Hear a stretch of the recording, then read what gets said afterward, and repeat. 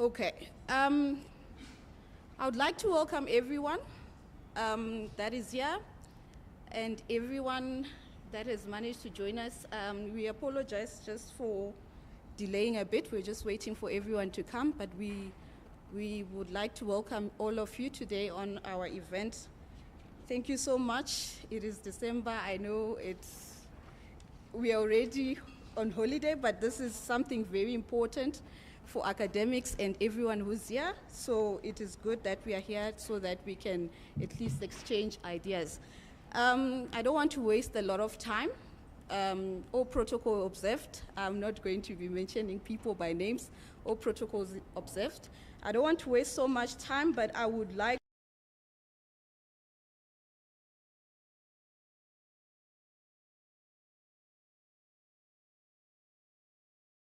to be your program director from now to that time. And so that we don't waste time, we already are expecting a lot of engagement. I don't want to waste a lot of your time. I am going to welcome, before that, let me just tell you that for our break, if you want to go to the bathroom, ladies, you are outside there, you go to the left, and gentlemen, you are on the right side when you walk out of the door. Please also, just house rules, can we just maybe switch our phones on silent, but we also want you to tweet about this program so that people know and know what we're doing. Let's just not make it disturb the people that are going to be presenting during that time. But we can still tweet, we can still make it known that we are here and we are having a great time. With that out of the way, I would like to welcome Prof. Angelo Dube so that he can come and give us the brief background and purpose of the workshop. Prof. Angelo Dube.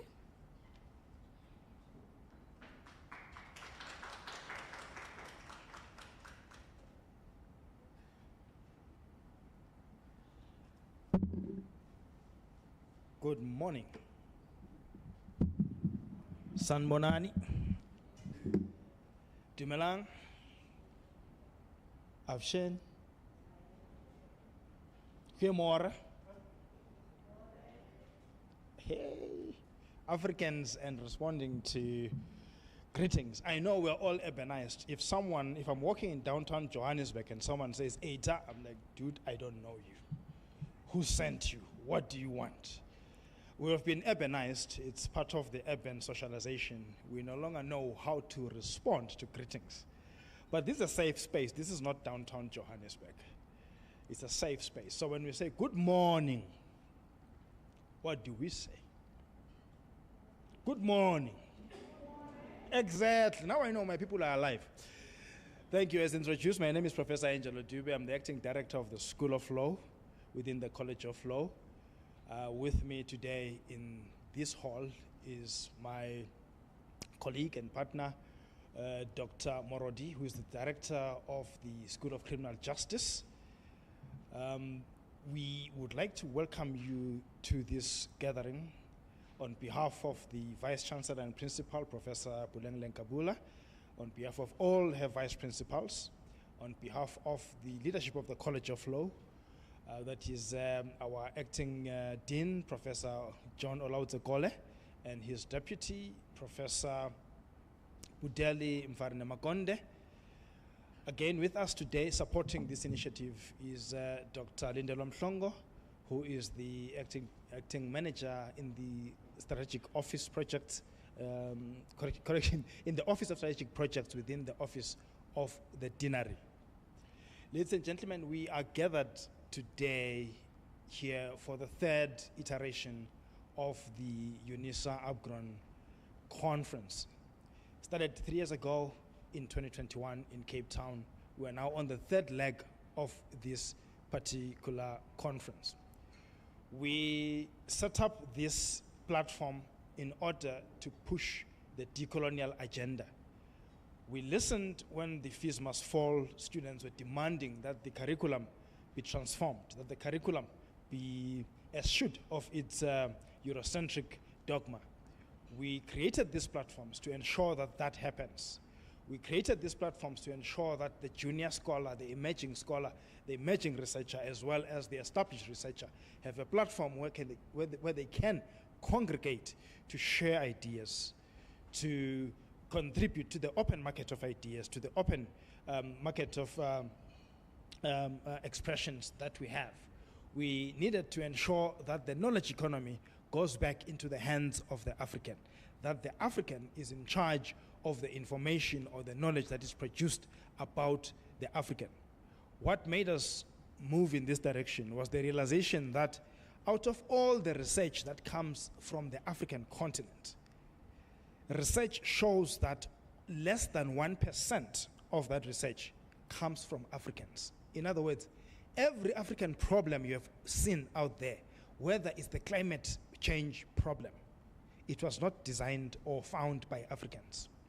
Less than 1% of that comes from Africa.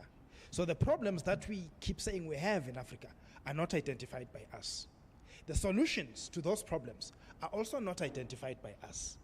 Our contribution so far is less than a single percent. The rest of the contribution, the 99-point-something%, comes from the global north. It comes from the West. That is why you will find the West saying, shut down your coal mines, embrace solar, embrace clean energy. At the same time, they are shutting down their windmills in Germany and reopening and extending their coal mines. You are exporting your coal to Europe because you've been told to shut it down. It's not clean. It's not clean for Africa, but it's clean for Europe. Because of these disparities, where Africans get told what their problems are, and they also get told what the solutions to their problems are, we found it befitting to actually create spaces where Africans come together and take charge of the knowledge economy, take control of the knowledge economy, so that the knowledge that is produced for Africans is produced by Africans, trying to solve African problems using African solutions, African perspectives, and African approaches to doing things. That is how this platform was born. This platform was born in order to also give an opportunity to emerging researchers, junior scholars, so that our goal was to understand that to create tomorrow's professors, you don't start tomorrow, you start today. Tomorrow's researchers are created today. Tomorrow's professors are created today. The junior scholar who is there today, junior as they may be, will not always be junior. And for them to become senior and to become a contributor to the knowledge economy, they need to be shown the way. They need to be guided and shown how to go about producing knowledge or taking charge of the knowledge economy in this African continent. So we then created this platform where the main feature is the capacity building workshop on the first day. You will notice that after I'm done speaking here, the program director will ask those junior researchers who have come to join us today to move to the other session where a special program prepared for them will be delivered to capacitate them on how to do research, how to do research and publication, how to approach their master's thesis, how to approach writing for a journal, and so forth and so forth. Things that a junior researcher requires or an emerging researcher requires, which an established researcher no longer requires. So we have a special session set up specifically for that. In this room, we'll continue with another special setting where we bring industry players, and here we bring the heavyweights. We don't bring small boys here and small girls. We bring the heavyweights for the high-level event that we'll be having in this room, the discussions that will be going on in this particular room. Policymakers, stakeholders who are actually in charge of the temperature of the continent in as far as policy is concerned. So that is the long and short of why we are gathered here today. You will notice that at the back there, we have a display of journals, journal publications that are owned by UNISA, published through our UNISA press. In there are many of the journals that we own and run. I'm the chief editor of the South African Yearbook of International Law. Dr. Mhlongo, who is here, is the chief editor of the Comparative International Law Journal of Southern Africa. We have other editors and chief editors in the room who are behind the scholarship that is generated by those particular journals. Why are we doing this? Because UNISA must be a leader in the knowledge generation space. We are, after all, the biggest university this side of the equator. On the continent, we can actually make that claim as well. Our students are just shy of 500,000 across the globe. So you can imagine the number of scholars that we have, the number of knowledge producers that we have. And if we don't create spaces such as those journals through our own press, UNISA Press, to publish the scholarship that comes out of gatherings like this, then we would have missed the point. If we are to influence and give direction to the knowledge generation economy on the continent, then we need to utilize the spaces that we have, such as the journals that we have displayed back there. You are free to browse them. They will inform you whether you can take those away or they're just for show and tell. See them, feel them, and leave them behind. But what the most important thing is that they're there. You can see what we are doing at the University of the Land. We produce scholarship, cutting-edge scholarship. All those journals are accredited. They are double-blind peer-reviewed, and they are accredited either by the Department of Higher Education and Training, or by Scopus, or by IBSS, those leading institutions that accredit journals. And I am saying this because we will be inviting those who will be presenting in this year's conference to consider submitting their papers to some of these journals where we'll be running special issues that will be published next year. I know that we said the same thing last year. Perhaps this is the time to give a brief on the special issue that we promised last year. The special issue that is supposed to go on to the South African Yearbook of International Law is currently underway. Most of those papers are currently either going through the process of copy editing or the process of production. So before the year is out, we will be announcing that the special issue we promised last year on the South African Yearbook of International Law has come to pass. Papers are being handled by the editors in that particular journal. Again, the Comparative International Law Journal of Southern Africa is also considering some of those papers, not necessarily for a special issue, but to infuse them within other normal publication or other normal manuscripts that it will be publishing. So there is a lot of ground that has been covered in that regard. So the scholarship that we produce at this conference does not go to waste. We do not, encourage a situation where a conference of this nature becomes a cosmetic exercise, where you come, you vent, and you go home, and that's the end of it.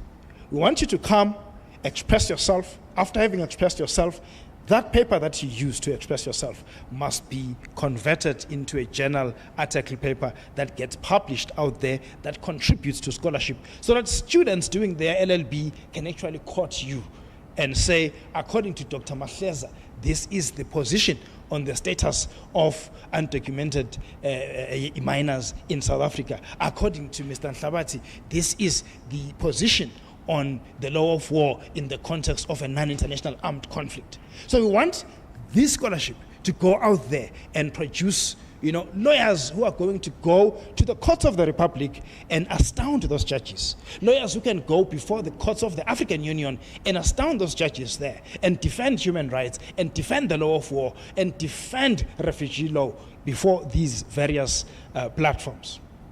So that is the whole point behind the conference that we have put together this year, the third iteration of this annual conference. Ladies and gentlemen, let me not drag my speech. I had not prepared a speech. I spoke off the cuff, and that usually happens when I speak off the cuff. The former pastor in me comes up, and I remember that I resigned too early from the pastorate. But this is where I end. Thank you, Madam.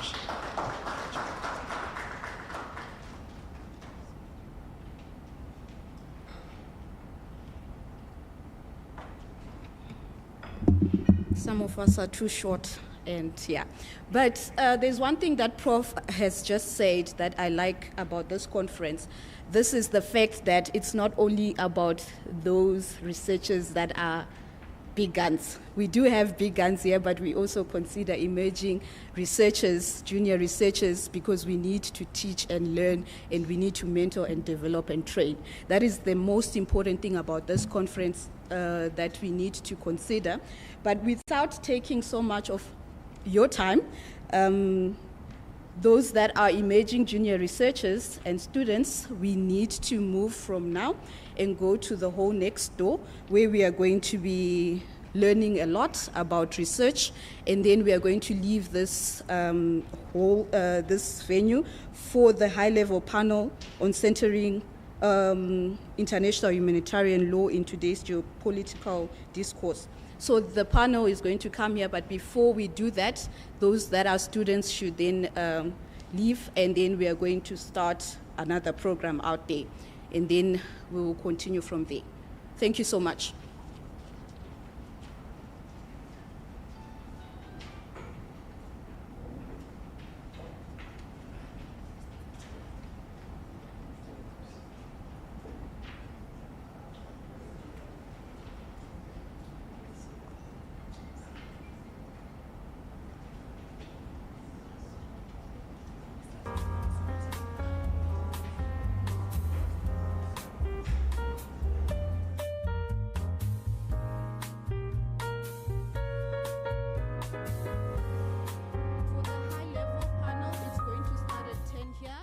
There's going to be another program director. For the rest of us, we move that side.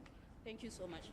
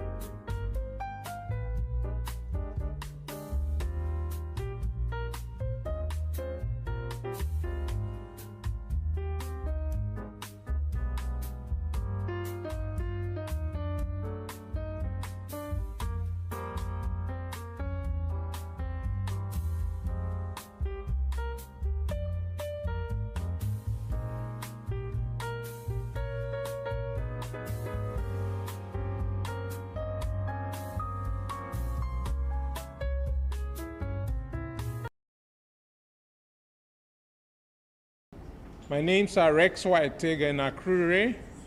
a senior researcher at the Criminal Justice College of Law, UNISA. And I'll be opportune this morning to chair this section of the parallel section where we are going to be looking at high levels panel discussion regarding setting international humanitarian law in today's geopolitical discourse. I want to please invite to the podium, to the panel discussion section, Professor Ayodele Ojedoku. Please forgive me if I don't pronounce the name too well. Professor Angelo Dube is already seated.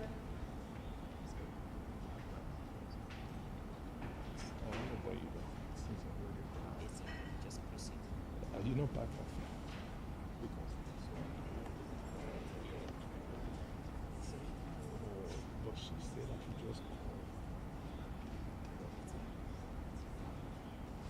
So sorry about that.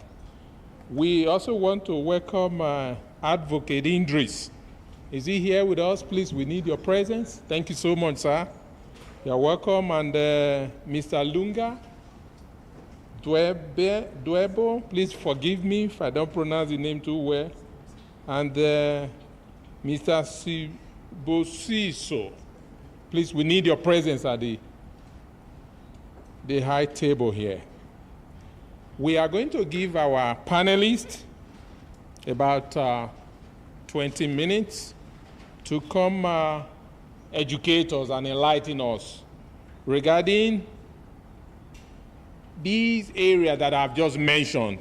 There are a lot of diversities and inclusion in terms of looking at humanitarian law from an international perspective, other than what we already know and what we have here from our national and local perspective. At this moment, we want to give room to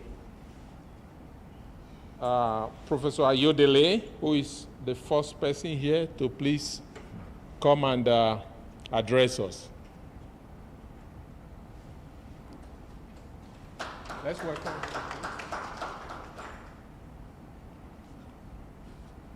Good morning, everyone. My name is, I am Mr. Ayodele, not a professor yet, but someday I'll be one. So I will be speaking on Mozambique Forgotten, the state of Mozambique conflict today. So, but before I go into, the aim of this discussion, I'd like to thank, the organizers of this conference for the opportunity to speak on this very topical issue. And my contribution actually concerns the place of international humanitarian law in the protracted northern Mozambique conflict. So in other words, I aim to speak about whether, the hostilities between the Mozambique Defense Force and Ansar al-Sunnah, locally known as Al-Shabaab, meets the threshold of an armed conflict. And I will also be speaking about what type of armed conflict are we dealing with. And then I lastly will speak about what IHL treaty law applies to the conflict. So, but then before I proceed to the main objective of this discussion, I'd like to discuss why it is important to classify armed conflict. So armed conflict, so it is important to classify a situation or situation of violence, because it determines the legal framework applicable, to situations of violence. So a situation of violence can either be below the armed conflict threshold, which we usually regard as below the threshold, which we call the peacetime, law enforcement law regimes. So we are speaking about criminal laws, human rights laws, and then situations above, thresholds above, violence situation above the threshold of, this peacetime, then we're speaking about armed conflict. And those situations, international humanitarian law applies. And secondly, it is also important to, to classify or to assess situation of violence because it is important for prosecution of war crimes. So war crimes are only committed in the context of an armed conflict. So now I will speak about what exactly is an armed conflict.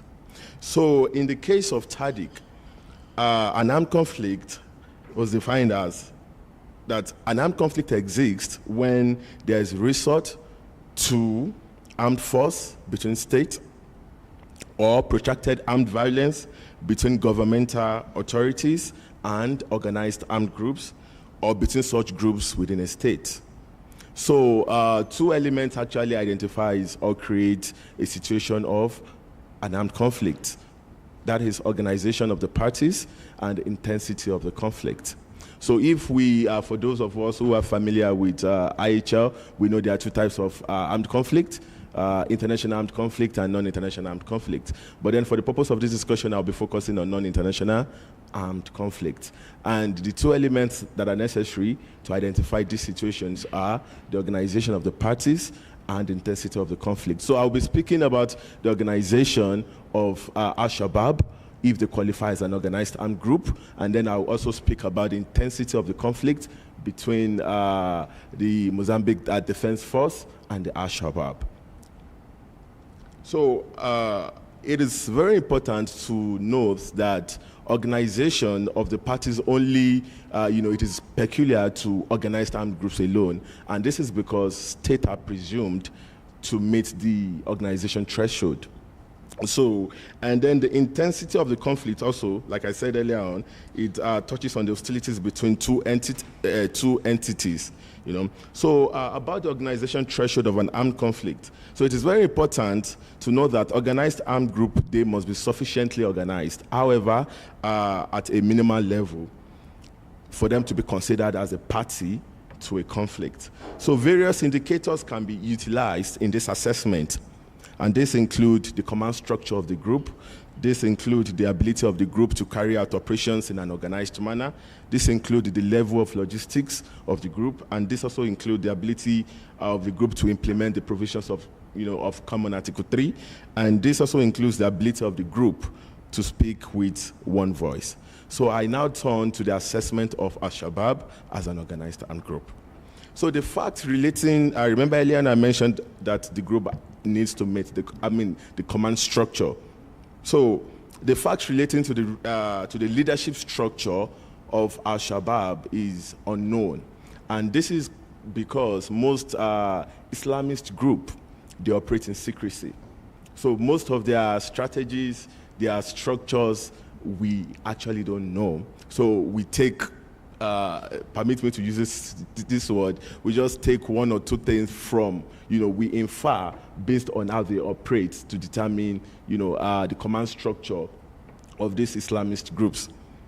And another factor that has actually affected, the availability of this fact is because most media personnel in Mozambique, that are covering the conflict, most times they attack them. So we are not, so this has actually affected, the availability of information regarding, how this group operates. But then I can say for a fact that Al-Shabaab is an organized armed group, and this is the reason why I actually, make this conclusion. So, but then we are not actually sure whether Al-Shabaab actually runs a centralized or decentralized command structure. But then one thing that I'm sure of is that they run this structure that can be likened to a leadership and lower level fighter structure.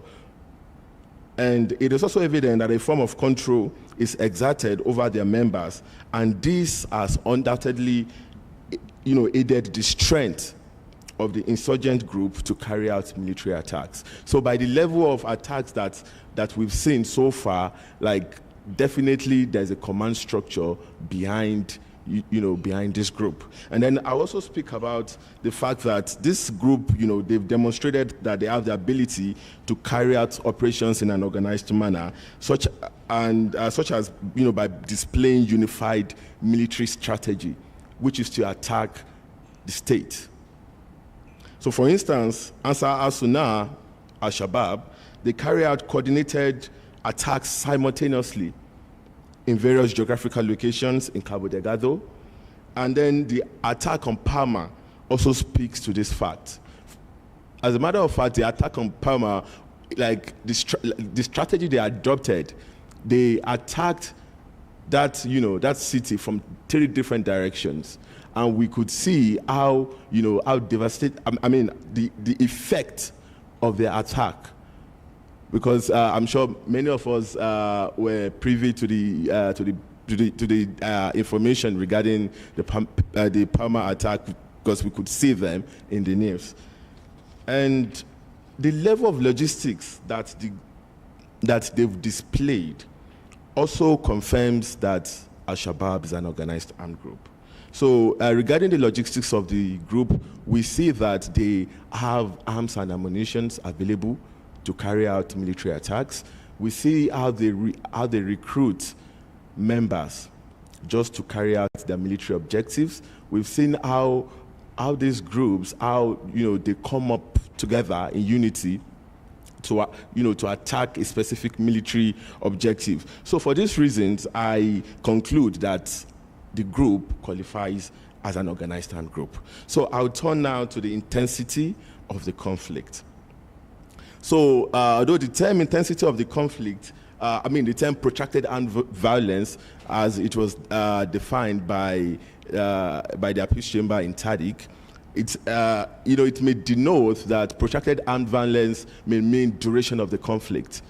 But in practice, protracted armed violence has been interpreted to mean intensity of the conflict rather than duration of the conflict. So duration of the conflict is considered as one of the indicators to look out for when you are assessing the intensity of a conflict.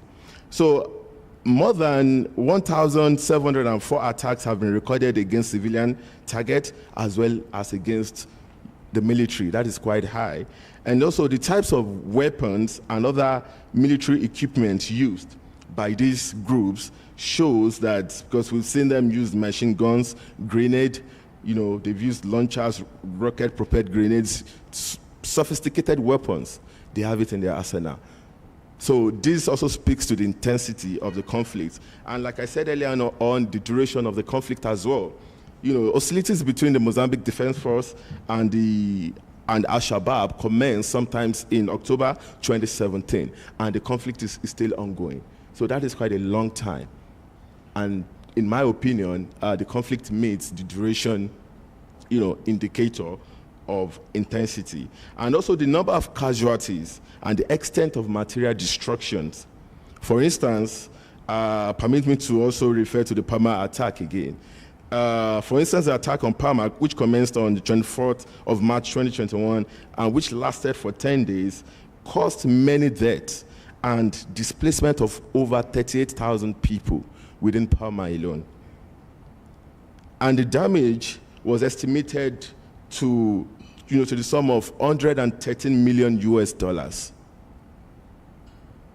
So the UN Refugee Agency also estimates that in total, nearly 1 million people have been displaced internally. That is, people fleeing from the combat zone. So for this reason, I argue that the indicators in relation to the impact of Ansar al-Sunnah's military operation in the Cabo Delgado area of Mozambique confirms that the group is sufficiently organized in the context of Common Article 3 type of conflict, and the confrontation between the Mozambique Defense Force and Ansar al-Sunnah meets the minimum threshold of protracted armed violence applicable to a CA3 type of armed conflict. So I confirm that an armed conflict not of an international character exists in Cabo Delgado, and that the hostilities between the parties are regulated by Common Article 3 of the Geneva Conventions. Also, briefly, I'd like to speak about the applicability of Additional Protocol 2 to the conflict. So with AP2, the conflict itself actually meets the threshold of sustained military operations. And these groups, they are organized in the sense that they have responsible commands, and these groups have control over territories within Mozambique. So because of my time, I'd like to touch on the dynamics of the involvement of foreign states in the conflict. Please, how many minutes do I have left? Okay, 5. Okay. So briefly, I would like to speak about the dynamics of involvement of foreign states in the conflict. So usually, when foreign states get involved in an ongoing NIAC, then the discussion whether the NIAC becomes internationalized comes into, it comes into play. But the concept of internationalized armed conflict is without a legal basis in treaty law. So at best, it refers to a term in international humanitarian law practice that is used to describe the transformations of an existing non-international armed conflict into an international armed conflict. So the concept of internationalization of a NIAC depends on the intervention by the military force of a foreign state in an existing conflict. So whether an existing conflict becomes internationalized or remains a NIAC predominantly is determined by the military role, performed by the intervening state.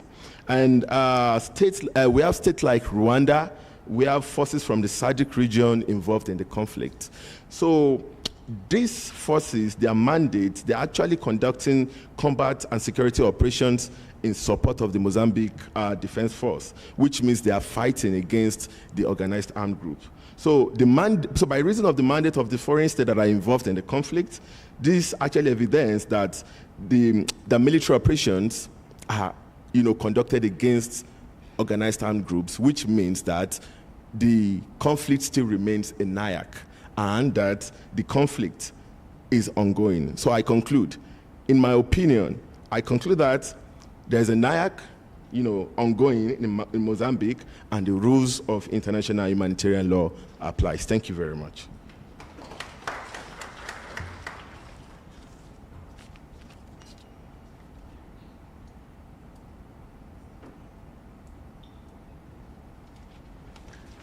I know our brother was saying that he's not yet a professor, but in the world of academia, we are all professors. Can we give him another round of applause, please?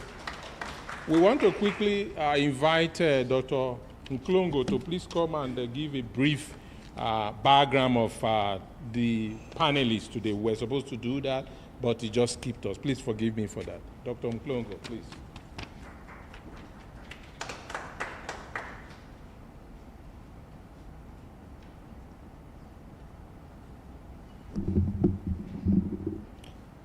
Good morning, colleagues.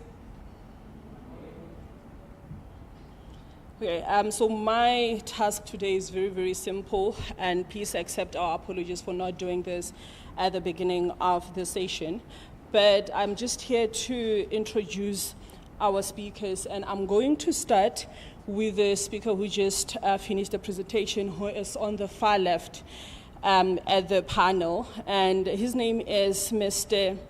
Ayodele Ojedokun, who is an admitted barrister and solicitor of the Supreme Court of the Federal Republic of Nigeria. He participated and completed the All Africa course on international humanitarian law organized by the International Committee of the Red Cross in 2020.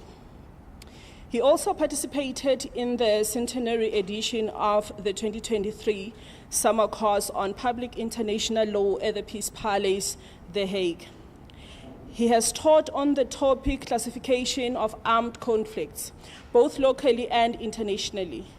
He is a recipient of the 2023 doctoral scholarship awarded by the Hague Academy of International Law. His article on the classification of conflict in Mozambique is scheduled for publication by Routledge Publishers in 2024. Let's please give him a round of applause for that publication. Thank you, colleagues. So his research interests include public law and international humanitarian law. I will then move on to the second speaker, who is Mr. Nhlabatsi. And Mr. Nhlabatsi is currently working at the University of Eswatini as the legal clinic principal. He is the founder of the Institute for Democracy and Leadership and the Eswatini Litigation Center. Hlabathi holds an LLB degree and diploma in law and is currently awaiting graduation for his LLM degree at the University of South Africa. Colleagues, let's please give him a round of applause for that achievement. His academic achievements are complemented by a range of short course certificates in legal practice and human rights advocacy. Hlabathi was also part of Justice Makers in 2008, a project that sought to teach community police about human rights, bail, and their powers to arrest in terms of the Criminal Procedure and Evidence Act. He has also authored and co-authored various articles that have been published in journals and online. In 2016, Hlabathi was meticulously selected to be part of the Mandela Washington Fellowship for Young African Leaders, which is the flagship program of the Young African Leaders Initiative. Thank you, colleagues. I will now move on to our third speaker. And our third speaker is Mr. Lungadweba. And Mr. Dweba, with over 20 years of experience in the defense and security sector, he has participated in various military exercises and operations, both bilateral and multilateral. He worked as a staff officer at the United Nations Peace Missions. In 2020, he founded the Geopolitical Intelligence Advisory, an independent peace and security titled Think and Do Tank. His mission is to promote proactive and preventive strategies to address security threats and acts of collective violence, including warfare. His research interests include geopolitics and the law of armed conflict, focusing on conflict, peace, and security, and non-proliferation of nuclear weapons. Colleagues, I will now move on to the fourth speaker. And the fourth speaker is Advocate Andres Megwa, who is an admitted and practicing advocate of the High Court of South Africa. He has 10 years of experience in the defense and security sector. He worked as a legal advisor at the United Nations Peace Missions. Megwa obtained his master's degree in public international law at the University of Free State, specializing in international humanitarian law and international human rights law. Colleagues, I will now move on to the last speaker, Professor Angelo Dube, who is a full professor of international law at the University of South Africa, where he also serves as the acting director of the School of Law in the College of Law. He holds, amongst others, a Doctor of Laws degree from the University of Western Cape with specialization in universal jurisdiction, a Master's of Business Leadership qualification from UNISA, and is a qualified pilot with a fixed wing. He also serves on the board of the African Peer Growth Network. Angelo is also the editor-in-chief of the South African Yearbook of International Law, a Department of Higher Education and Training accredited journal. And he heads the research division at Black Forum South Africa, where he is instrumental in establishing a new journal, which is called the African Fikira Multidisciplinary Journal. His research interests include leadership, international criminal law, comparative constitutionalism, the African Criminal Court, the law of war, aviation law, universal jurisdiction, and business law. Angelo has previously served as the law researcher to Justice T.H. Madala at the Constitutional Court of South Africa in Johannesburg. He runs a research-focused YouTube channel aptly named The Research Platform, which is aimed at imparting knowledge on research and writing within the academic space. He also runs a second channel styled Angelo Dube, the Flying Jurist, and a podcast of the same name on Spotify, both of which focus on empowering emerging aviators and young scholars. Thank you so much, and we are looking forward to engaging with you. Can we please give our panelists another round of applause? If we have to look at their CVs, we will not leave here today. But just to advance further, regarding the program we have today, because we have so much to really cover, we want to have a turnaround. Instead of going further to call other persons who were supposed to come first, we're going to call our Professor Angelo Dube, who is going to reflect on the resurgence of coup in Africa. Why, perhaps, why not? We're going to give a round of applause as we welcome our Professor Angelo Dube.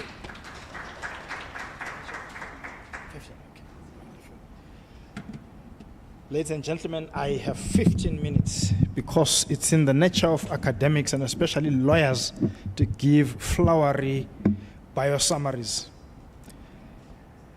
We are trained like that. We never introduce ourselves by name and surname only. We will tell you that we were there when the AU was founded. We drafted the document. My topic looks at the incidence of coups in Africa and perhaps asking the question, why are we there? And at the same time, the question, why not? Why not have coups if perhaps coups are what Africa needs? If one looks at the upper region of the African continent, if you look at the map, you will see a band of countries moving from the Atlantic Ocean all the way towards the Red Sea. You will see Burkina Faso, you'll see Guinea, Burkina Faso, Mali, Niger. You will see Chad, you'll see Sudan, you'll see Gabon. There will be commonality in those countries that you see there. Some of them were colonized by the French. That's the commonality you're going to see. But the larger commonality you're going to pick up is that all of them have one way or the other found themselves in a space of conflict. And in all of them, the conflict was a conflict brought about by a coup d'etat. A coup d'etat, for those who may not know, is when a bunch of, I don't want to use the words trigger happy, because sometimes they're not trigger happy, but they are just prepared for the moment. When a bunch of citizens, whether they're civilians or not, who are prepared for the moment, decide to retire the sitting president and take over the running of the country. So you will notice that for all those countries, that's the commonality. Guinea 2021, Burkina Faso 2022, Mali 2020, Niger 2023, Chad 2021, Sudan 2021, Gabon 2023.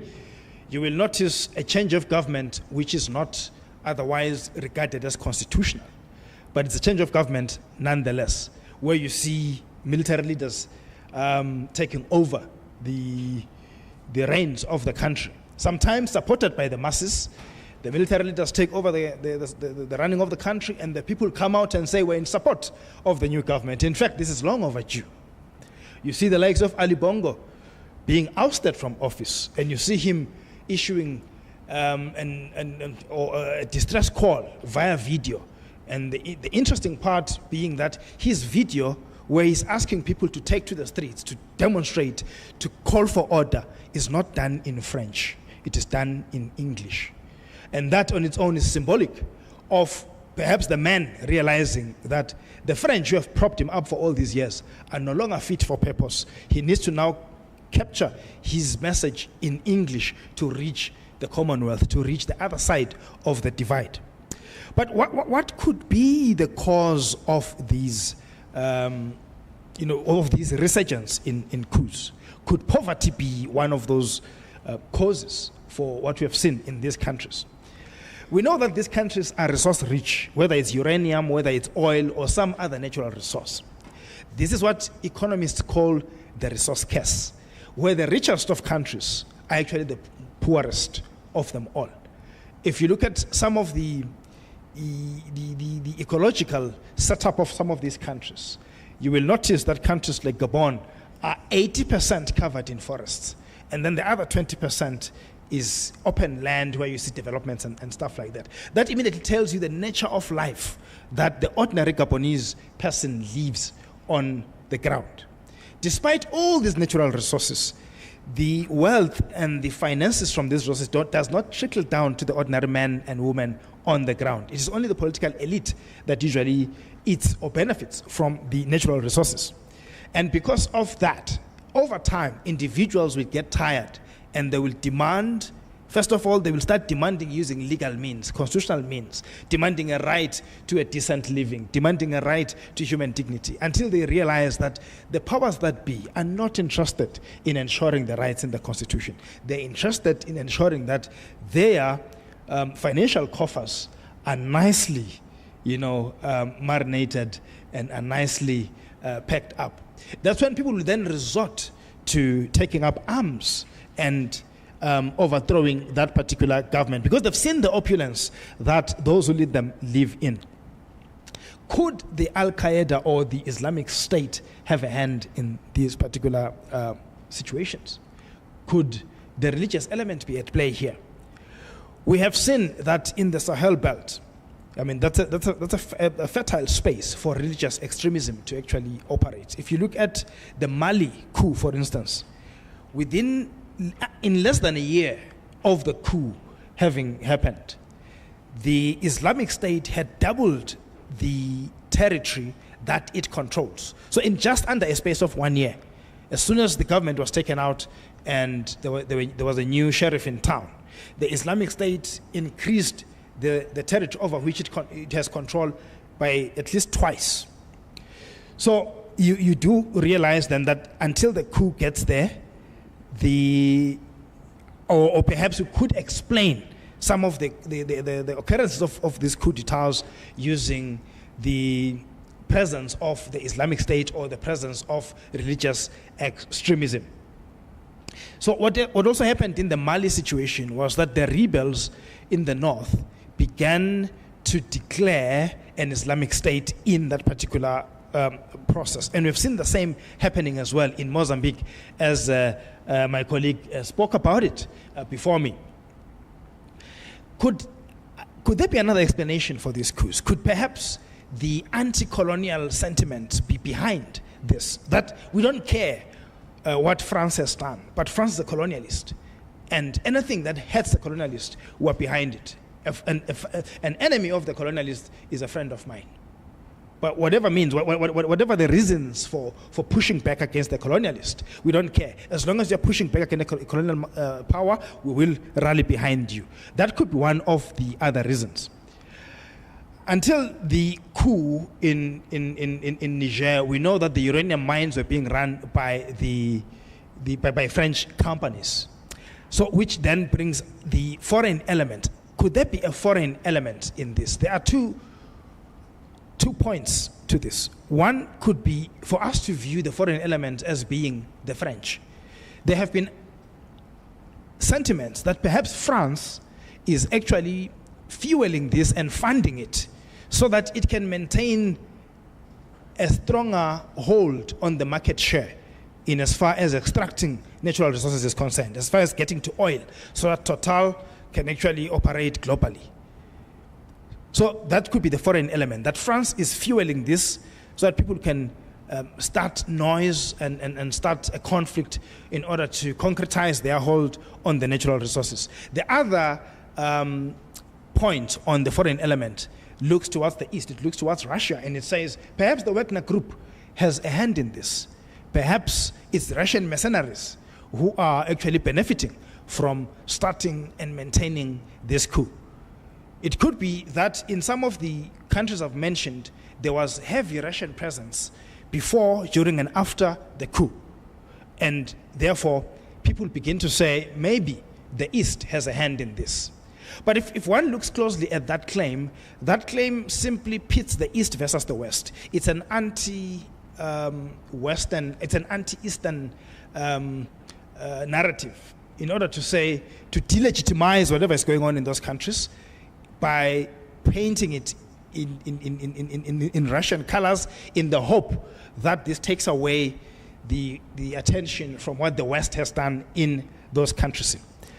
The other question could be, could the capitalization or the commercialization of security be an explainer for what's happening in those countries. In other words, the fact that for any of these despots, any of these dictators to stay in power, they must use security as capital. They must say to France, as long as I'm in power, your companies will extract oil tax-free, take it to France, and you'll be happy because your bank balance will be fine.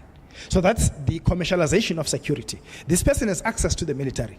He commands the military. He's the commander-in-chief of the military. He ensures that French companies can actually extract as much as they want.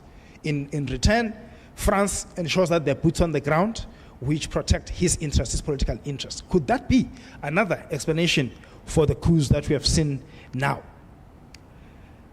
But then again, when one begins to ask the question, after asking the question, why do we have coups? It becomes important to ask, why not? Why should we not have coups? If one looks at the architecture or the human rights architecture or the legal framework of the African Union, one realizes that the African Union places people at heart. Even the instruments of the African Union talk largely about human and people's rights, meaning at the heart of everything that the African Union is doing, the aim is to protect the rights of peoples, organized individuals. In other words, the collective, communities, societies. If you look at the Constitutive Act of the African Union, you will see Article 4H on the right of the Union to intervene in a member state in the case of grave circumstances. In other words, if there's a dictator somewhere and is committing war crimes and crimes against humanity or genocide, the Union has a right to enter and protect civilian life and protect the rights of those people. So that talks to the centrality of the welfare of peoples to the African Union. Article 4J of the Constitutive Act talks about the right of states to request intervention from the Union in order to restore peace and security. But this is not happening, and people are watching.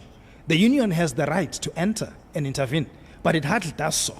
In so many instances, constitutions have been amended without end, giving a third term in office, a fourth term in office, a fifth term in office. And all those amendments actually go against the values of the African Union, which values include democracy, which values include nation building, which values include peace building, which values include the involvement of the demos, in other words, the people on the ground. So the question, why not coups in Africa, is based on the sentiment that perhaps, as we know in the law of war, the concept called the levier en masse, where people can take up arms and defend the republic against an invading force. Perhaps when people turn to the generals in the army and say, this man must go because he's been in power for too long and we're not benefiting, perhaps that is the people utilizing the powers that they have, because as far as all these values are concerned, as far as all these provisions of the African Union are concerned, the people have the right to defend the Constitution. Okay, 5 minutes, thank you. The people have the right to defend the Constitution. Because the people have the right to defend the Constitution, should we then prescribe how the people operationalize that right? Should we then prescribe what color it should look like? Do the people not have the right to outsource the defending of the Constitution? What power or what instruments do the people have to defend the Constitution? We cannot say elections, because year after year they go to elections. Elections get rigged. The Constitution gets amended without following the constitutionally mandated method of amending the Constitution. When that happens, can we not then say the people have the power to outsource their right and duty to defend the Constitution by going to the one sector of society that knows how to use arms and to use those arms to defend the Republic and to defend the Constitution? Hence, we have coups. In other words, should we demonize coups, or should we actually see coups for what they are? An attempt by Africans to defend the Constitution, an attempt by Africans to defend their sovereignty.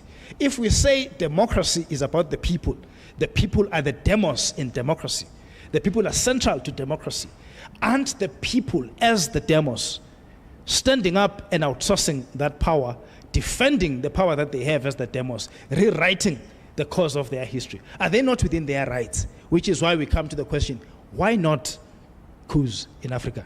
Thank you.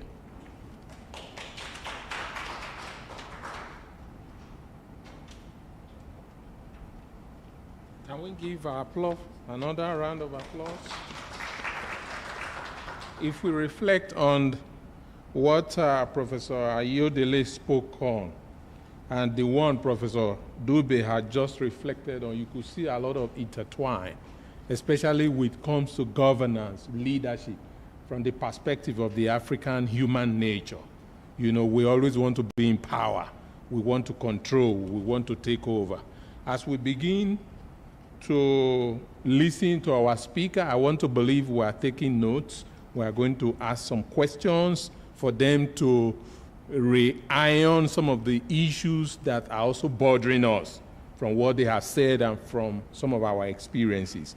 We are going to move on to call Advocate Idris, who is going to tell us on geopolitical intelligence advisory. Advocate Idris, sir. Can we welcome him, please?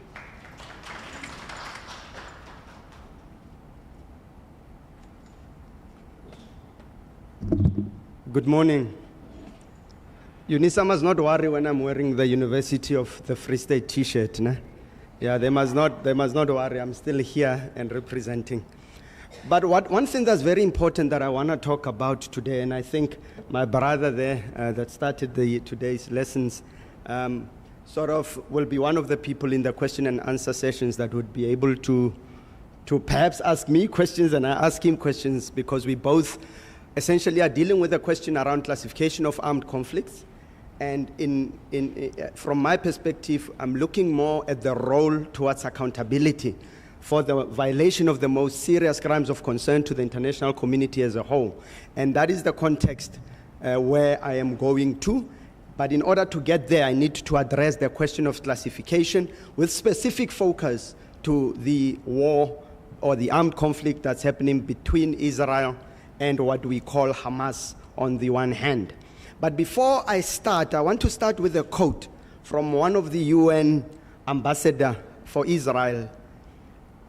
And this is a quote that he made immediately after the UN referred the occupation question to the ICJ. And he says this: the Palestinians are exploiting the ICJ, using it as a weapon of mass destruction in their jihad war against Israel and her people. Now, the question is, we've just recently seen that South Africa has interest to refer, or has referred the Israel question or situation to the ICC. Would it again be said that the Palestinians are exploiting the ICC as a weapon of mass destruction? And this is why it's important. The intent of the international community as a whole is to ensure that the most serious crimes of concern to the international community do not go unpunished. And it doesn't matter who you are. Whether you are the darling of America, as in Israel, you must be held accountable. Whether you are the West of Hamas, you must be held accountable. So we do not take hostages. But I wonder how many of us today in this room understand geographically where Israel is in the region. We know that it's in the Middle East. It's a Jewish state surrounded by 5 essentially Arab countries: Lebanon to the north, Syria, Saudi Arabia, Jordan, and Egypt. You'll realize why this is important when I deal with the question of classification. But when you go into Israel, you'll remember there is there at the south, the Gaza Strip. And somewhere we have of interest the West Bank, and I cannot leave the question of the East Jerusalem. Now, the points of contention today that would be of interest is obviously what's happening currently both in the Gaza Strip and in the West Bank. But before I go there, let's get the context right, because you cannot understand this conflict without understanding the proper context. One, we have an occupation of the Gaza Strip, the West Bank, the East Jerusalem that started in the 1967s. We've got blockades. We've got an apartheid system that's there. And we must never forget about the extension of settlements on Palestinian lands. And essentially the current situation is that the Palestinians are refugees in their own land.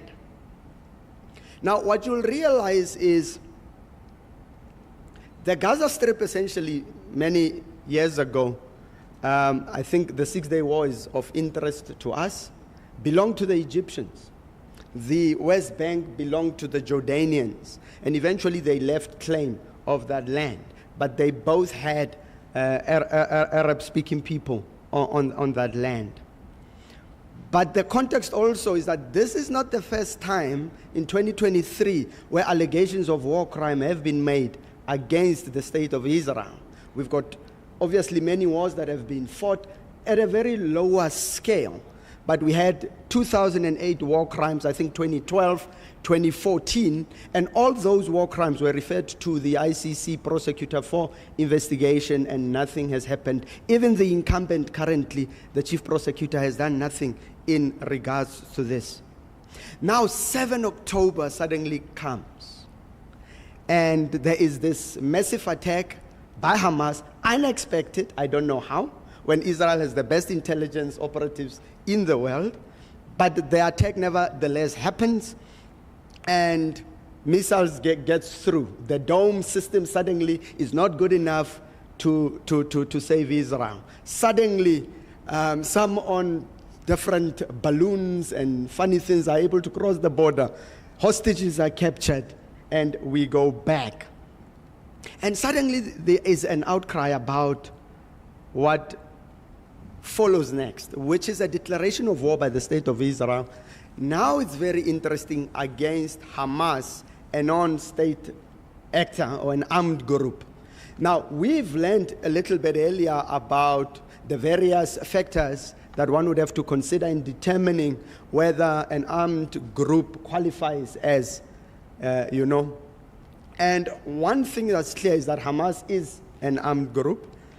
But often in the classification, we've got two sets or types of armed conflict. We've got the international armed conflict. We've got then on the other side, the one that was spoken of that we see in Mozambique, a non-international armed conflict. In simple terms, if we're talking about an international armed conflict, we have the state on the one side, we've got the state on the other, and they are engaging. But then what is interesting is the additional protocol 1 that then extended the international armed conflict essentially to wars of colonial self-determination and occupation. So currently, as we want to understand what type of armed conflict are we dealing with, we have to have two types or two things to understand. First is, who are the parties that are fighting? All right. Now we've got three parties that are there. We're only obsessed with Hamas. We've got Hamas versus the state of Israel. But on the Lebanon front, we also have the Hezbollah. And we will also now learn what is the difference between Hamas and Hezbollah, and in painting a picture. Now, when we say there is an occupation, we say then the rules of IAC applies, international armed conflict, in an occupation. Now the question is, what is Hamas fighting for? One, we say there is an occupation. Occupation by who? On whose land?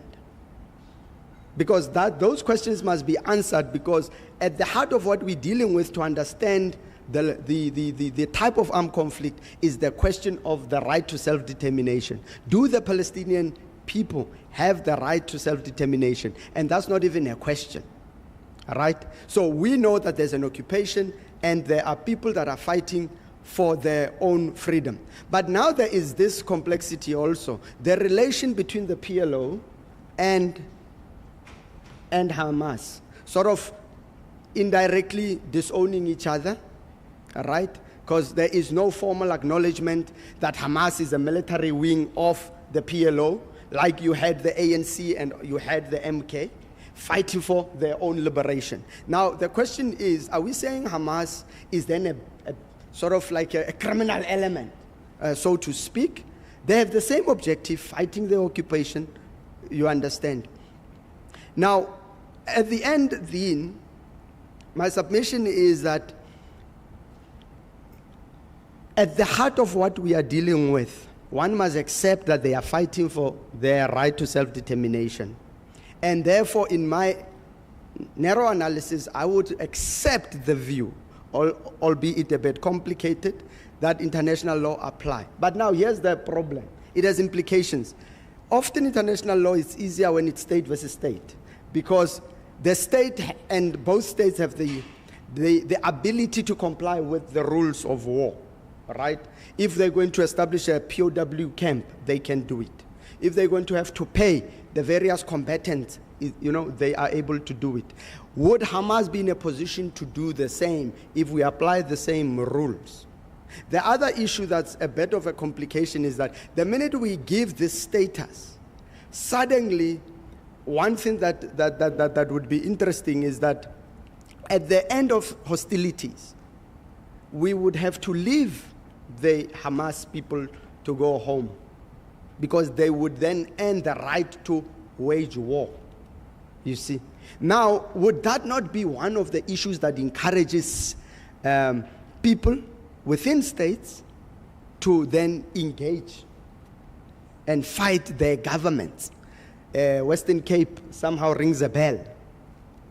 If they are saying we are fighting for the right to self-determination, would this not be one of the tools that encourages them to do the same? Prof spoke about, is it not sometimes necessary that there ought to be coups in order to meaningfully free citizens? And is this not one of those tools? I'm not sure.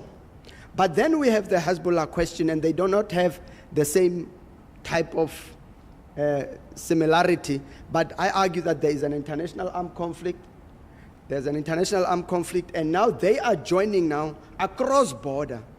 So if I would analyze, let's say the Hamas, the Israel and Hamas situation exclusive to the ongoing international armed conflict that I argue it is, it would be interesting, because then you would have essentially a non-armed group fighting across border against another. And if you apply your common Article 3 and your additional protocols 2 principles, it gets a bit complicated across international borders. Because, for example, often one would say there is an armed group in a state, civil war type, controlling an area, able to launch attacks, military attacks in those. But now, once we've determined the classification, there is a responsibility on those combatants that are fighting to comply then with this Geneva Conventions, all of it. And now the question is whether Israel, where it is complying with those or is ignoring those, whether the collateral damage is high or not. Just to give a picture of what we're dealing with, in the 19 months that there's been a war in Russia and Ukraine, over 16,000 people have died plus. Now it's increased a bit. Now we have, in less than a month, not even 2 months, over the same amount of people dying and more displaced because of the fight in urban areas, which is complicated. Now, if we say then there are these potential war crimes that have been committed and the world is calling for accountability, why should we cry? Why should people say South Africa are being hypocritical? It does not matter. The worst criminal can call for the investigation and punishment of war crimes, and even the worst criminal must be listened to, because the intention of the international community is to ensure accountability for violation of these crimes. There are other smaller issues that are a challenge in terms of whether that will eventually happen, because one, we know the state of Israel is not interested to investigate. We know, for example, Palestinian has an appetite to allow people to come in and to investigate and to determine if there's a war crime or not. But now let's say it gets to the court and the court says, hey, we are willing to prosecute. Who is going to go into Israel and collect Netanyahu and the ministers that are talking about nuclear bombs being used and hold them accountable? I say nobody. One, again, if there is a problem of the UN Security Council that does not have somehow the will to ensure also the same accountability happens. So the international system as it is, in my view, has collapsed, and we need a new order in order to ensure accountability. But as it stands, I argue that we have an international armed conflict in that area, and that we need to ensure as the people of the world we come together and we demand and call for accountability for the violation of the most serious crimes of concern to the international community as a whole. Thank you, sir.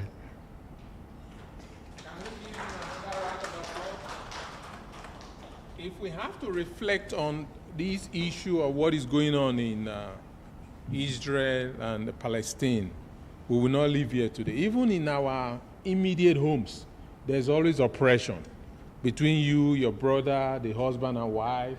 You know, some of these things resonate somehow. But again, even in our society here within South Africa, we are fighting. You know, certain things just go on. This is something far away. But again, even in academia, there's also fight. You know, somebody want to move forward, somebody don't want to do anything. Some of those things are just there. So for survivor, you know, we must have to continue to fight until we get what belongs to us. So that is a good debate as well. In order for us to move on, we are also going to hear something of similar, you know, representation, but from another perspective, especially from army deployment. We are going to invite Mr. Lunga, who is also going to look at the geopolitical intelligence adversary from another perspective. Please welcome him.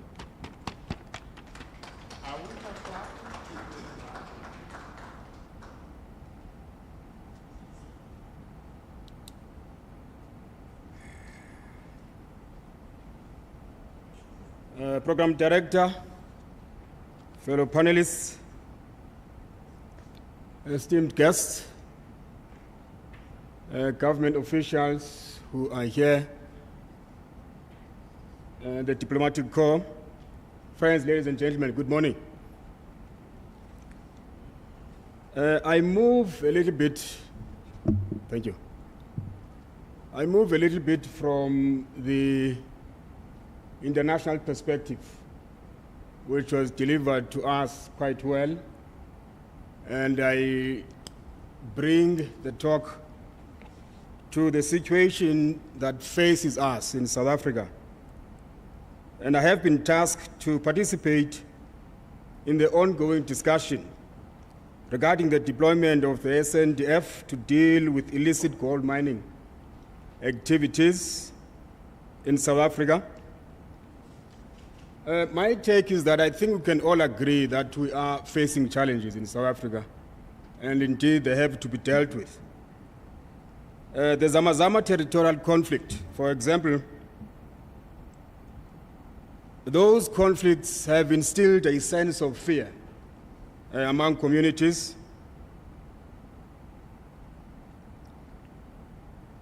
And the country, in my opinion, is also burdened by the security approaches that lack foresight.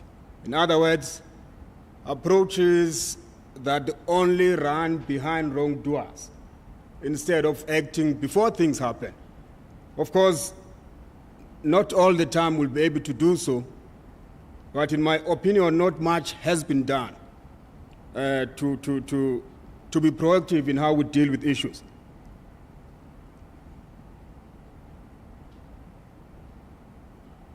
Now, reactive approaches do not work any longer, in my view. There was a time in history when governments separated state security, for example, from human security. But these approaches are futile these days as we deal with modern-day security threats.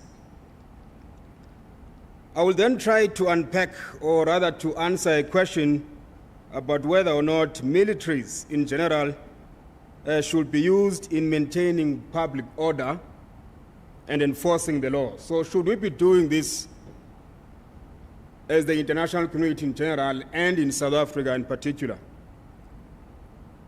The employment of the military in law enforcement roles is something that has a tendency to result in death or killing of unarmed civilians. Now, there has been cases in military history where this indeed happened. I take us to the Boston Massacre, which occurred in 1770 on the 5th of March. Here we see British soldiers who were deployed to enforce British tax laws, and the situation ended in those soldiers killing an armed American colonist. And at the end of that incident, the soldiers were apprehended on the same day. They were charged, prosecuted, but they were all found not guilty.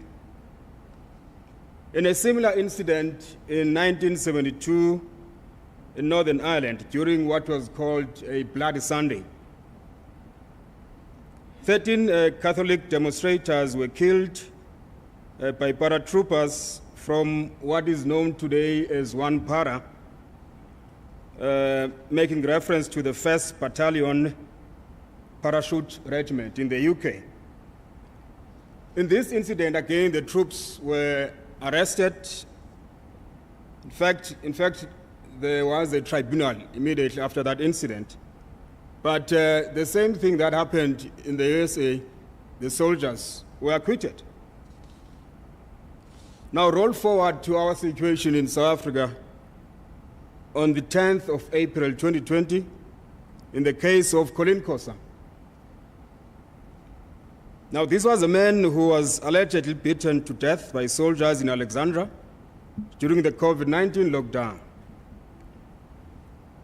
From where I'm standing, I'm not aware of any criminal, civil, or any disciplinary measures or sanctions that were arrived at or imposed against any of the people that were involved.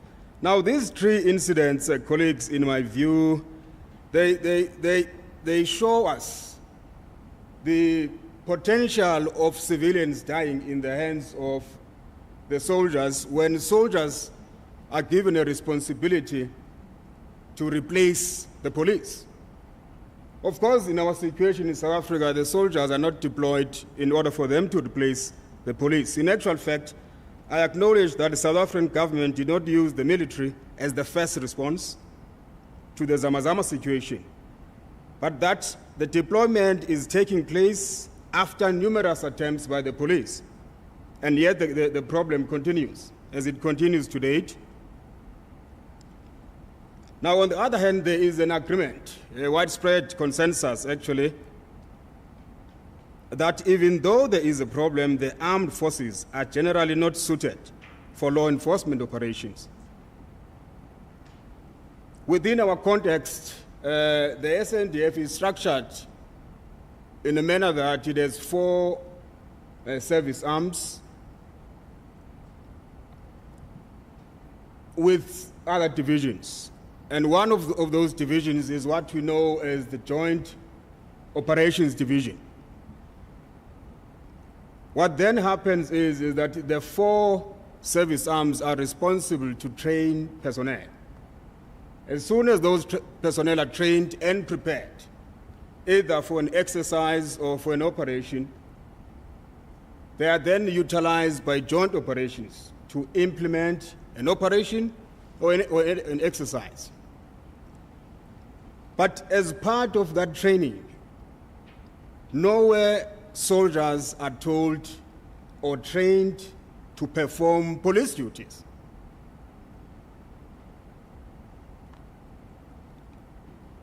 And in fact, Joseph Hobbs confirms this, and I quote, "Law enforcement and the armed forces are distinct security organs. So law enforcement institutions and armed forces are distinct security organs with different roles, rules, and training. The military does not have the same training and experience as the police and should be kept in support and logistical role that reinforces the police, but does not replace them," close quote. So in other words, when the soldiers are deployed to support the police, all they are there to do is to provide logistical support, to ensure that there is safety as the police are doing their job, rather than to replace the police themselves. Now, the duty of joint operations is then to take over as soon as they are trained by their different arms of services and any other support divisions. And then, as part of what I will describe as an over and above role, is for the same defense force to then support other government departments for activities of economic improvement most of the time, or any other social need that's required by those departments. Again, in those situations, the military is not expected to replace the police as law enforcement officers. Now, to be specific to the current deployment, the question is, will the use of the military achieve the desired result? I submit that the decision to use the military with the police actually erodes the image of the military. In the present scenario, the military is primarily being deployed to address what I see as a synonym, or rather as a symptom, rather than the actual problem. The symptom, in my opinion, is the actual acts of violence and crime. But as we deploy then the soldiers, we are not even close to addressing the problem, which in my view, those problems are poverty, unemployment, and inequality. And it puts me in a position where I'm unable to disagree with Dr. Bester when he says, and I quote, "The situation is not quite so black and white. Fresh thinking is required, which must be backed up by meaningful dialogue between all parties. When such a space is created, the socio-economic development potential of artisan mining can be fully explored." My understanding of that close quote is that not only are the artisan miners decide to be involved in the activities that they are involved in for the reason that they see that as a business venture necessarily, but the realities that face not only South African people that are involved in that, but also other people from the region, is the same problem that we face, not only in South Africa, but the entire continent, of unemployment, poverty, and so on. So I reiterate that I do not think in any way the military is dealing with the actual problem, but rather facing the symptoms. As well, from a geopolitical standpoint, artisan mining is not something that is new or that is not seen in other countries. As a matter of fact, the suggestion is that South Africa will do more by collaborating with other countries who are more experienced in artisan and small-scale mining. In conclusion, although law breaches should be addressed, I think it is evident that the situation does not require law enforcement approach only. And in light of modern threats that face citizens, socio-economic challenges, poverty, unemployment, and high level of crime and violence, state security and human security cannot be separated. The state remains the central security provider, and it should be more concerned about protecting citizens on the domestic front than being concerned about interstate wars. We do not see that happening. And the suggestion, therefore, is that the government should strengthen institutional capacity, including that of security organs, so that the police can do their soft security functions, and the use of the military must always be done with caution and for the shortest possible time. Thank you very much.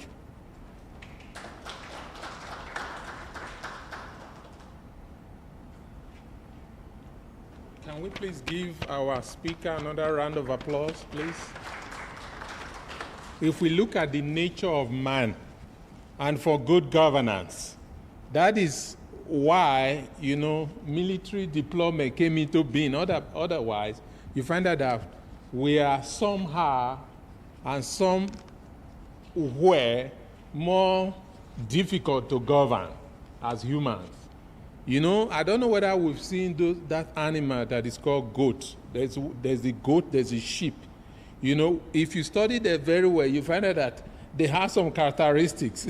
But if you don't hit the sheep, it can just be standing there. But once the goat sees you with a stick, the goat understands certain things. That, oh, maybe this stick is meant for me. But the sheep can just be looking. So that is why you see those people who rear cow. They used to hit it, boom, and the thing keep moving. So it's a lot of talk. Anyway, if we have to reflect on this, it will also do us good that this analogy, if you expand on it and you also publish with our journals, such that the global society can also read about it. You never know people who want to read all these, you know, presentations. So I want to plead with us that we should not just end it here, flesh it up, expand it. Our journals are very welcome to accept the papers by the time they have been sent to the journals. To wrap it up, because after now we're going to give time and room for questions and answers, we are going to look at Peacefully at War, the untold story of crime against humanity in Swaziland. And with that, we call on our brother, Mr. Subisiso.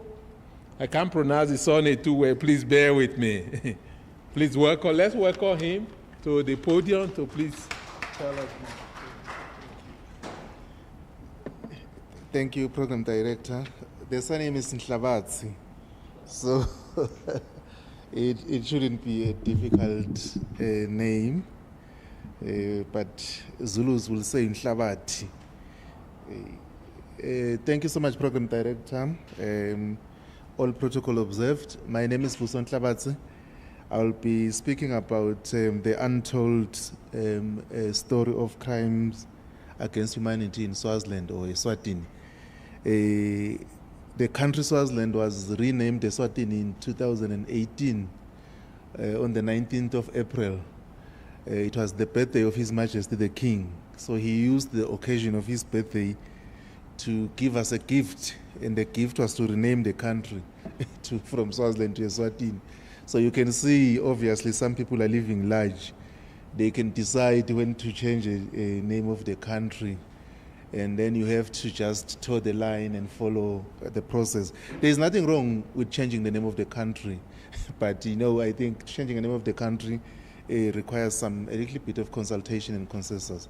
But I didn't come here today to speak about that.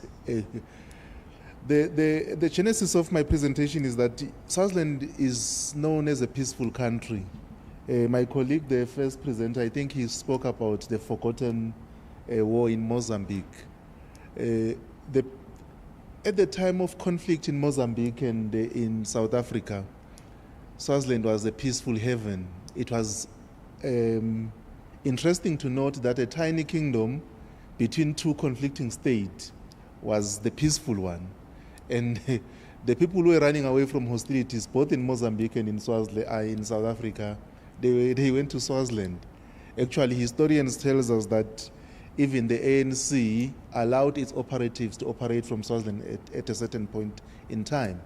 And these people were protected from the apartheid mercenaries once they entered the territory of Swaziland.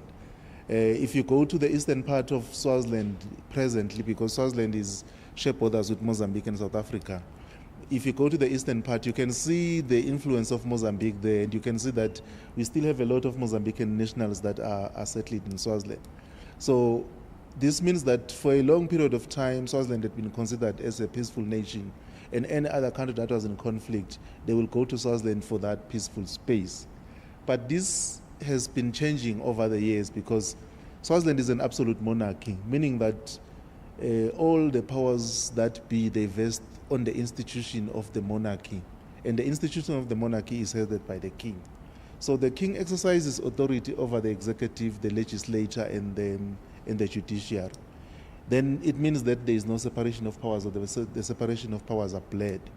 And it means that the king is directly involved in the governance of the country. And then the people have a little or no say on how the country is governed. That has over the years given some uncomforts to a certain number of people, and people have been saying, it seems the role of the king should be minimal. The king should stay out of politics. Let's take the Lesotho posture, or even the South African posture, because South Africa has kings, but they do not have an influence on government. Or some others even suggest that if you can follow the posture that was that prevails in the United Kingdom. But as that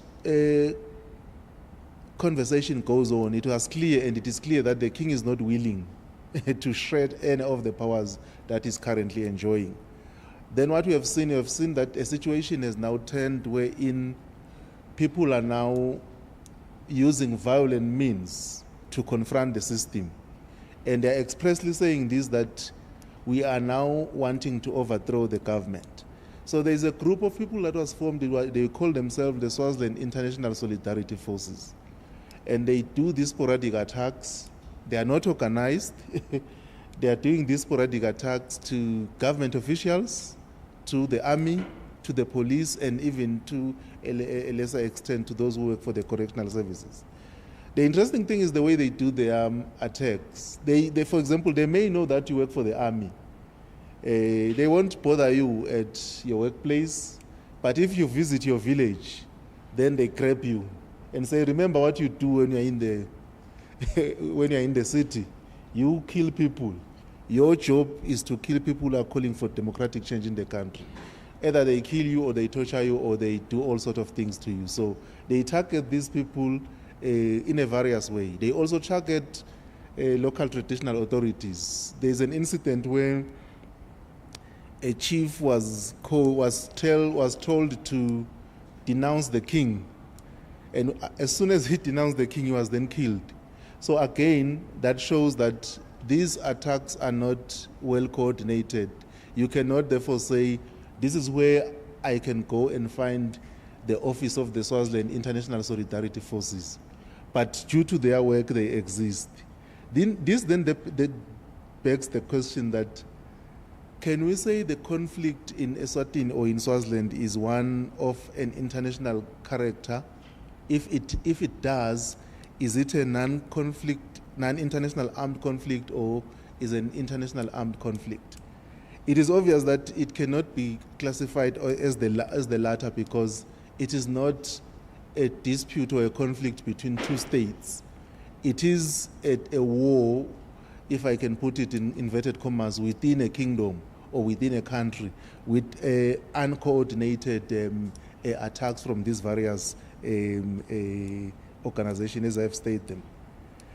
If one looks at the Geneva Convention and the additional protocols that distinguishes the two, the IAC and the NIAC, Common Article 2 states that all cases of declared war or any other armed conflict which may arise between two or more of the high contracting parties, or all the cases of partial and total occupation. Common Article 1 and the Additional Protocol 1 further add that the situation is similar to anti-colonial struggles, which until then be regarded as a non-international armed conflict. So the fact that the conflict is there, the conflict is known, and the conflict is against the state, it is therefore, in my view, appropriate that the conflict in Swaziland be classified, or may be classified, as a non-international armed conflict. It has been going on for some time, but it took it gained traction in 2021. There's also a flip side to it, though. As the conflict goes on, the government then, or through its intelligence, says, no, we know who is responsible for these attacks. And you expect a government that, if a government is aware of who is responsible for the attacks, those people will be arrested and charged, for example, with terrorism or with sedition or with any sort of criminal offense that they may be charged. But the government response was different. It was to target political activists who are seen to be supporting the Swaziland International Solidarity Forces. So, for example, you had homestead of these activists banned. Some of these activists were gunned down. Some of them had their life threatened. Then some of them, of course, ran away and they fled to exile. Some are here in South Africa, some are abroad in the United Kingdom and Canada. So you're seeing a situation where a government is responding to a conflict instead of responding lawfully as a government and use the criminal justice system, the local criminal justice system, to deal with those people, especially when they're within the territory. The government does not do that. The government equally uses violence, uses foreign mercenaries or secret mercenaries to deal with the conflict. Now, then therefore that means there is a conflict there. It might be of a non-international character, but there is a conflict because there are people in the hostilities. It has reached a minimum level of intensity. The structure of command is not clear on both sides. We know that the other one has been sanctioned by the government. You know that the other one has been sanctioned by the Swaziland International Solidarity Forces, but there is no clear leadership in both, because when the police go, for example, to do the operation against an activist or his family member, they don't go there as police, right? They hide the fact that the police are doing that. That is why after the incident, the real police will now come out and say, we are investigating this, because they also view it as a criminal element or criminal conduct. So due to the several considerations, as I've stated, it is appropriate to classify the conflict in Swaziland as an ENIAC. The conflict in Swaziland has been going on for over 2 years, and it has resulted in a number of casualties. The armed group involved in the conflict in Swaziland are not well organized, but they've been able to carry out sustained attacks against the government. The armed groups involved in the conflict in Swaziland do not control any territory, but they have been able to operate freely in some parts of the country. And there is a concern, that's why I said this is linked to what my colleague, the first presenter, said, because he's saying there's still an ongoing conflict in Mozambique under this group called the El Shabaab. Now, Swaziland and Mozambique share a lengthy border and a considerable cross-border migration between the two countries. Therefore, the inability of Swaziland to contain the current conflict and try to deal with it might attract the Al-Shabaab to come to Swaziland, or even try to work with these Swaziland International Solidarity Forces to ensure that they do their whatever attacks that they want to do. The Al-Shabaab incidents may be able to recruit or even radicalize the individuals in Swaziland by capitalizing on those similarities that these two groups share. So one may conclude by saying this is a conflict, just like Prof. Dube has said, where you expect the regional body to intervene. And the intervention of the regional body will have sorted the problem long time ago. Because if you look at these sort of conflicts, before they spiral out to be an armed conflict, they have this level of engagement that it begins with. People start by delivering petitions. People start by writing letters. And then it escalate into, if they feel like they are not being attended to, it escalates into a war, as like we are seeing now currently.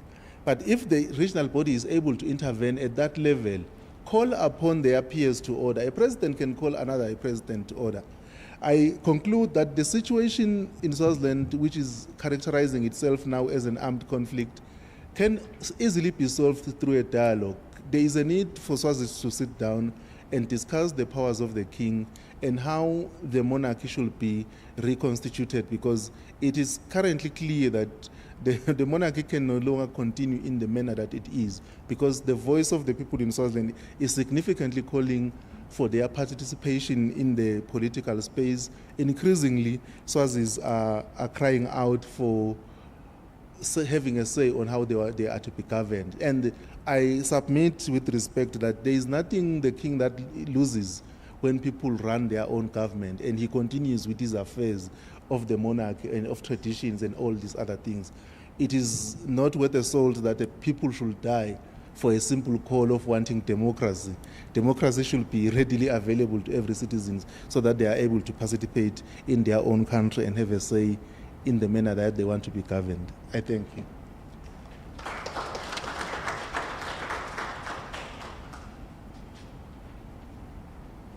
I don't know whether we were listening. Can we please clap for the last speaker again? The presentation of our last speaker is quite interesting and also pathetic, especially in this state where there is freedom. You know, you find out that people are still being oppressed just because of power. And there's one thing I just want us to know and also bring to our understanding, that something that is constant is change. That no matter what, whoever that is ruling today, that person will not be there forever. And some of the oppression that we have been experiencing will also not last forever. Otherwise, you find out that people want to fight and fight until we see change. I will also employ our brother to please expand on that work. It's going to be a very interesting story. In short, you can write a book on it and just tag it Swaziland Monarchy. And those stories are also going to sell abroad, especially some of these artists. You know, they could turn that story to a film that people will want to watch just because of just somebody wake up one day and just change the name of a state from the way it was, how it has been. And look at the peace that was being enjoyed during those times. I don't know whether it's still on anyway, but please expand on that work. People want to read more about it. At this hour, we want to give room for question and answers. Some of the debates that we have heard today are going to help us in our individual lives, even in our research, academia as well. So we should not just overlook them. We should take them very important. We want to give room for question and answer based on all that has been presented, starting from the state of the Mozambique conflict today on to the resurgence of coup in Africa, why, or perhaps why not, and the geographical intelligence adversary from the perspective of the Israeli-Palestine, and that of army deployment, and again, the story we've heard about the monarchy of Swaziland. Can we please have room for questions? Okay. I think we will need somebody to okay, I want to have the hands there. Please, we have more time. Okay, number 3. So let's take our number. Ma, you are 1. Sir, you are 2. Ma, you are 3. We need more hands because we have more time before, okay, we'll be number 4. So, can we have another speaker? Thank you, Chief. If I can just be educated, how many questions per person? You can raise as much as you can. We still have more time before break. Okay. Yes, ma'am. Okay. And we also direct our question to the speaker as well. Yes, I believe I have a package for each and each, okay.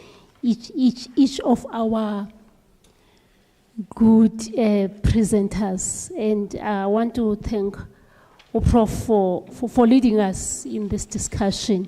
Probably let me start with a question to him. Prof, as you were speaking, I had a picture of me in a defense brief on scramble of resources. And I'm asking Prof, one of the questions that I used to always pose, which I will pose to you, I'll use the South African scenario. You have the DECO playing its role in terms of the policies on how we engage outside. But on the other side, the truth is, when we deal with states, it's president to president and then it's military. That's how it is.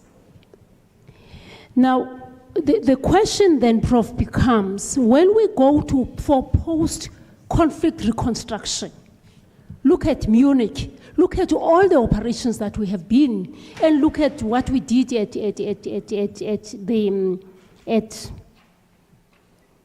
let me leave it. The question, Prof, that I have for you is, why is it that, or where did we get it wrong, Prof, such that you are going to have a colonizer owning the rights of a land that belongs to Africans?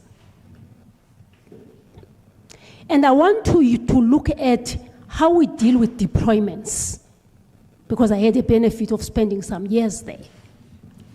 Because in deployments, we're protecting Africa. We want peace during our lifetime. For example, in Mozambique now you have your SADC brigade. But why is it that when we're done with post-conflict reconstruction, the states that be will allow the colonizers to come and actually deal with the economic emancipation of the citizens? Where are we getting it wrong? Because the moment we are able to analyze that, we will be able then to say who's right or wrong.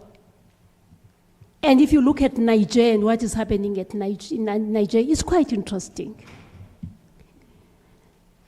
Let me go to the one that I'm passionate about, the one by Utatu Dweba. And I'm going to ask a question differently. It's an area that I'm passionate about because I play a lot there. If you look in Africa, you look at what is called artisanal small-scale mining. You go to Tanzania. In Tanzania, you find a policy, you find an act. Go to Ghana, you find a policy, you find an act. And there's a mechanism of making sure that there is beneficiation of what has happened during the mining operations. So there is a structured approach. You go next door in Zim. I'm not going to go into detail into what is happening there. But the question I have for our own country, probably because one of the interesting things I found myself doing was to do LLM in extractive industries. So, and interestingly, my dissertation is on artisanal small-scale mining, right? And currently, we're still working on getting a policy, because you cannot take what is required for what is in the Mining Act as it is now, and the requirements, you apply them for ASM. So my question then is, without denouncing what you're saying about the military, which I'm going to address also, I want us to look at the root cause. That there's mining operations, there's beneficiation. Africa has designed a process of making sure that the people, especially women, are able to be skilled such that they get equipment and capabilities and capacities to utilize those remains, those dumps, to earn a living. Are we doing that? Let me come to my military. We have an objective called support to the people, which is why we build bridges. Why then we will go to hospitals when everyone decided that the lives of people are not important? Because military pledged their life for the protection. Territorial integrity is what is within and what is outside. Now, coming to what you are speaking about, it's very true. The capabilities of the police and military are not the same. And you might have seen in many actions that you would find a police, at the borders you'll find a police and a soldier, because the soldier knows where the soldier starts and ends and where the police must take over. Could it be that the reason now you see a preponderance of deployment of the military, could it be that we don't have the sufficient men on the ground from the police side? Because believe you me, soldiers know their role and they know where they must start, where they must end. But if then they are not deployed together with the other people to perform the task, what is it that we are expecting of them? Coming to the Israel-Palestine war, oh my God. Quite a good reflection. But I'm going to ask an interesting question. I happen to be one of the advisors within the cluster in 2015. Most of us know what happened in 2015 about Bashir and all. I'm just going to pose the question and say, is there no blood at the feet of the ICC? I'm reminded of Prof. D. Retladi, who has written a book. And I happen to be a student of UNISA and a student of international law, international trade law in that space. Is there no blood? And are we really having the multilateral organization? One of my lecturers at UP used to say, international law is what? Is callous. I'm not using her language, but there is no formula. It's about who speaks and which muscle do you have. The question then is, Prof, if we're talking about reform of international law, if we're talking about reform of the multilateral organizations, especially at UN level, I mean, the Security Council, you look at the resolutions and you look at what we did with the kernel and what we did doing with other people. It's a story of another day. Is it really not the blood getting thicker at the door of the ICC? And what does that mean? Especially for us as Africans. Why is it easy to serve a notice to an African president and we're moving this way and that way? I always say, Prof, to people, when I want to make it simple, Israel and Palestine story. Elithi kutheni ungayibiyi igadi yakho ihagu yakho iziqhamo zam. That's what it is. But then in dealing with that, are we really going to the core? For example, can you equate Hamas to, for example, MK? You can't. I'm using this so that we can pull it and say then what does this mean? And I think Uchif indicated that you can't give them any credit because of who they are, because Hamas and Palestine are two different things. But I do want, Chief, when you are responding, can you share why the attack had to be at kibbutz? Other people don't know what kibbutz system is. If the kibbutz system is where the military veterans are in Israel. You have a kibbutz system where they are kept and they build farms and they cook, So you have retired soldiers being there, being pulled into a system such that they regain and there are farms and everything. Why would this incident approach the kibbutz, where you have people who have the prowess militarily and the story in terms of everything? Lastly, I do want to just say to Butsibusiso, what is the difference between the kingdom of Lesotho and kingdom of Eswatini? I will leave it there. I don't want to continue. Because the book must delineate this so that we are able to say what went wrong where and how can it be dealt with. We're sitting in a system in in Africa, where in other pieces of Africa, you have traditional leadership, allow me to put it that way, and there's recognition. In other entities, you have traditional leadership that has not been able to root its existence, and as such, you have your civilian way of doing things and the traditional way of doing things not coming together. So, I'm putting this into the pot as you are looking at Eswatini and beginning to say, what is it that Lesotho is doing, which Eswatini is not doing, which South Africa with its traditional chiefs and everything that is there. We still have kingdoms, but we've not yet got our kingdom. So I want us to be comprehensive when we look at these things, so that the solution we bring can solve other problems.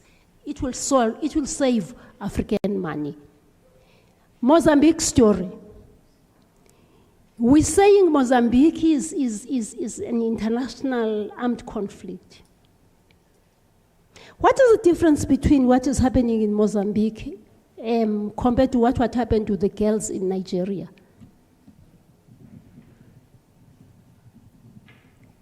And just the Mozambique has been blessed to have the SADC brigade, like you said, playing its role.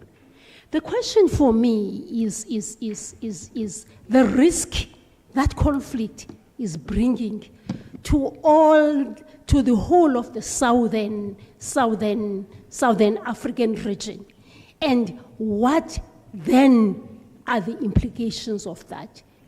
The simple question: are you not having all those forces already in South Africa? And if yes, what does it mean for us to participate there? And if we are having our soldiers participating there, what is the mandate for the SADC brigade? And are we fulfilling that mandate? Let me leave it there for now. Thank you.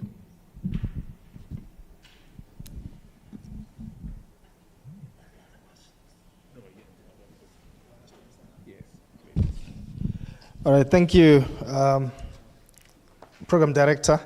The question posed to me was very, very simple. Where and when did we go wrong? When did we get it wrong? The colonizer owns the resources. And when we do post-conflict reconstruction, still, it's the colonizer that benefits. What are we getting wrong? And how can we resolve this particular situation? Now, when you look at the African economic landscape, the studies carried out about 5-6 years ago will show that we lose in excess of $50 billion US every year to illicit financial flows. In other words, some colonizer sitting somewhere in Europe enjoying European summer, and in European winter he will run to Africa to enjoy African summer in Camps Bay at a house that he owns that costs 100 million because he can. Because all that money has come from illicit financial flows from Africa. Who is at the center of these illicit financial flows? It is not necessarily the African, as you will be told. You will be told Africans are corrupt. The beneficiaries, if you read that report, the beneficiaries of these corruption are American companies from the West, registered in America, operating in Africa. They have found a way to manipulate the system in order to benefit from the exploitation of African resources. So we've gotten it wrong there because the global system that we are using enables this to happen. It's American companies that are raping African resources for the benefit of the American economy. But the narrative you will get on the media side and on the rating agencies side will be African governments are corrupt. They will therefore control the dollar to punish you because they have the system to do so. We need to wake up as Africans, as we're doing with these platforms, to say Africans must come together, find African problems and African solutions to these African problems. As long as we look to the West to give us aid, they come, they rip every natural resource we have, and in return, they give us cooking oil, beans, maize, grain as aid. We are going nowhere. And until the people rise and demand to participate in the way they are governed, which is what usually leads to coups, when people realize we're not being heard, therefore we take over power by force. Until people get to direct this machinery, this movement, we will continue to have the politician sitting at the top, getting 2% from the American company, which is a lot for him, because 2% of 50 billion, even in rands, is a lot. As long as these politicians are benefiting, they can, own private airstrips, private jets, helicopters. They have the army at their disposal to protect them. We will not get it right. We'll continue to give the West all our natural resources, all our gold unrefined, and in return we'll get financial aid. And as long as we don't restructure the United Nations system, which is also heavily based on financial aid, because you cannot divorce the manner in which instruments, that is your conventions, your charters, your treaties, are negotiated at the UN level. You cannot divorce that from the provision of financial aid. There are poor states which have supported a position of the US where you look at it like, this doesn't make sense. You guys cannot support the US on this position. But they know if they don't support, they will not get financial aid. So because the people are hungry, because the politician doesn't care, he has the resources. He can refine the gold and the oil here and charge whatever money he wants to charge. But no, it's too much work, too much admin. Let me just give it to the Americans to take. And they will give me the 2% cut. I will make sure that these people get cooking oil, beans, and some maize as a gift from the Westerners who are so benevolent, they're giving us free cooking oil. So unless we kill that system, we'll always be running in a circle like this. The problem lies with us Africans. It will only be ended by us Africans. We love preaching Ubuntu all the time. And I laugh because we will always cite an American writing on Ubuntu. What does an American know about Ubuntu? He doesn't know nothing.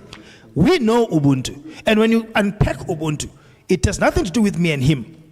We love seeing Ubuntu operating at the horizontal level, man to man. We need to look at Ubuntu as operating vertically, from the governed to the governor. The governor must exercise Ubuntu. In Africa, before we colonized, we knew, inkosi abantu. You sit on that throne as long as the people want you, as long as you please the people. When you stop pleasing the people, you must get out. Today, they will call it a coup because they are Westerners, they don't understand it. For us Africans, it is not a problem. It is not unconstitutional. It is very constitutional. A king or an emperor or a queen or a president who sits on the throne illegitimately will be removed by the people. If the people must outsource that to the military, so be it. That is Ubuntu. Unless we embrace Ubuntu in that manner and we hold leaders accountable, we will always benefit the Americans. Thank you very much. Oh, should we? Oh, okay. Let's go in the line. Thank you very much, Ma. I think the question that you started, you've got 3 questions, but I want to first start with the main one about multilateral system and who speaks the muscle.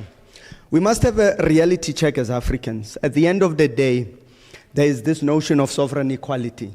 It is a facade. You cannot have a country of 500 people wanting to sit on a table and meaningfully engage with a country of 10,000 people. A country of 1 million people wanting to sit with a country of 60 million people and want to talk on an equal footing. Or you have a country of 1 million people wanting to sit with a country of 1 billion people on the table and claim that there's sovereign equality of anything. Second point, all states, like sports, I argue, we are busy with competition for resources. At the heart of everything that we do, it is for us as states to use what we call the tools of statecraft to gather resources so that we can take care of our people. And that is the realism that we as Africans must wake up to. Because the minute we have that perspective, we will realize this begging mentality, this entitlement mentality, this European worship kind of mentality will end, and we'll start to waking up and doing things for ourselves. We'll stop moving 6 African presidents from Africa, the largest continent on planet Earth, with vast land that's not planted, and go beg for grain in a small kitchen of Europe. And that is the reality, because seemingly we are exactly like that, waiting for a rescuer to come and assist us and save us from our own problems. We talk African solutions to African problems, but we don't live it. So essentially then, if I have more resources and I say I apply the tools of statecraft, for example, what we call the dime lift. Now, diplomatically, what happened with ALGOA as an example? America wants to bring substandard chickens to South Africa. South Africa says, no, it doesn't meet our health standards. Say, okay, no problem, we're going to remove you from ALGOA. Suddenly, America, how many chickens do you want? We've got room for more, actually. You understand? And that is the reality, because we are not equal. We can think we want to be equal, but we're not equal. Secondly, how much is South Africa spending on military versus America? And you think when our president is sitting with Biden, there's equality of scales. America can bribe every citizen of this country in terms of resources, and you think there's equality of scales. So that is the point. If you don't fund the UN, what happened when Trump was unhappy? Says, I'm going to remove funding from the UN. What happened? We all know UN operations were affected. So essentially, unfortunately, you cannot as a parent expect that your child must have a more loud noise and authority in the home than you.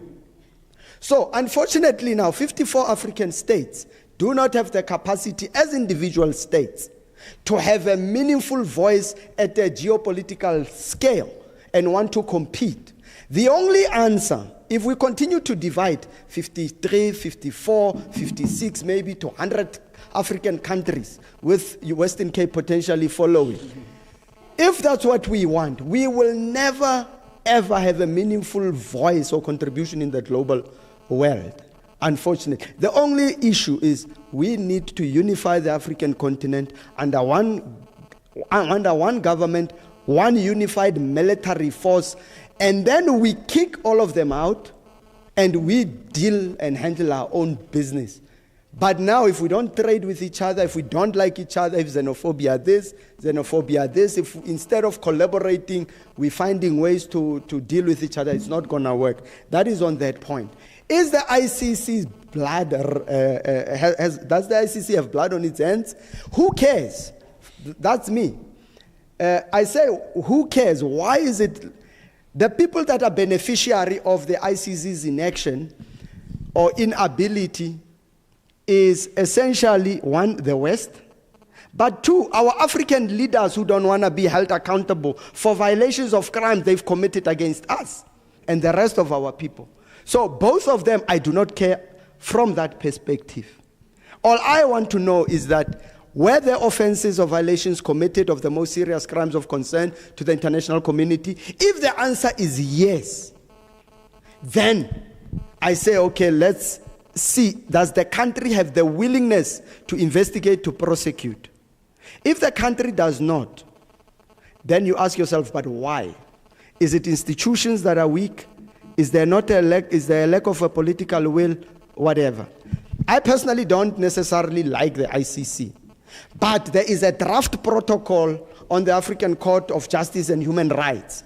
If our African leaders were genuine, then they would say, we don't care about the ICC complementary system, but they would sign the protocol so that the court is effected with international criminal jurisdiction. But they are not.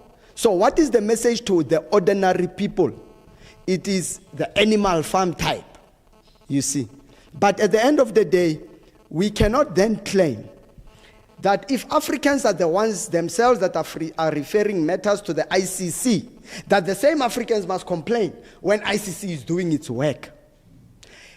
Is there a difference between Europeans? It's easy, most you say. Seemingly it is. Unfortunately, the one who has the muscle, the one who has the bigger weapons. Two, you've got this problematic UN Security Council with veto power that you've given. So what do you expect if they have veto power? International peace and security, UN wants to take action, but there's a Russia that has a veto power, there's an America that has a veto power. So what would happen? Essentially nothing. So those are more or less my issues to say, I want a situation where Africans rise up, stand up, handle their business, and give us dignity and restore what we have lost. Our artifacts are still lying in the museums. We are still paying colonial tax to this day. And then the queen, or now the king, is wearing our crown with our diamonds. And that is the reality we need to be waking up to. And to say, as Africans, we need each other so that we can sort this crap out. Greetings again. I don't think I have a duty to protect illegal miners whatsoever. It is not my responsibility. And in actual fact, wrongdoers have to be dealt with. One way or the other, people who are doing wrong things in communities or in businesses must be dealt with. Now, this is the question I ask all of us. If employment opportunities ended even before COVID-19, number of people lost jobs in mines, it got worse after COVID-19, where do you expect these people to go and do what? Here I'm talking about people who only have that skill, absolutely nothing else, right? They cannot fly an aeroplane. They cannot carry an LNG, as we can do. What do you expect these people to do? I repeat again, the idea is not to support or to protect wrongdoing. But where must these people go? Now, policy briefs are there, very well written. I actually read one, 2019, you should know about it, 2019 from ISS, which spells out clearly how other countries are dealing with the issue of artisan small-scale mining. It makes reference to how this thing is dealt with mainly in West Africa, am I correct? But also in our region. I would have read a thing or two about how it is dealt with in Zimbabwe and in Swaziland, colleague. Now, where are we failing here in South Africa? Do we then receive these policy briefs so that we can upload them on our websites and it ends there? And in fact, in one of government websites, you will see these policy briefs about this very same problem. So I think we do not know what we are doing with respect. The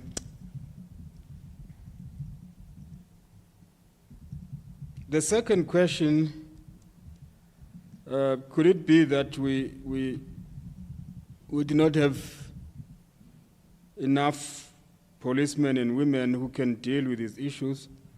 In terms of numbers, I don't think it is bad, in my opinion. I speak from a military background. I don't think it is bad in terms of numbers, but the tactics simply do not work to deter these fellows. It remains a speculation that they probably are trained or have a military background themselves. But the truth of the matter is that the police are overwhelmed and they are unable to deal with the situation, which then pushes a call for us to include the military. I am concerned, though. I am concerned because we have not seen any concerted effort to deal with the actual problem. As I said, violence and crime, it's just what we see as the result of a bigger problem, which we have not dealt with. So the military, I respect, of course, the decision, but in fact, I will be happy if it is not only the military that we use. I am aware the works are working very hard because we are not facing one level of these groups. We are told there are 5 levels. One level, those who are underground. Level 2, that is a little bit close to the level 1, up to level 5. So I understand that the Hawks are busy at level 4 and 5. But also there is a social element that does not require any force. Are we doing something about that? I'm sorry that I asked more than I answered. No, thank you, colleagues. I think the question directed to me was a simple one. The difference between Swaziland and Lesotho. I think the king of Lesotho has tried to persuade our king to follow the Lesotho model, but I think it has failed. In the last 2 years, the Lesotho king has frequented the Kingdom of Swaziland. I think he has tried all he could to persuade him otherwise. But the main difference is that the Lesotho king is not into politics. The politics have been left to the people so that when the politician fights, they can go to the king for wisdom and guidance, if any. But it's interesting that you are also making reference to the South African context, because from where I'm sitting, the South African kingdoms are also very powerful. They are very powerful traditional institutions. You usually see politicians, now that elections are coming in your country, for example, they go to the king, to a certain king to present cows. They buy a vehicle for a certain king. This is an appreciation by the political players that the traditional institution, they still remain important, they still remain powerful. You don't need absolute power to be powerful. You are just as powerful because of your traditional authority that you possess, and people are going to respect for that. I think that's the problem with Swaziland. If the king can downgrade from the absolute power to just being a monarchy where he can just be a monarchy without governance powers. But sometimes I then understand him, because he was elevated to the throne at the age of 18 years, right? He knows nothing but absolute power. So if you say to him, look, we need to talk about you being a constitutional monarch, he doesn't understand. To him, it's a direct affront to his authority, because from 1986, he just inherited absolute power, and I don't think he can easily give that away. Thank you. Thank you very much.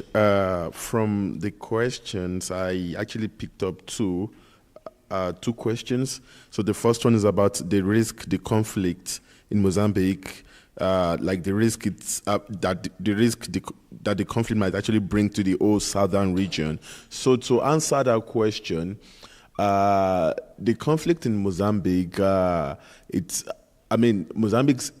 Mozambique is actually dealing with an Islamic, armed group. And it is their mission that they establish Islamic State within, within the whole southern, Africa. So I think it is very important that before these groups establish, Islamic State in the whole of Southern Africa, I kind of appreciate the fact that the whole SADC region took the fight to them just to prevent the expansion of the conflict, or just to prevent the expansion of Islamic State within Southern Africa. And another, risk is that, the way these groups operate, another risk is that we might actually have issues of retaliatory attacks in those foreign states. Because the conflict in Nigeria comes to mind, the conflict between Nigeria and Boko Haram. So when other foreign states, Cameroon and the likes, Niger, when they got involved, these guys actually retaliated by attacking those states. So it is very important that the approach that the South African, the SADC mission in Mozambique, the approach that it took, I think it is a very good one, and I appreciate it, and it will help, to curtail the expansion of Islamic State, to all Southern African states. And another question is, what is the mandate of, of the South African, of the SADC mission in Mozambique? The only mission they have is just to combat acts of terrorism and violent extremists affecting the northern part of the country. So from the perspective of classification as well, that necessarily makes them a party to that conflict. And by so doing, like I explained earlier on, the conflict still remains a NIAC. You understand? Because because Al-Shabaab is an organized armed group, and then the SADC forces, these are coalitions of states.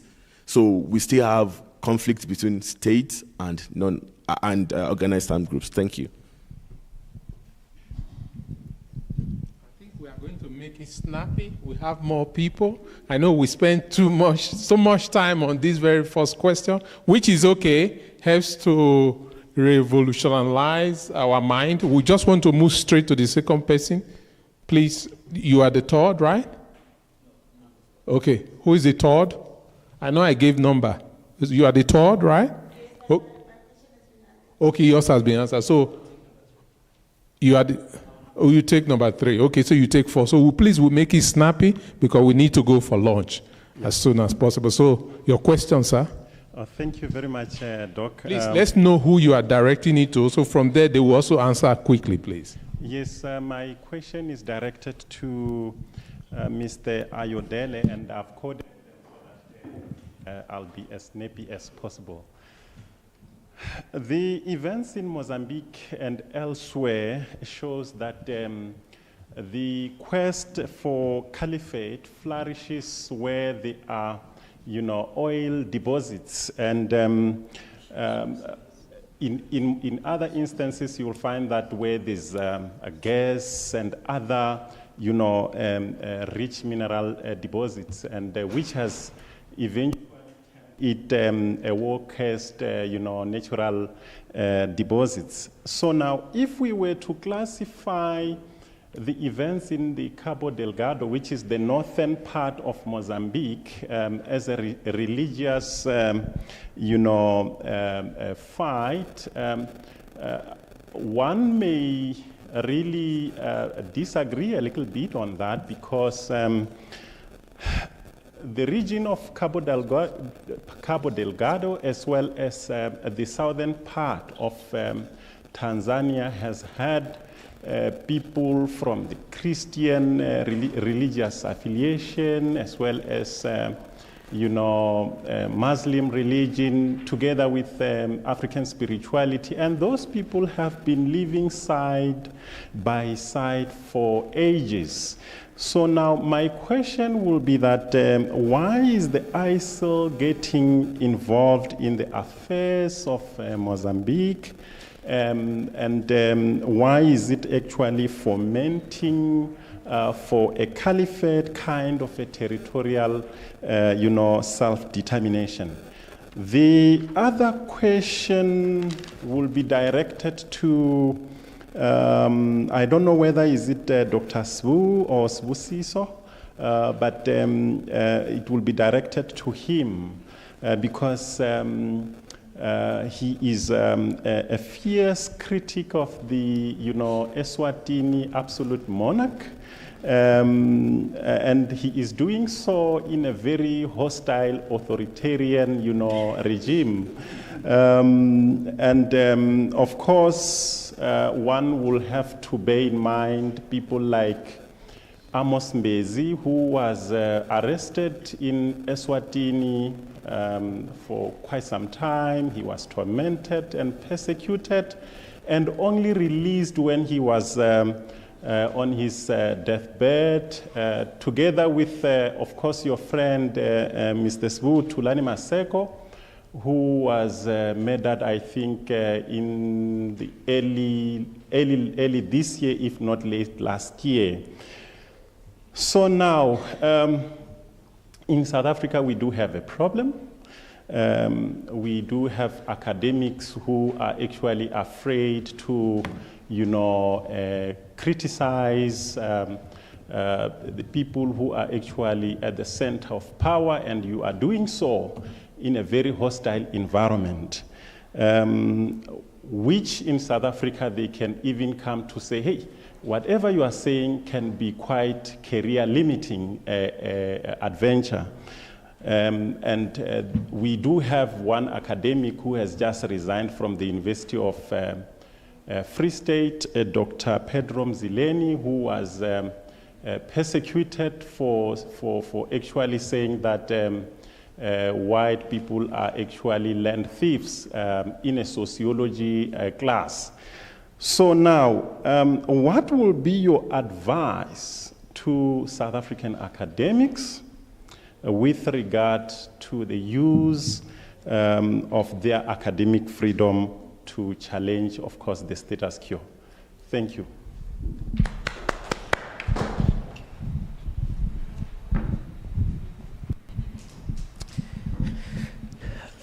Thank you so much to all the panelists. I'm Dr. Chairman Okolo Ise. I'm a postdoctoral fellow at the Department of Jurisprudence.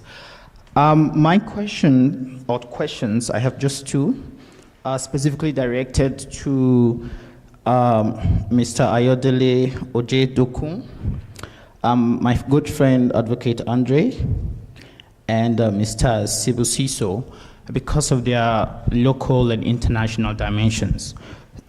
So, based on the presentations before us today, it seems that there is some despondency coming from the panel, in that there is no faith in global institutions like the United Nations and regional institutions like the African Union in their ability to have a meaningful impact and have a qualitative engagement on the international geopolitical conflicts.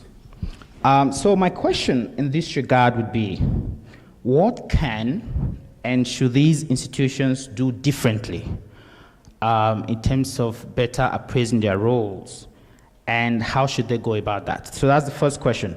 And then looking at the focus of this panel, which is centering international humanitarian law in today's geopolitical discourse, I'd like to know how we can better understand the role of national and international courts in the application of international humanitarian law in a meaningful way that is humane and just and protective of human beings who are in the crosshairs of international armed conflicts and non-international armed conflicts. Thank you so much.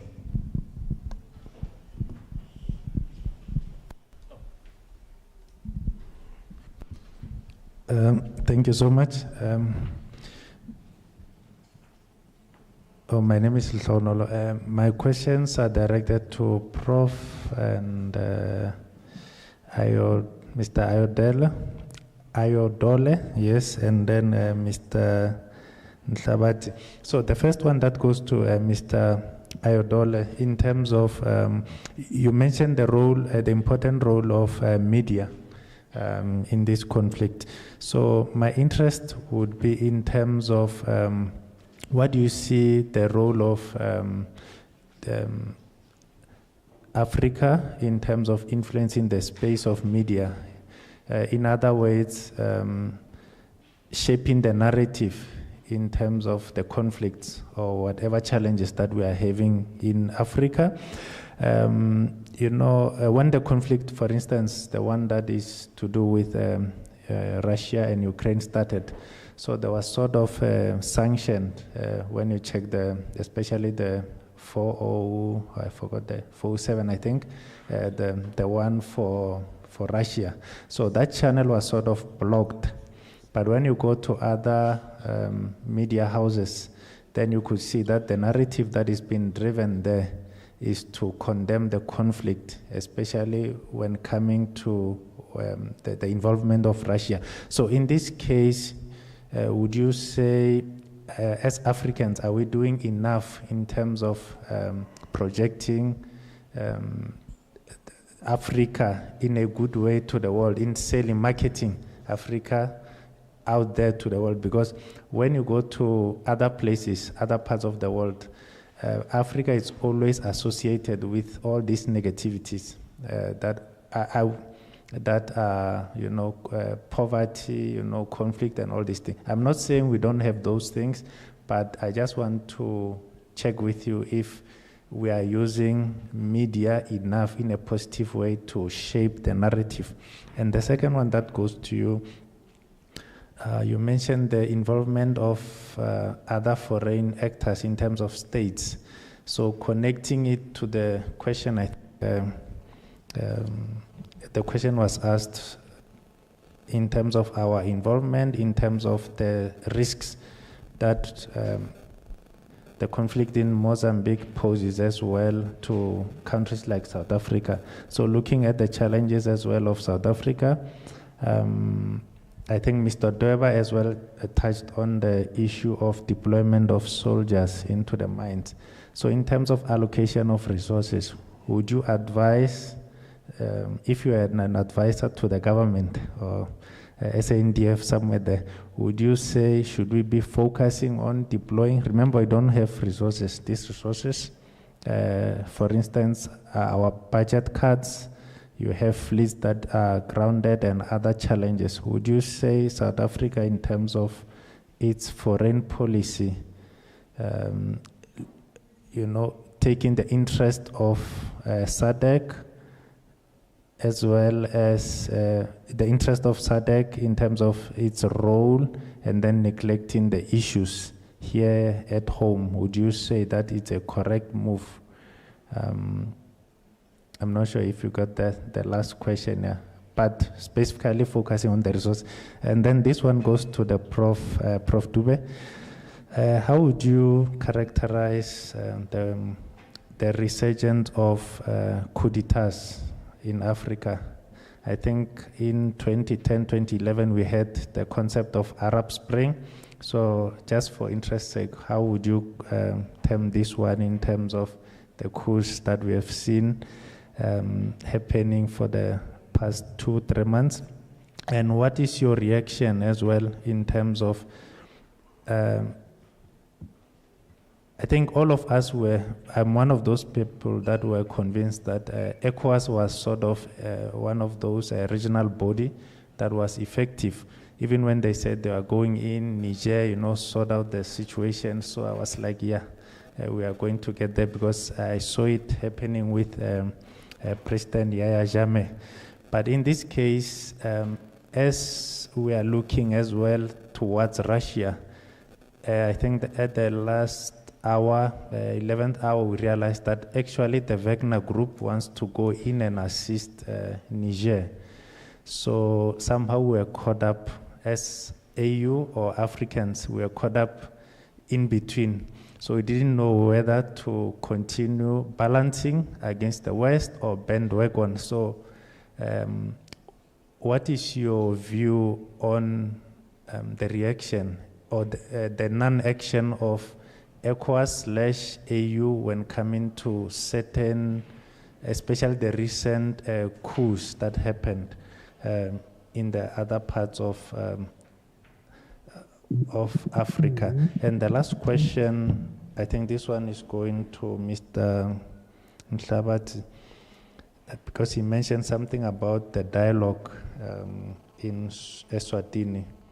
So ideally, according to you, sir, who should form part of this dialogue? Because in my mind, I was just trying to, in other conflicts, you find conflicts whereby it's more on tribal, tribal, racial.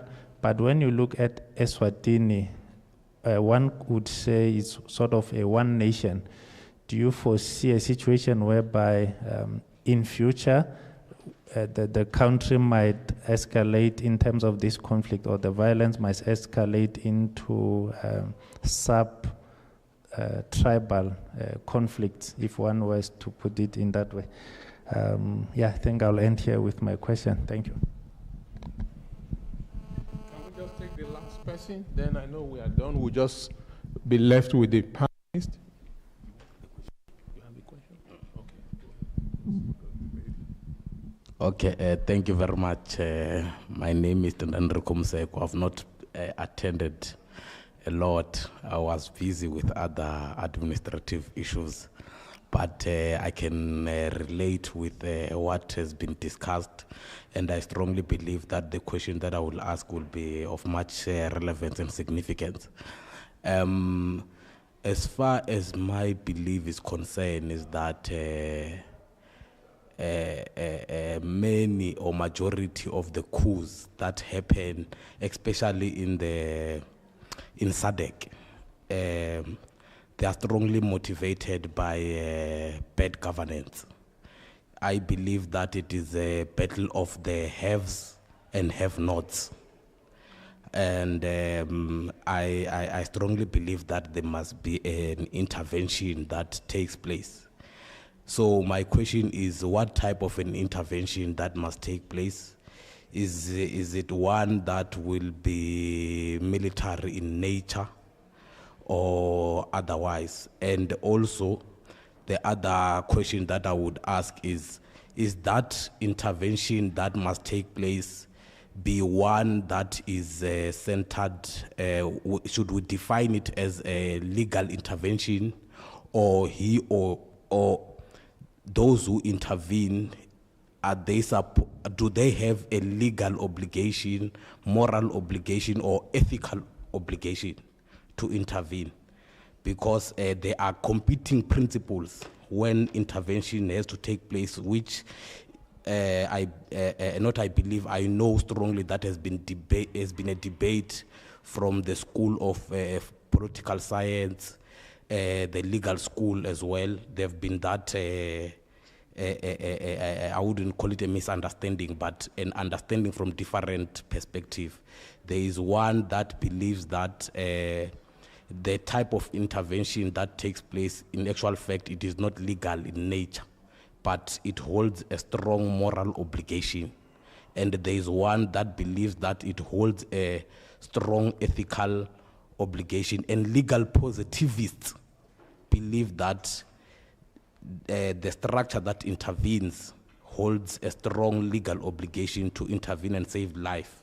The competing principles that I'm talking about legal positivists. They argue that if one is to intervene in the state affairs of a particular state, therefore state sovereignty is being undermined. So does saving lives then undermine state sovereignty? And on the issue of Swaziland, my question would be, if we are advocating for democracy in Swaziland, what do we do with the kingship there? And what type of a governance system? If we're saying we're keeping them both, how will the two then work with each other? And what type of governance will it be there? Will we not be opening, in actual fact, a can of worms? As the West, those who are powerful will be able to influence decisions, and then you will see the rise of more and more and more and more coups. Because it's a battle of the haves and the have-nots. So that is just the question that goes to anyone who would be able to take this question. It will also assist me in other fields of research that I'm embarking on. So I'm just seeking knowledge. Thank you very much. Thank you so much. I think we'll just take the last person for this section, and the panelists will please handle it for us. Thank you. Thank you so much, Director of the program. And I would like to extend my utmost gratitude to the presenters as well. My name is Dr. Priscilla. I'm also a postdoc fellow with the College of Law in the Department of Jurisprudence. I only have two questions, which partly have been touched by my predecessor there. But the first one goes to Prof. Due. And I was just intrigued by his phrase that he says, why not outsourcing the means to defend the constitutional rights? And now from this statement, we realize the issue is not about the means, but it's about the end, what we want to achieve. So we can just employ any other means which include outsourcing, probably the help that may be available. But however, after outsourcing the means, will the balance at the end be maintained? Will the Africans not lose more from the constitutional plate than they would have gained if we were to outsource, especially from the Europeans or from the bigger powers?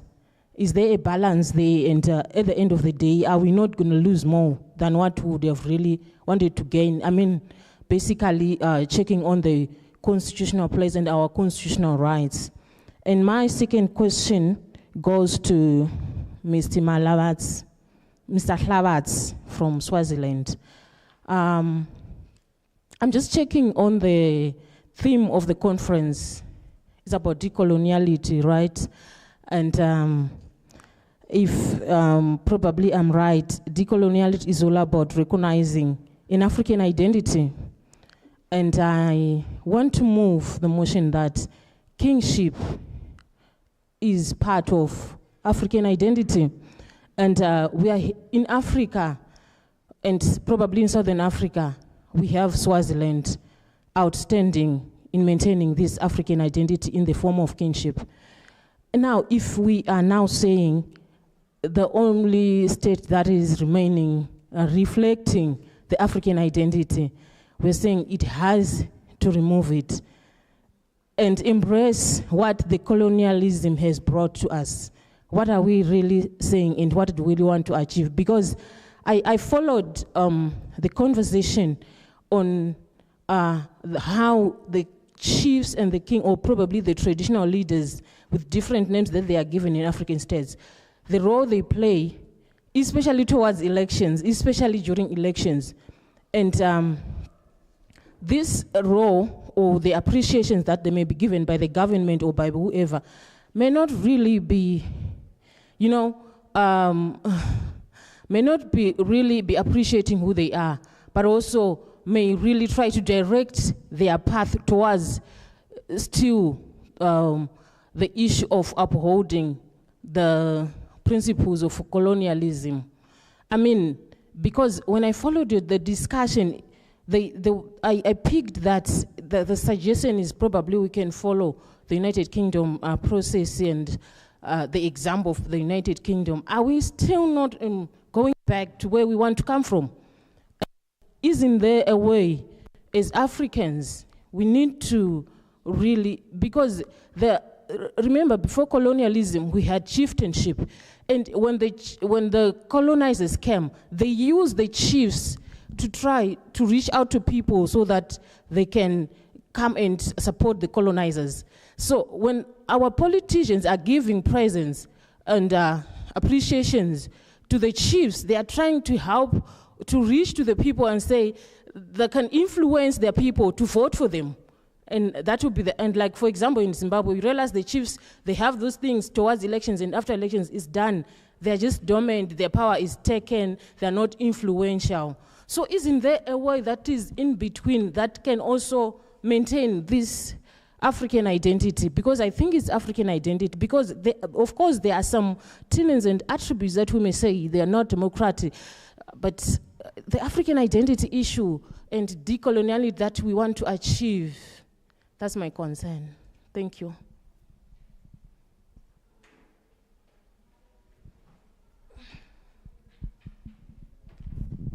Can we please have our speaker to pick them one after the other, then we'll wrap up, please. Okay. Thank you, Program Director. I think 2 questions were directed to me, and I'll attempt to unpack those. I'll start with the last one. I think it came from your side. Do we not lose more when we outsource the defending of the Constitution as Africans? Look, every constitution will give the people both the right and the duty to defend and uphold, number 1, the Republic, number 2, the Constitution. As to whom these people can actually outsource this, the people shall decide. If we are to embrace democracy, the demos in democracy is the people. It is not the president, it is not the emperor, it is not the queen or the king. It is first and foremost the people. I make the argument about outsourcing because the army in any state is a result of the democratic processes. It is the constitution that sets up an army and says there shall be a defense force. Its rules shall be 1, 2, 3. Those are the people with the know-how and the hardware to carry out what is needed to defend either the republic or the constitution. If the demos, which is the people on the ground, the sovereign, because the sovereign is not the king, the queen, the emperor, the president. The sovereign is the people. If the sovereign, which is the people, are tired of the fake sovereign who is chowing millions from France on oil deals, and they cannot remove him because he can wake up and change the constitution, give himself a presidential lifetime, then the people have no other solution but to outsource to the one entity that knows how to carry out with precision an operation of this nature. That is the military. If they find a sympathetic general within the military, a military which belongs to the people, because the people are sovereign, that military is not belonging to the president, it belongs to the people. The people then have every right to outsource to the military they created through the constitution that they created. So we cannot lose anything if we outsource to the military, which is a unit that stands there to serve us, not the president, but the people. The problem will start when we start outsourcing to the West or the East, because those are sovereign countries that have their own interests.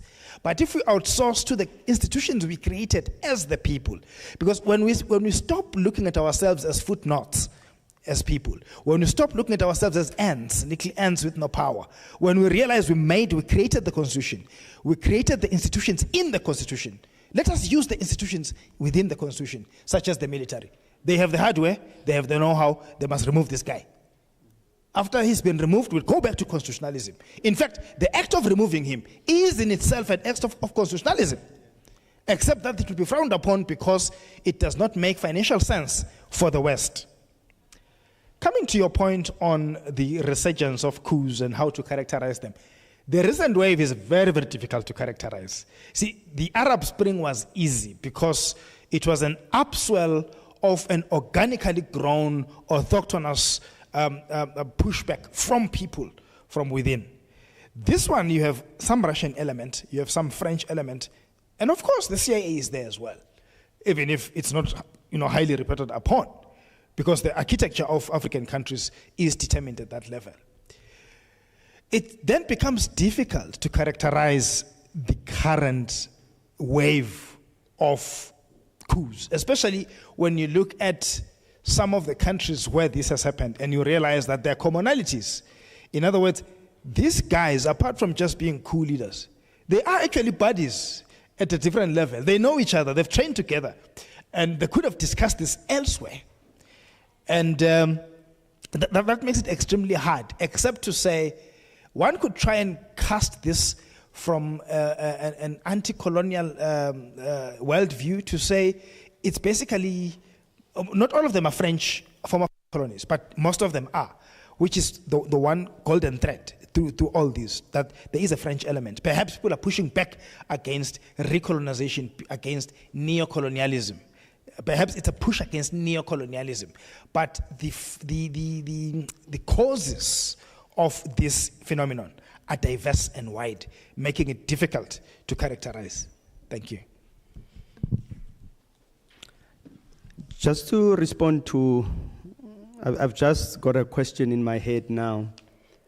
One, as a lawyer, I cannot say unconstitutional change of government is right. But the question for me is, are there good military coups? When soldiers decide that for years we've been raped, our resources looted, the dignity of our people stripped apart, and they decide to remove a puppet government that is more French-linked, that takes the resources of the people and hoy them to France, and the military that belongs to the people rises up with popular support of the people, can we then say that that is an unconstitutional change of government or a bad coup? It's just a thought I leave with you. I still believe, sir, that I have faith still, albeit I'm worried about the qualitative aspects in the UN and the AU. But I believe that there's more that the AU and the UN can do. The problem lies here with the AU. One is the fact that countries do not necessarily make decisions on the basis of values alone. Resources and realism tells us better. So there are competing national interests and politics that find themselves at play within the UN and within the AU. South Africa pulling one way, Nigeria pulling one way, Kenya pulling one way. But if we can all pull with one voice and not worry also about the ideological differences, the Francophones, the Lusophones, and others, where people are worried about pleasing the master somewhere in Europe and the former colonial masters who continue to give resources, as Prof outlined earlier. I think the difference could be if the AU, UN could be people-centered in earnest. But hey, that's hard to come by. We need value-driven institutions that are people-centered. And I believe that people are evil by nature is a bit of a problem. I don't know whether we could get there, but that is why we as the people must ensure that we hold our governments accountable. And we set the agenda for our governments, because when they are at the UN, at the AU, they represent you and me. The other issue is, one, institutions, countries, and the people must be focused on ensuring that there are credible, independent institutions at domestic level to ensure that in the face of violations, there is capacity, one, from prosecutions, investigators that would be able to investigate these crimes. There's capacity of those that would prosecute, capacity of judges that understands, IHL, war crimes, crimes against humanity, grave breaches, and all these others, so that when they are called upon one day to preside over these matters, there is clear capacity. The other issue sometimes is that you'd realize that there's always PR and misinformation. Countries, the battlefield is not the kinetics on the ground.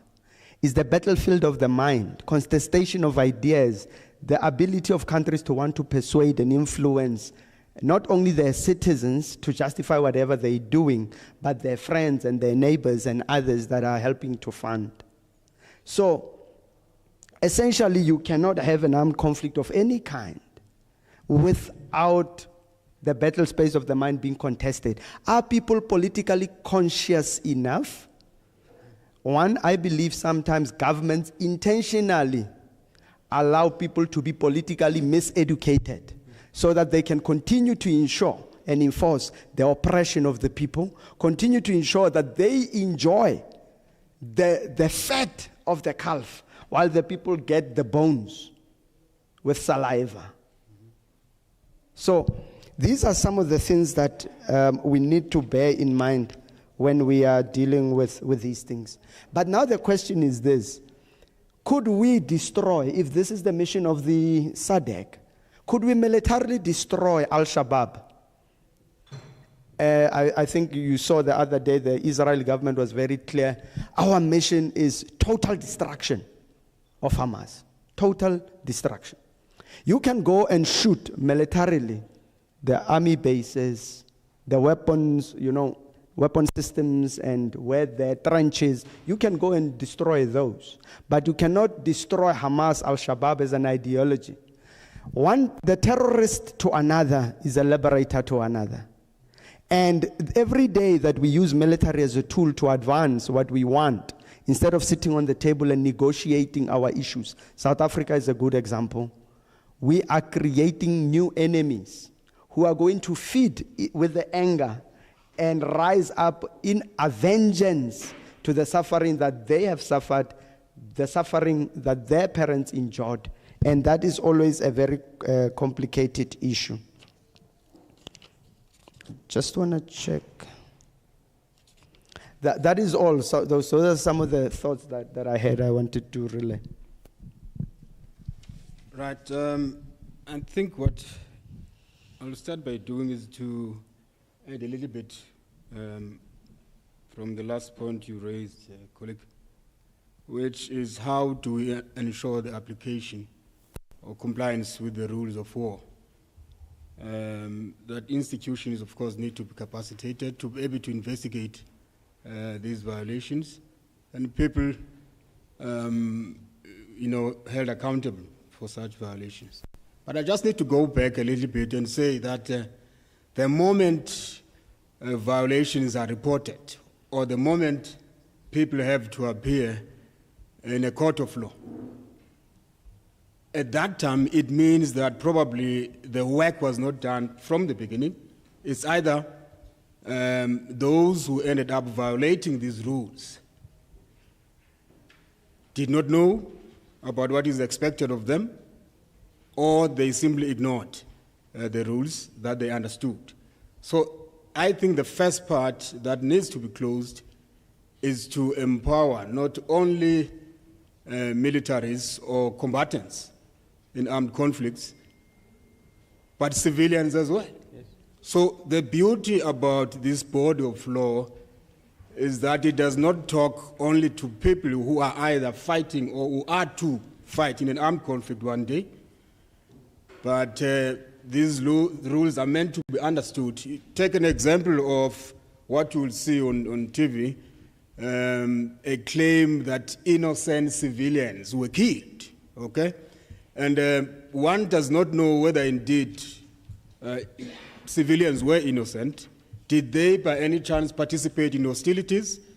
And if they did they understand that they were participating at that time? So before we even get to whether or not the courts will assist, but society needs to understand these rules, especially during peacetime. When we start to capacitate people about these rules, when there is a conflict, it is unfortunately too late. An important question about the humanitarian interventions and conflicting principles. Fascinating question, I must say. Although I thought the speaker will highlight precisely which principles are those, which part maybe of the charter we're talking about, 6, 7. Are we making reference perhaps to the normative doctrine, which is the R2P? Could that be something we're talking about, responsibility to protect? You're talking about that, okay. So, again, this is a both legal and political framework that simply tried to respond to our failures in the 1990s to protect people in a number of conflicts. And in us, then, as an international community, trying to see that these things are dealt with, again, proactively. So we've relied on this R2P in 2011, correct? Are we, as the international community, happy in how we relied on this document? Or how was it invoked? Why is it not invoked going forward now? People continue to die. Why is it that this important principle, of which the current commander-in-chief was part of its development, how is it not invoked right now? Is it completely irrelevant? So I agree that there are conflicting principles, and relying on Chapter 7 of the UN Charter, where we enforce things, if that could be avoided, if the idea of negotiating in each time when there is a conflict to deal with issues, it will be, I think it would work better for the international community. Thank you very much. Thank you. On the question of, I think the first question was as a critic of the monarchy. I don't view myself as a critic, but I believe I have to say certain things. Perhaps one writes on the fact that I started as a student activist, so perhaps they've gotten used to me, because back then, Prof. Dube can attest to this. Back then, when I was a student activist, they were calling me a human rights activist. Now they are calling me a human rights lawyer.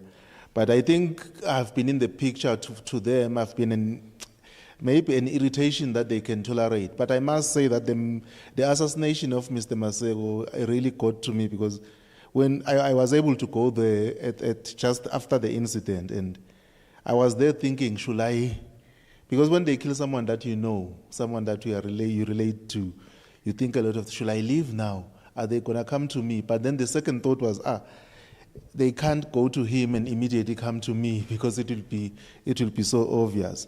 I cannot say there is academic freedom in my own country to academics, but I think it's I think one thing about my employer is that as long as you don't involve their name in whatever you say, so they are safe. They are more worried about them being in trouble than trying to limit what you can do or you cannot do. Just do what you want to do, but don't put our name there, because whatever you are saying is not part of us. So I think that will be the difference. So I may not be able to proffer much advice on that. The dialogue should be all-inclusive, and when we say we're proposing dialogue, actually the King made an undertaking that there will be dialogue. And that's why the civil society then established what we call a multi-stakeholders forum, where everyone, because Swaziland is a uni-ethnic society, fortunately, so you don't have an issue with tribal lines and issues with ethnicity. And we are of the hope that if you have a multi-holder stake forum, part of the dialogue, you know that everyone is represented. The trade unions are represented, the political parties are represented, the church is represented, the business, and all these people. Then I think they will be able, it was going to be that forum that was going to be able to come with a charter for the Swaziland that we want, or the sort of society or that we may want to be part of. The posture of the future Swaziland, I mean, so that's where political parties differ. Some are saying, I can call them radical. They are saying the monarch has failed us. Actually, the monarch has brought pains, have brought pain to the Swazi people. They should be eliminated and be not part of the Swazi society anymore.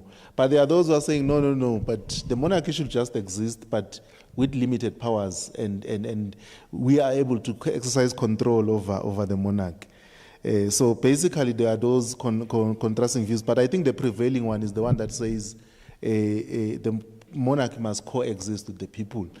The last submission is an interesting one, because I think I give credit to the King, because he has been able to present himself as this face of the monarchs across the globe.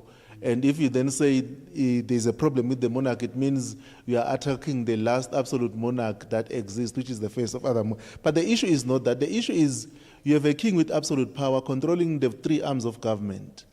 And then you have a king that is a businessman, right? I can make a simple example. The king owns 50% shares in every mining enterprise in Swaziland in terms of the Mines and the Minerals Act, right?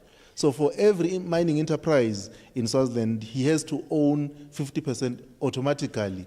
And this is without any financial consideration, by the way. So if you just want to invest in mining, knows that 50% will belong to the king.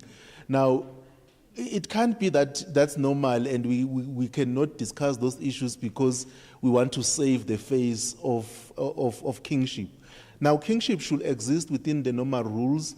Kingship should also exist to service the people, to be at the behest of the people.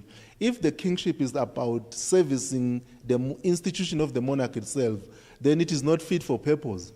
People should be able to say, oh, we honor our king loves us because the king is accountable. He's not above the law.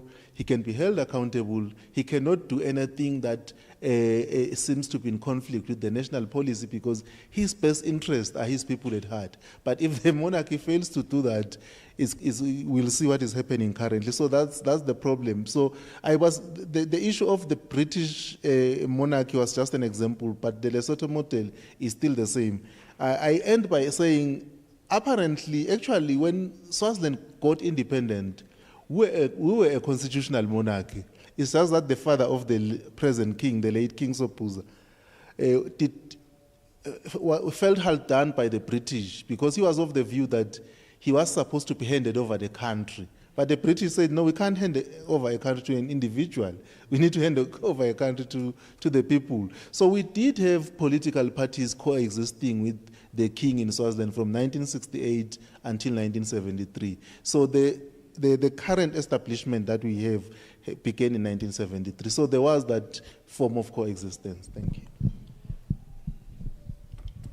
Thank you very much. To answer most of the questions, first I would like to talk about the question on shaping the narrative by the media. So to answer that question, I would say the importance of the media in covering armed conflict, their importance cannot be overemphasized. And one of the roles which they play is that they expose atrocities committed by parties to conflict. So if we decide to downplay the role of media all in the name of it is giving us bad image, outside Africa, I think we're actually doing ourselves great disservice. So I think parties to conflict need to, they need to respect the role of media in armed conflict. And one thing that I've noticed with most states is that they do everything possible to make sure that, to downplay the classifications of, armed conflict. Why? Because they actually do not want the rules of international humanitarian law to be applicable. They don't want to, bind themselves with the rules of IHL. So they try everything possible, to downplay the existence of armed conflict on their territory. And we also, noticed this with the Mozambique government. They did, they downplayed the existence of, of an armed conflict on their territory.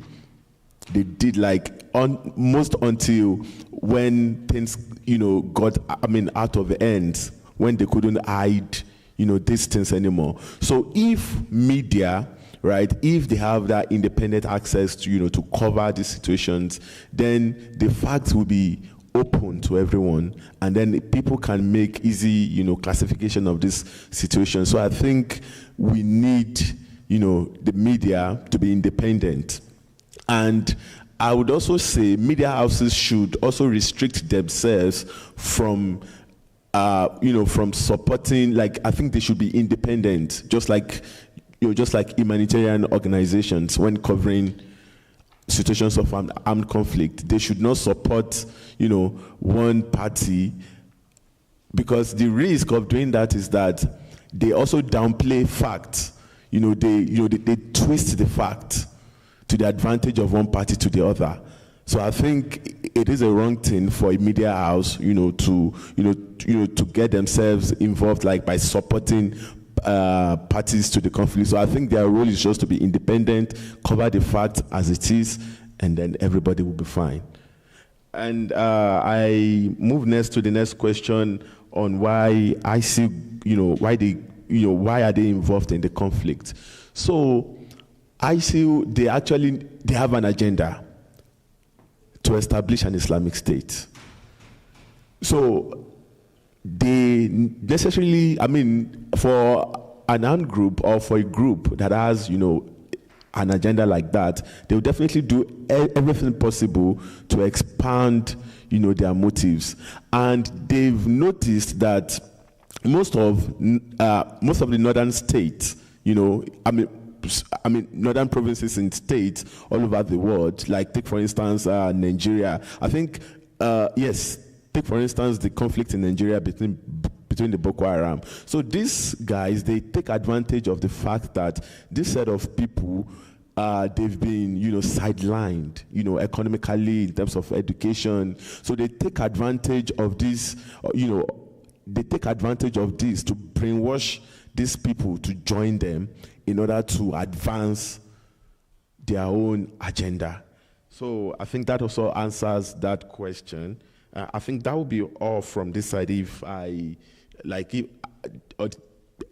that would be all from this side. So I'm not sure I missed any question as well. Or did I? You know, it's very funny in South Africa. You can go to any school, ask a primary school kid, do you know your rights?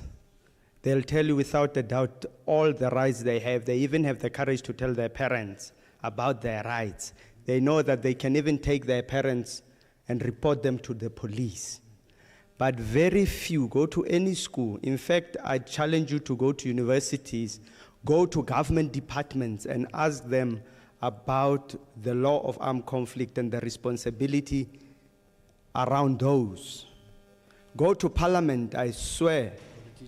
Politicians, they do not know. We do have zero body that deals with IHL in the country. South African Human Rights Commission is there. IHL does nothing else but to enhance, in an armed conflict situation, human rights protection, civilians, their property, issues that are indispensable for their survival, and so forth.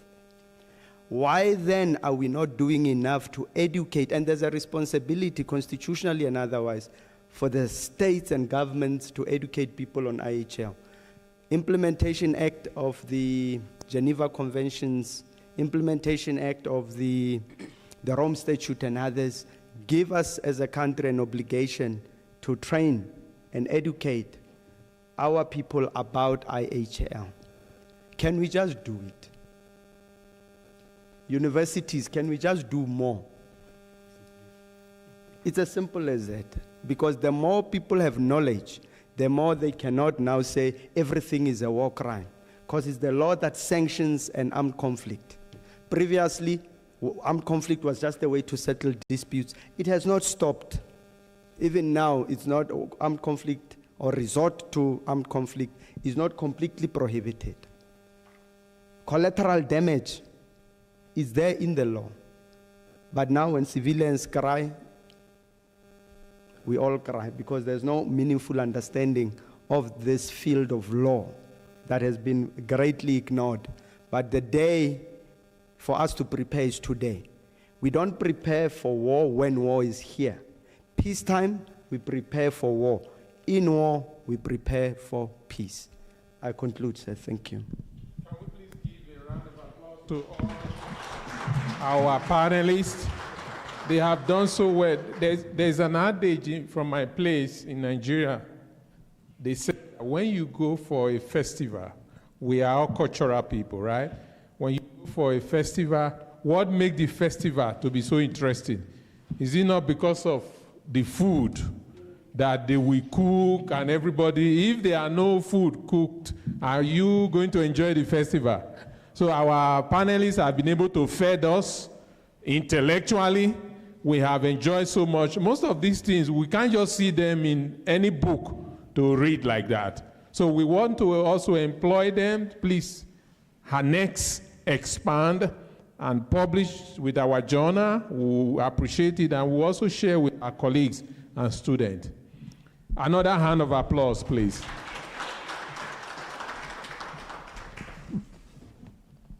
At this hour, we want to please appreciate them.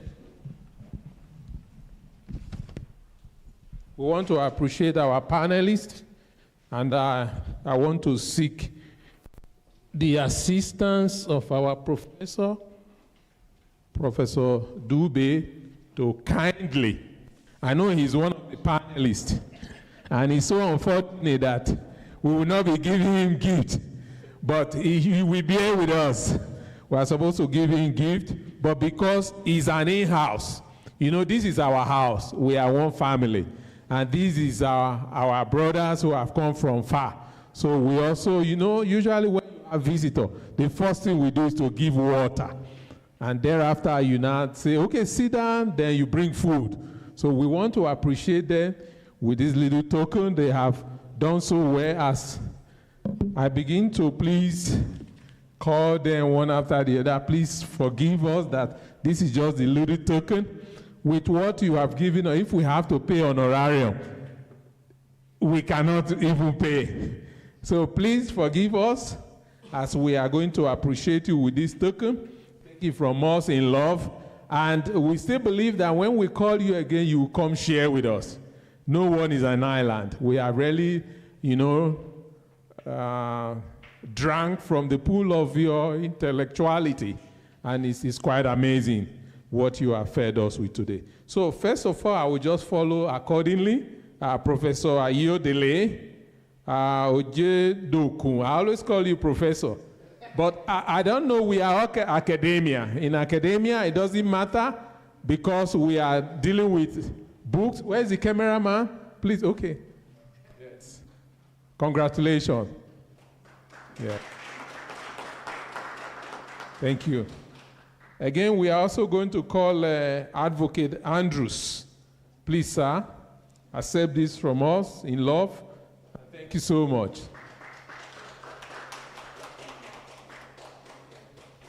Again, we are also going to call Mr. Lunga Dwebo. A pleasure, sir.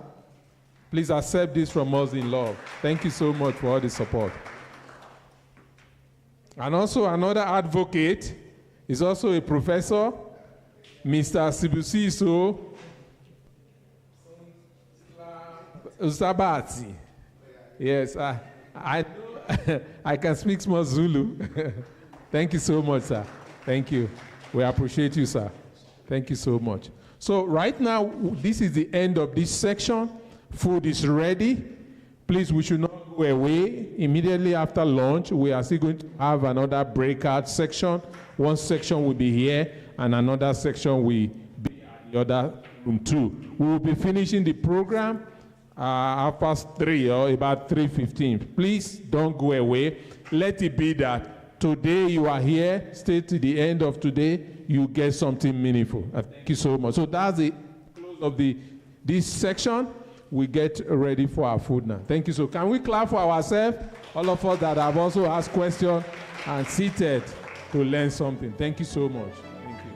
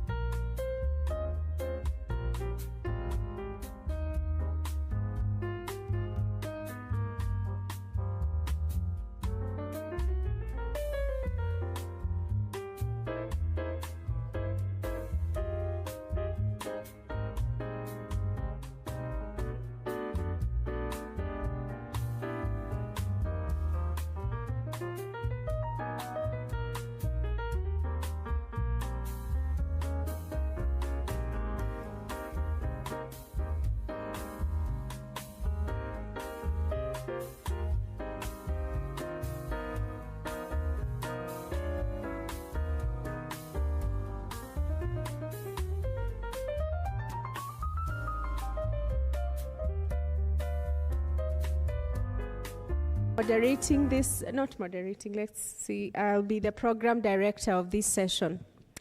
So I believe the speakers will be, I don't know whether they choose to sit, all of them to sit in the front, or they would like to be called from the audience. So I think the best option is to have all of them here. So our first speaker is Sibusiso Natla Basi.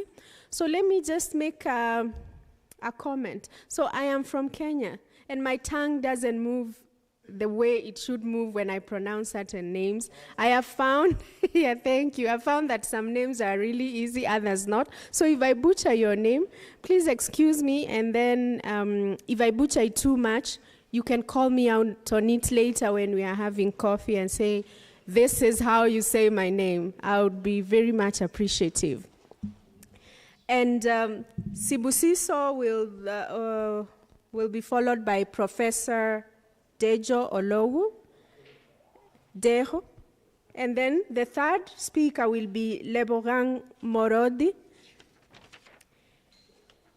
And then the two final speakers will be Adejoke and Professor Dube. So I would kindly ask all the speakers to come here. As they come to the front, let me also say that I'm the timekeeper, really.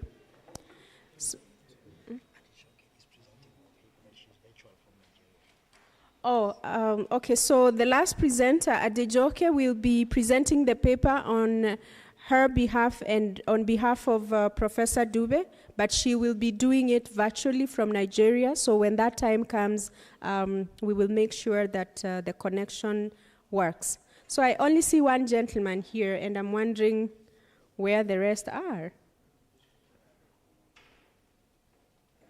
Oh, there is another one. Then, so as I said, I'll be the timekeeper. So do we have Sibusiso? Yes, and Professor Deyo. I don't see Lebogang. Is anyone familiar with Dr. Lebogang, so they can call? No? Okay. In the next one. Okay. We'll get communication about that presentation in a short while. So, so I'll be the timekeeper. So to avoid using very aggressive tactics to make you stay on time, what I will do is, if you see me rising from my seat and making a short movement towards you, then you'll know it's time to wrap up. So I ask that you keep time. So without further ado, ladies and gentlemen, let's have the first presenter for this afternoon, Sibusiso Notlabatsi, who will be presenting on the role of migration in shaping and the pre-colonial relations between Africa, Asia, and Latin America. Let's have a hand for him as he starts. Okay, welcome. Asante sana. Thank you. At least I will not be talking about Swaziland now. You have heard enough about the tiny kingdom.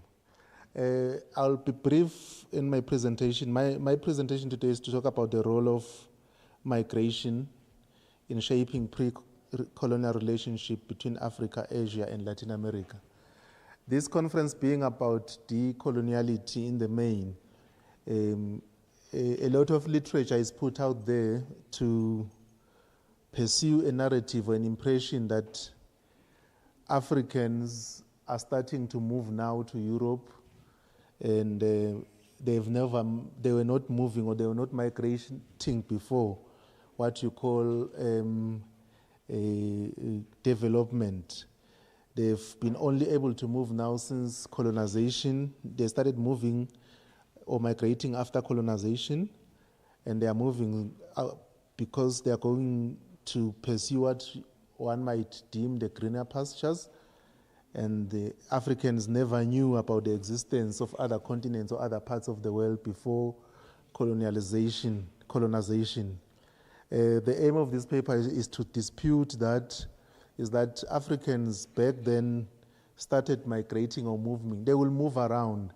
The movement that we will see in Africa, for example, Africans will move within the African continent itself due to a variety of reasons. They will move in primitive communalism time because of wars, as they were fighting and displacing each other. They will move and find themselves migrating to various places and states. Also, diseases was also another factor. If there was an outbreak of a disease that was not common, that was unknown at that time, they will move. They will find themselves in Asia, they will find themselves in India, they will find themselves in Europe. So the fact that when Europeans then came to Africa and they claim that they are discovering the continent, now claiming that Africans are not moving, it's a very wrong literature to portray. There are various African scholars that have written on the subject of migration of Africans. I make reference to Joseph Kizepo, and then I will also have a problem with pronouncing certain names, of Burkina Faso, who is a historian and has written extensively on the history of Africa, including the trans-Saharan slave trade and its impact on African societies. And I think this is very important to know, that we may speak about slave trade when we speak of migration as taking slaves from Africa to Europe or to certain parts of Africa, to certain parts of America, but there was slavery within Africa. And at the center of this, the historian says that traditional local authorities were complicit in slave trade. They were able, so when you see there was an issue with movement of people from one area to another, and the first person of contact people were going to consult was the local traditional authority. And one might then say the local traditional authorities or the chiefs at the time were the ones selling, or they were complicit in slave trade.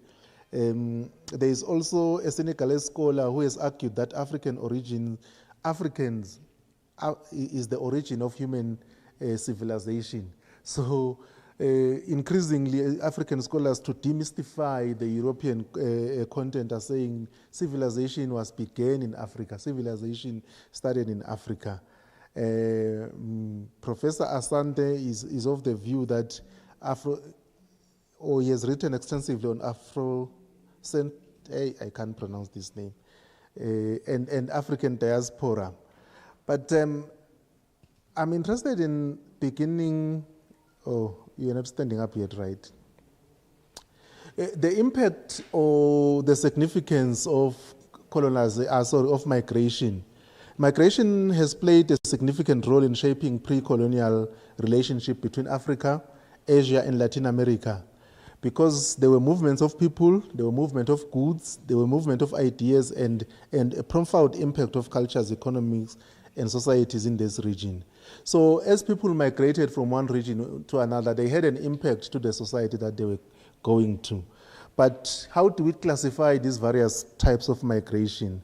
There was this, what we call a transoceanic migration, where people played a crucial role in connecting Africa, Asia, and Latin America through the ocean. The early seafarers from Asia crossed the Indian Ocean to reach Asia, establishing a trading communities, cultural exchanges. Similarly, poly-Asian voyagers navigated the Pacific Ocean, reaching Southern America, establishing settlement, which means one of the important factors of migration has always been trade. So people were able to move around for the purposes of trade. So you can then say that was economic. It means that Africans themselves, amongst other people, were not confined in one space. They needed certain goods and services, and they were able to move around for purposes of trade. They were using the sea. So we can say that migration was done through the sea or through the ocean. There was also migration of Africans to Asia. As I've said, it's not like Africans are obsessed about Europe, that they are moving to Europe. They used to move to Asia, and this was due to a long and complex history. Early African migrants settled in the Arabs, they settled in India, Southeast Asia, contributing to the development of the local culture and economies. The Bantu migration, which began 3,000 years ago, also saw a movement of the Bantu-speaking people from West Africa to Central East and Southern Africa. So this just confirms the point that while there was movement of people outside the continent to Asia, there was also a movement of African from certain parts of Africa to the other parts of Africa. Then there was also an African migration of Africans to Latin America.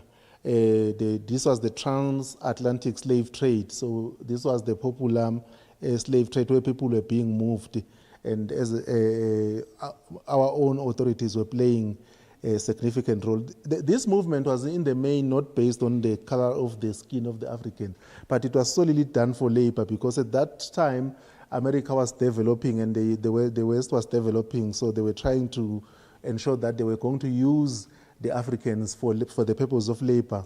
Because back then there was a lot of cultivation going on, cultivation of sugar, tobacco, cash crops, so they were using the Africans to do those things. And of course, Africans are good singers, they have good music, so they were then migrated to the transatlantic for that, amongst other things. And Asians themselves have migrated to Africa. We don't only have a migration by Africans. The other, as I've said, Europeans have migrated. We know they are here. The Asians also, they have also migrated to Africa, and this has had a significant impact in the history of the country. Arab traders and merchant established communities along the East Africa. So if you see, there is a buzzword that is usually used in South Africa, it's called xenophobia. You know, if you see a person having a spaza shop in a community, that is not new. Perhaps it is new in the context that it is now. But there were these people who were moving around, circling shops back then as businesses for the purpose of trade. Some were merchants and all these other things. I conclude by saying migration has played a critical role in shaping our pre-colonial relationships between the three regions, Africa, Asia, and Latin America.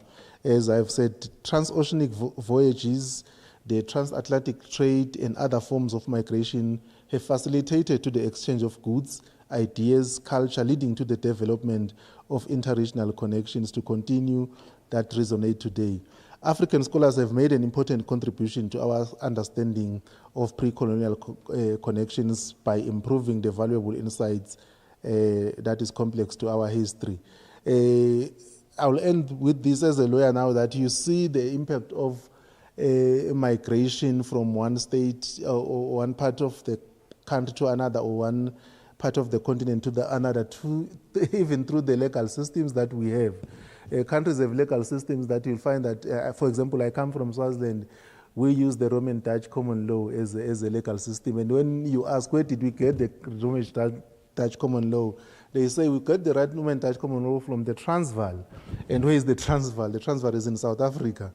Then you ask yourself, how did South Africa or the Transvaal got the Roman Dutch common law? They'll say, no, but remember when someone settled in Cape Town. So they came, the Dutch came through the ocean and settled in Cape Town, and the British came through, and these people were also, they themselves were colonized by various countries. So if you look at the various legal systems, even if you have a dual legal systems, you will find that there is some importations of some legal system from other parts of the continent. That has also been the impact of migration, that it did not also impact on the development of each country. Even the legal system that we use today is as a result, or was given birth to, by this migration. Thank you.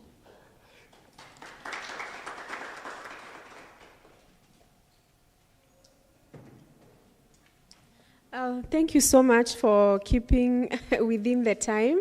That makes, I think the group a very happy group. And for your insightful presentation, which reminds me of a talk from the Nigerian writer, Chimamanda Ngozi Adichie, who warns us of the dangers of a single story. And I think I hear you say that there is no such thing as a single story when it comes to explaining Africans as migrants, or explaining why, when, and who migrates. So with that, we'll have our next presenter, Professor Dejo Olowu, who will present Between Islam and International Law, Quest for Common Ground and the Human Dignity Alternative. Welcome, Professor.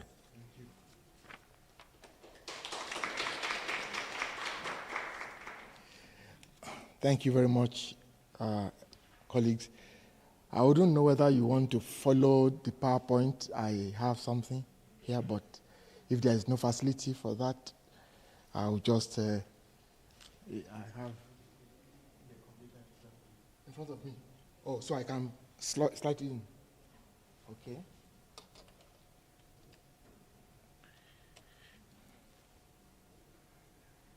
Now. Okay. All right. Instead of seeing my face, you would see. You will see.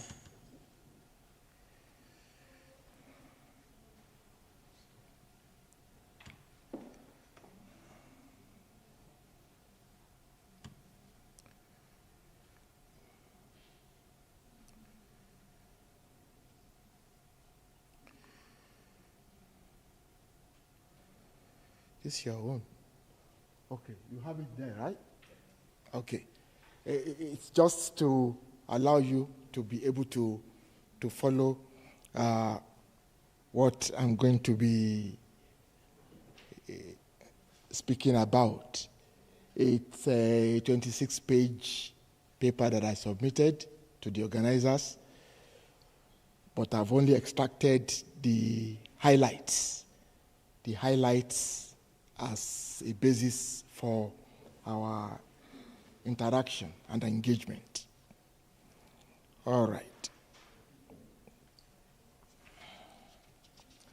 This is the outline of the whole paper. It's in 7 parts. It's in 7 parts.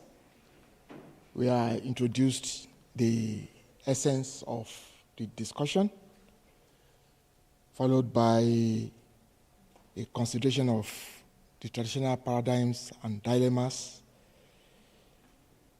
the connotations and characterizations of Islamic law, human dignity and its contents and contours, implications for an integrative approach to international law. I delve into matters arising, highlighting some of the pedagogics involved in reshaping the teaching of international law in our age, and I draw conclusions. What prompted this inquiry? What motivated this? The core business of the UN since 1945, when it was established, has been the maintenance of international peace and security. But we all are aware that peace does not have one universal definition, because we've had experts say peace is not the absence of war. So not having war does not mean you have peace. And on like that. And the situation of the United Nations itself, since 1945, we've seen the UN on several occasions being in paralysis, not able to deal with serious upheavals. There are 2 ongoing conflicts right now. The one between Ukraine and Russia, we did not resolve that before we jumped into Israel and Palestine.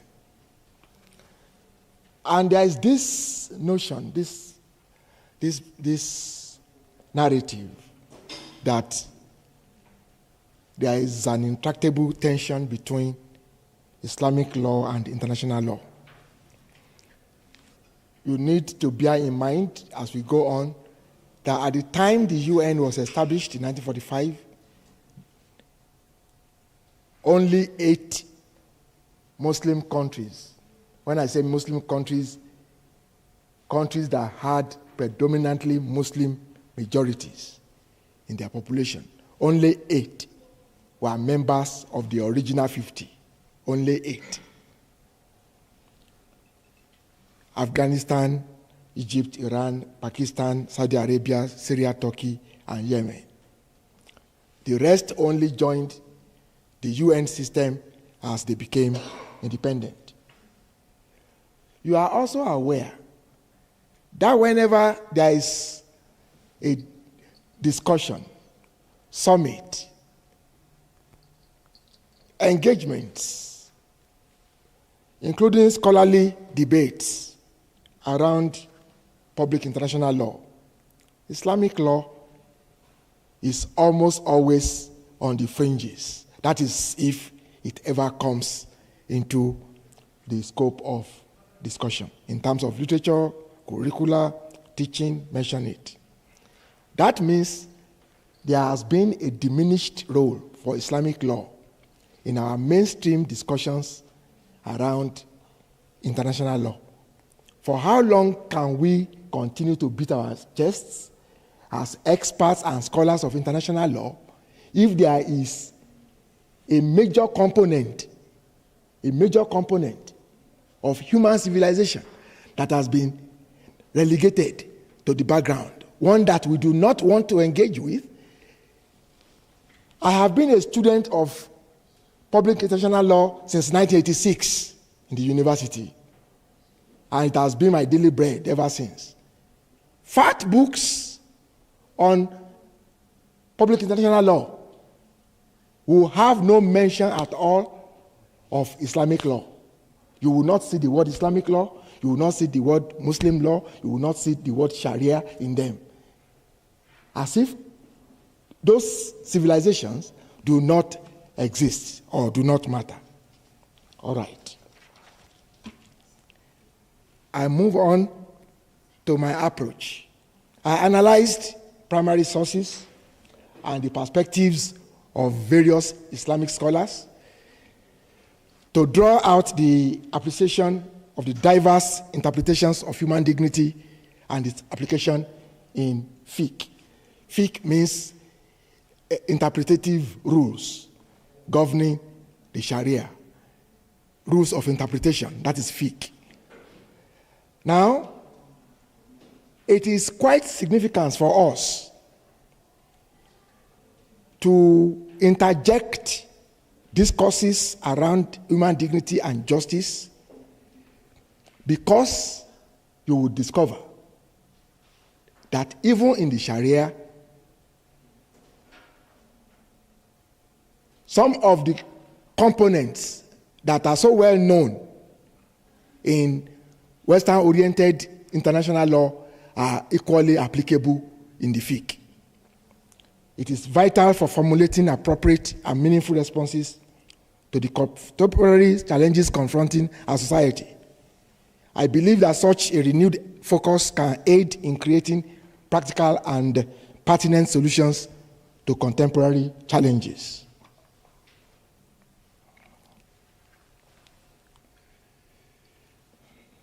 We also bear in mind certain paradigms and dilemmas that have become conventional in the field of international law. There is the polarization and divergence mindset, under which we believe there is a clash of civilization and that the clash is irreconcilable. It's a myth. It's a myth, and it is flawed. It's a flawed premise to begin any conversation of international law. We seem to have the perception that Western secularism is progressive and contemporary, while Islamic traditions are archaic, backward, and inflexible, without even exploring the content. It is built into us as students in the Western-oriented model, and we carry this into our professional lives, and we pass it on to our students. Our students also carry it on generation onto generation. Foundations of law. On one side, jurisprudence taught us that the foundations of law must be found in reason, human reason.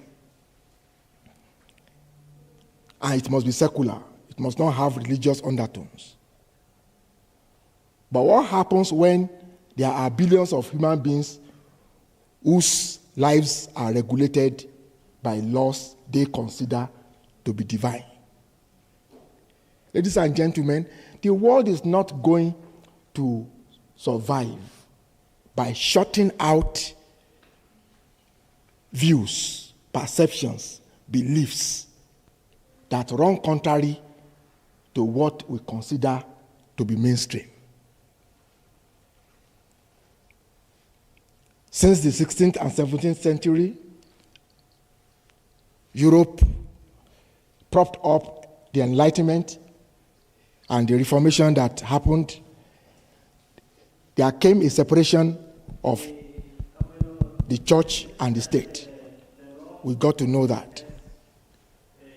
But this principle of separation of the law and religion is at variance, it's at odds with non-Western philosophical traditions, where religion and morality form the core of society. Look at it.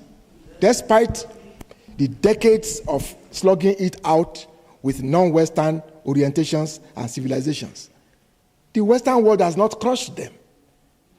You have not crushed them. They continue to rear their head and fingers every turn of the way. Islam is not going anywhere. If it is not going anywhere, why don't we reorientate ourselves to engage with its tenets? There is no harm in understanding what it contains. When I see syllabus, LLB curriculum, study guides and all, and someone drafts a whole year syllabus of public international law without any reference to Islamic law, that is incompetent, that is incomplete. In this age, I'm not speaking here to be popular, I'm not speaking here to get votes. But we are not going to get anywhere. Society is not going to move an inch. We are all stagnant. We are stagnated. We are not moving forward because we do not simply want to engage anything that has to do with Islam, because of the mindset that has shut down that dimension. Chronological emergence. This is another reason why there is polarity. Islam only emerged in 610 AD when Prophet Muhammad was announced as a priest. Those of you who know about the history of Western traditions, that was at a time when the Roman Empire had reached its very zenith.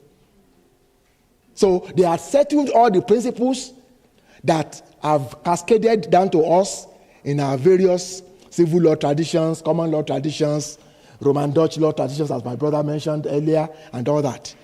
So the Islamic legal system only emerged in 610 AD. Now,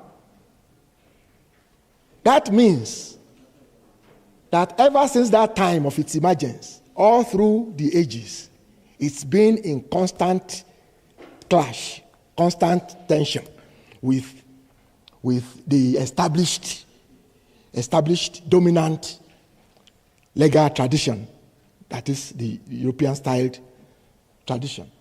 Don't forget, the Islamic world has undergone colonialism, slavery, the Crusades, all through, and yet it has not lost its appeal. Like it or not, that religion continues to spread across the world, even in territories that were never Islamic. Now they are having significant Muslim populations. You certainly understand what I'm talking about. And another factor is that the sources of law and interpretative rules are systematized. The hierarchy of sources under Islamic law, the hierarchy of sources ranks the Quran as supreme. the Quran is supreme. Every other source of law in the Islamic space is either authoritative or ancillary.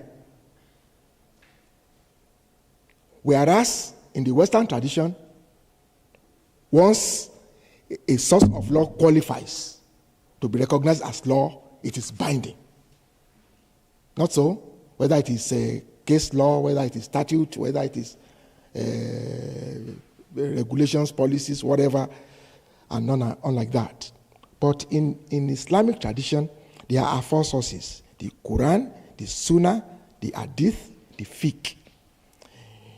And all these are recognized as binding by the Muslim. You are not going to change the Muslim mind from accepting them as binding. Why? Because they are attached to belief systems. So you can't wish it away. You can't explain it to a Muslim that, no, this your source of law is not credible. It's going to ask you, how do you, on what basis do you know what is credible and what is not credible? You know? Now, of course, outside the Quran, all the other sources generate distortions and fabrications.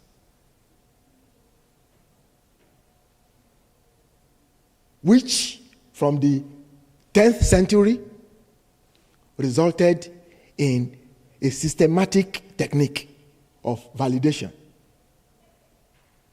You now know that human beings be human beings, particularly when they are not all located in the Arabia Peninsula. They have different approaches and style of interpreting what is considered to be binding. That is why you see all kinds of discordance in what happened here, what happened there. Women must not cover their head here. Women must not drive cars there, and things like that. Connotations and characterizations of Islamic law. Like I mentioned earlier, in the Western civilization, law and religion are separate. Law is law, it must be secular. Religion is separate on one side. But this is not so in the Islamic tradition. There is no comparable level of obedience or adherence to whatever is considered binding in Islamic tradition. You can't find equivalent anywhere else. You can't find equivalent. You see, the way obedience happens is that it violating a rule that is binding on you for the Muslim leads to punishment in this life and in the life to come. You don't have a parallel of that in the Western Anglo-Saxon system. You don't have that. They believe that punishment is not only here, punishment will also follow even in the hereafter. Again, there are immutable routes for validation. The Quran, the Sunnah, the Ijma, the Qiyas. All these are established fundamental sources of laws that bind the Muslim. Whereas the jurisprudence we studied in LLB told us legal positivism. Any law that is going to bind you must be written, must have originated from an appropriate authoritative lawgiver, parliament, military, edict, and what. But here, you have the Quran, which is a text. You have the Sunnah, which were the practices, the deeds of the Prophet that were recorded by his companions.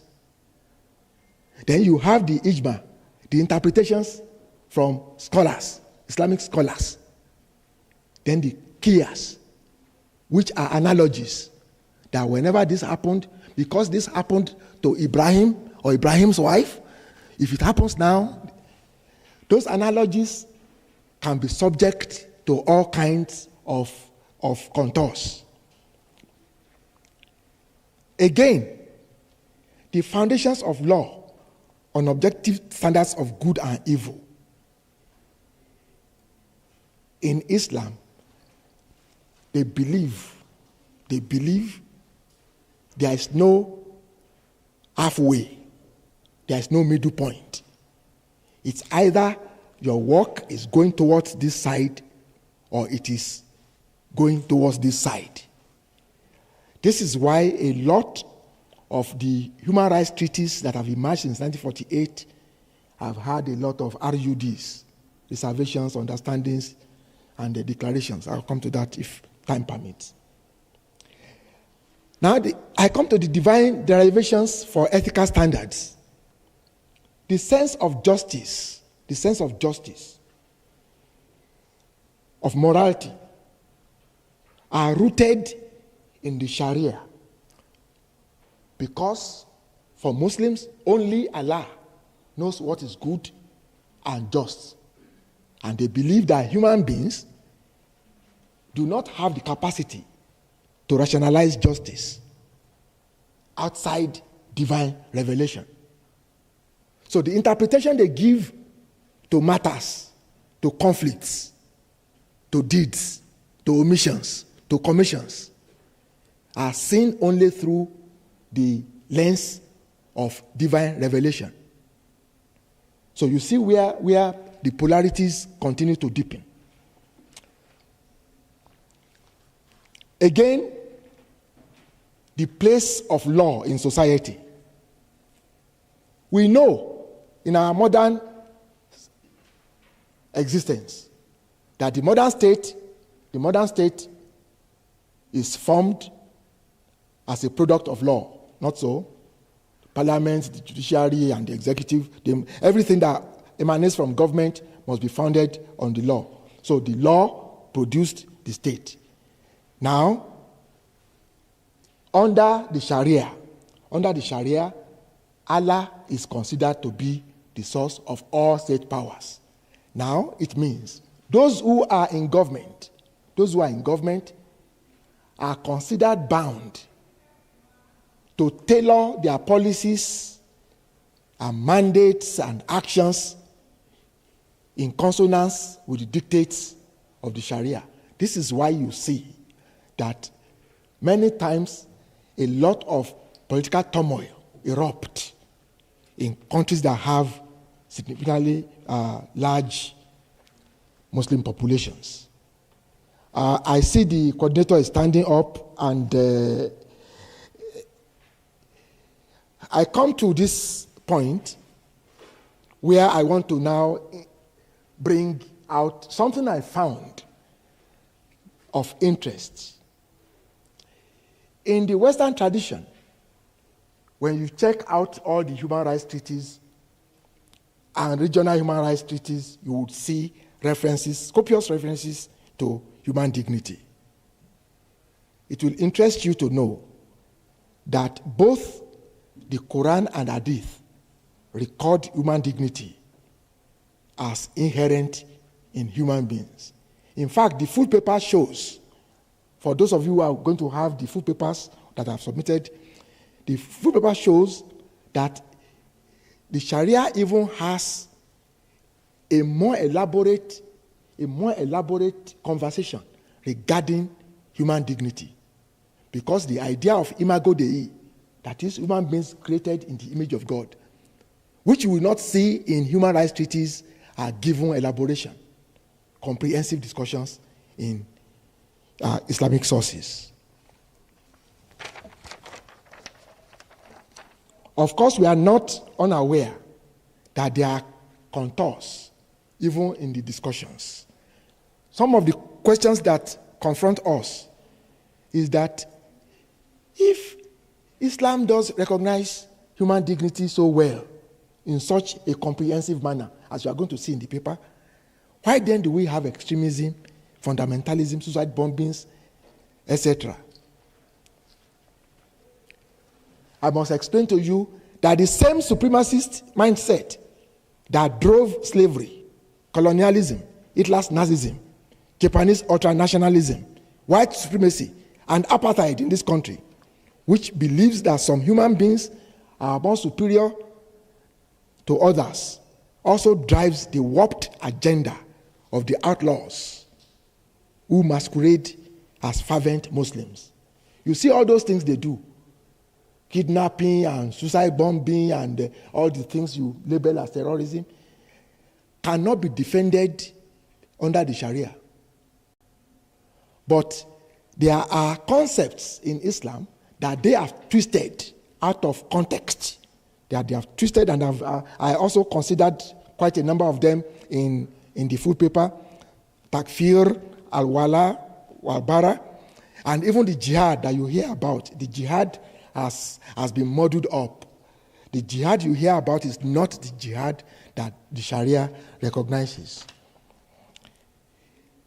And I come to the point where I showed that one point of convergence that we must harp on in building the future of international law is that human dignity is a common ground. There is no civilization that denies human dignity. That is the truth. Second point, human dignity can become a viable pathway to peace. And I explained why. There are unmistakable validations for the recognition of human dignity, both as value and virtue, in both Islamic juristic thought and international law, when you consider the treaties. Human dignity only gets undermined or depreciated through arrogance and societal decadence, e.g., the inferiority of the social standing of women, violation of the dead, abuse of children. It will interest you when you read the full paper that indeed the Sharia recognizes the equality of human beings, so much that even the Cairo Declaration of 1990 says that. The Arab Charter confirms it. So where do you get the idea that women should be, backburner, and it's only the men that must be heard? Somebody twisted it, to serve certain agendas. Implications for an integrative approach to international law. So having said all this, where do we go from here? I raised some critical questions which you can see on the board. We do not have the time to do that. I'm keeping the coordinator standing. And I follow up with further questions. And I'm hoping that when it is time for engagement, we will get into these things. This is very fascinating, as you are going to discover. And I want to let you know that even what we consider to be universalist approach is even having its own relativist component. Why is it that countries that are not Islamic, why is it that they enter reservations, understandings, and declarations to human rights treaties? Why? Western-oriented states that enter, some of them even violate contents of the human rights treaties that are binding on them. They are not Islamic countries. That just tells you that the same way you have challenges on this side of the world, you have challenges on every other side of the world. It is all about the political interest of the states. And I made an effort in the paper to deconstruct the binary lens through which we see Islamic law and international law. Collaboration, cooperation, communication will be very important in us driving the agenda for the future. How do we get to that point? It's going to be about the teaching of international law in this age. We need to change our orientation. We must change the pattern of teaching international law. Simply because Dugard has a book that has entered 5th edition or 6th edition, the contents of Dugard's book must be the final word on international law in South Africa. It cannot be so, because Malcolm Shaw has been publishing, Crawford has been writing about international law since 1990. Therefore, everything in his book, it cannot be so. We must begin to interject the conversations around international law. we must begin to interject them through the lens of what Islamic law has got to offer in terms of module content and resources, teaching and learning techniques, methods of assessment. That is the reason I came here. That's the reason I came here. All right? If we change our orientation, the future that I envision is that we will have brand new fangled curriculum development, experiential learning, classroom management, blah, blah, blah, and so on. We don't have the time. What I have done in my effort is that for once, I know this is not a commonplace effort for a Christian to bring up the argument that Islamic law must be factored in discourses of international law. For those of you who are curious, I'm the son of an Anglican priest, all right? And myself, I am a Pentecostal. So, but in terms of my engagement with this field, I know that the world is not balanced because we have kept ourselves on imbalance. The world cannot have peace for as long as we continue to ignore what needs to be engaged. So the gospel I've come here to preach is that rather than shutting out everything about Islam and the derivative legal system it produced, we should engage in its content for us to be better informed. Thank you very much. I want to remove it from. Yes. Thank you very much, Professor Deyo. Your presentation is very interesting, and I am sure it will invoke a lot of questions, just like the presentation we had before yours. And it reminds us, I think, or at least reminds me, that the story of international law is one in which these hegemonic narratives have been used to marginalize so many perspectives. And I remember taking a seminar class during my PhD studies on, we were supposed to study theories on dignity. And we kept getting papers upon papers upon papers, and it went on. And the most popular literature came from Immanuel Kant.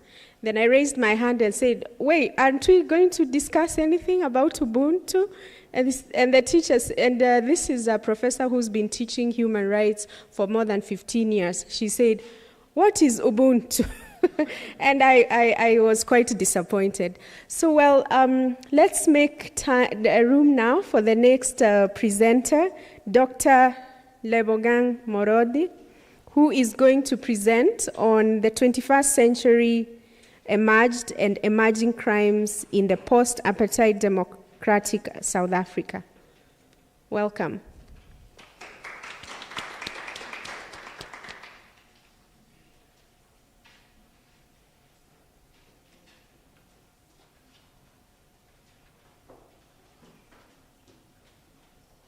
How many minutes are you allocating?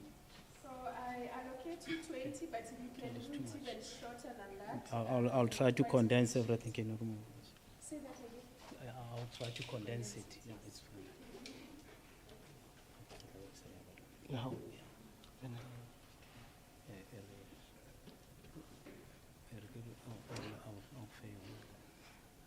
It's okay, it's fine.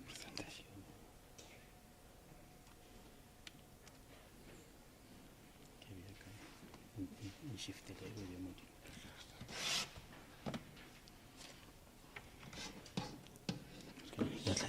Flight demon, it's one.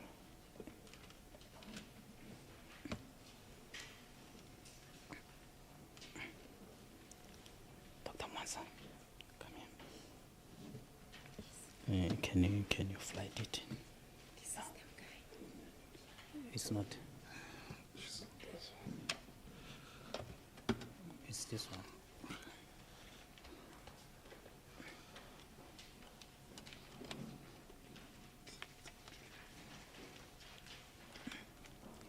Future professors, we apologize. We'll be with you right now. Should I take this one? No, that one is my weapon. I think this, that will grab you something. Yeah, it's fine. I can.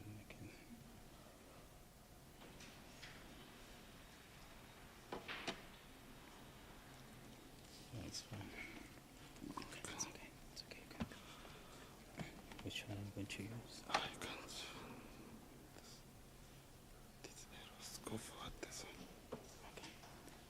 Good afternoon, ladies and gentlemen. Or maybe it's not afternoon, it's still morning. Good morning, good people. Yeah, because in certain times when we are in that space of thinking anti-clockwise, that special medication of drowsiness always creeps with us.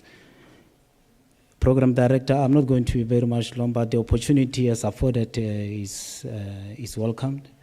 And as you rightly pointed out, relating to my deliberations on that, I can also speak from the heart.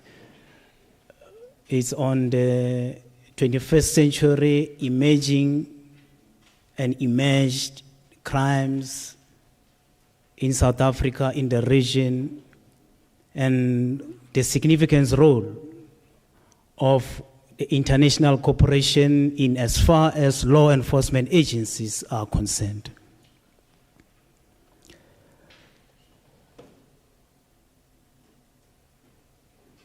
South Africa, upon the ushering of the democratic dispensation, there was significant risk that even today we are still suffering from, and some we are still going to suffer from. Program Director, allow me to outline briefly in terms of what my presentation will look like. I'm not going to problematize the issue. Already it's a problem on its own. What are the emerging or emerged crimes in South Africa? South Africa as an emerging democracy and risk exposed by the post-apartheid crimes. The South African law enforcement agencies in dealing with these phenomena. The challenges the law enforcement agencies are facing. There are selected cases which we can make reference to the Guptas, the Bushiri, and currently we have what we call the intercepted more than 40 children from Zimbabwe in the border gates of Zimbabwe and South Africa. Then you also had the recently media publicized type of a case that involved what you call the escapee Thabo Bester and his girlfriend or wife too. Then we also look in terms of the significance of the regional and international corporations in as far as these crimes are concerned. This is informed by my recent trips overseas in Dubai, Asia, and as well as in that area called Taiwan.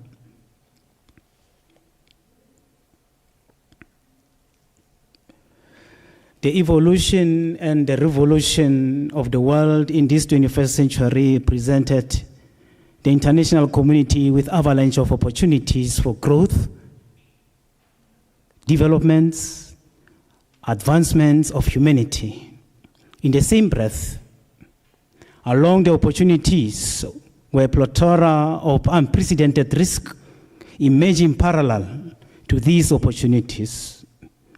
As a result, the latter being outweighing with the criminality outpacing the law enforcement efforts in settings of intelligence policing.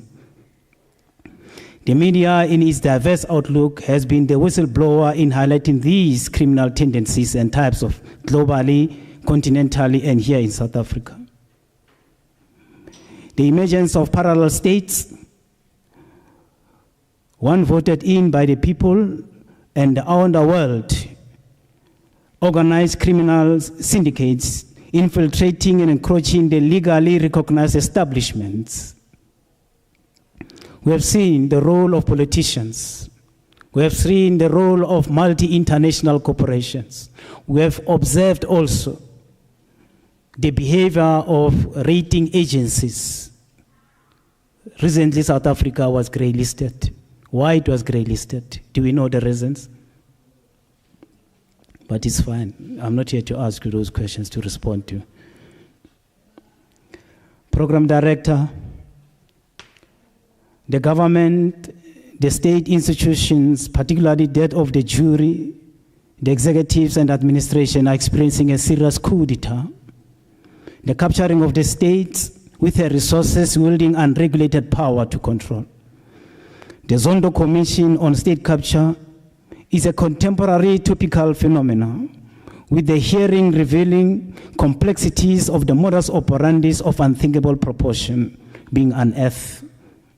In the case of South Africa, a 30-year-old democracy, crimes emerge being that of corruption, bribery, tax evasion, arms deal, arms smuggling, construction mafianism, political killings, police killings, cyber crime, cyber security, government buildings that are being hijacked, mining being hijacked. We are more familiar with the terminologies now of the people referred to as zamazamas.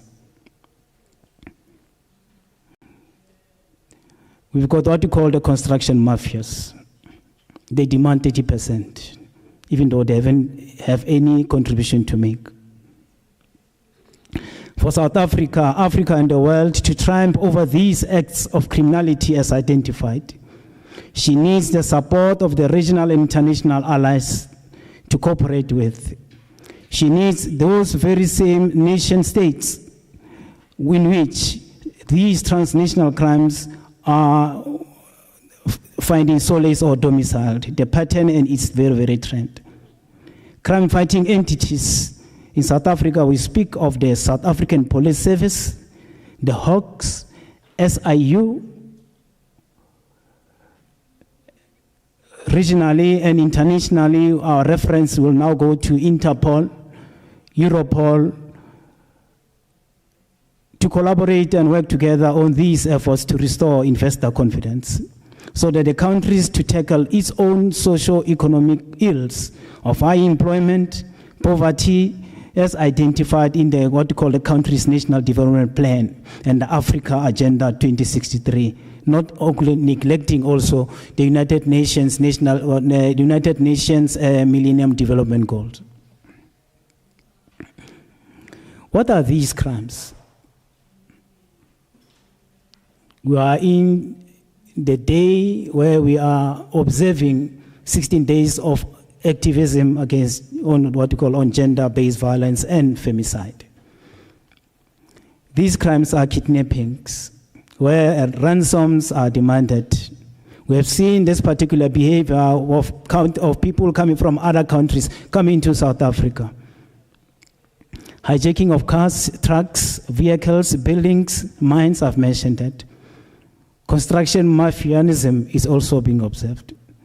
We've got the case also on the issue of the Rosemary Ndlovu case of that insurance killing. The taxi killing, police murders, and what is more painful today, I can cite, is that of infrastructure sabotage, cable theft, vandalism. While South Africans are experiencing a problem of load shedding, there's also an element of sabotage. Corruption, whistleblowers, assassinations. We've got cases of that. Cybercrime, cryptocurrency, and internet or web-related crimes. Election crimes we don't often speak of, where they are also being accompanied by what you call by violence in the form of what you call political violence. Arms smuggling, we have seen that in Mozambique. One of the presenters in the early session mentioned about that in Mozambique, but it's not only in Mozambique. Chad also has a problem. Car has a problem. Somalia has a problem also.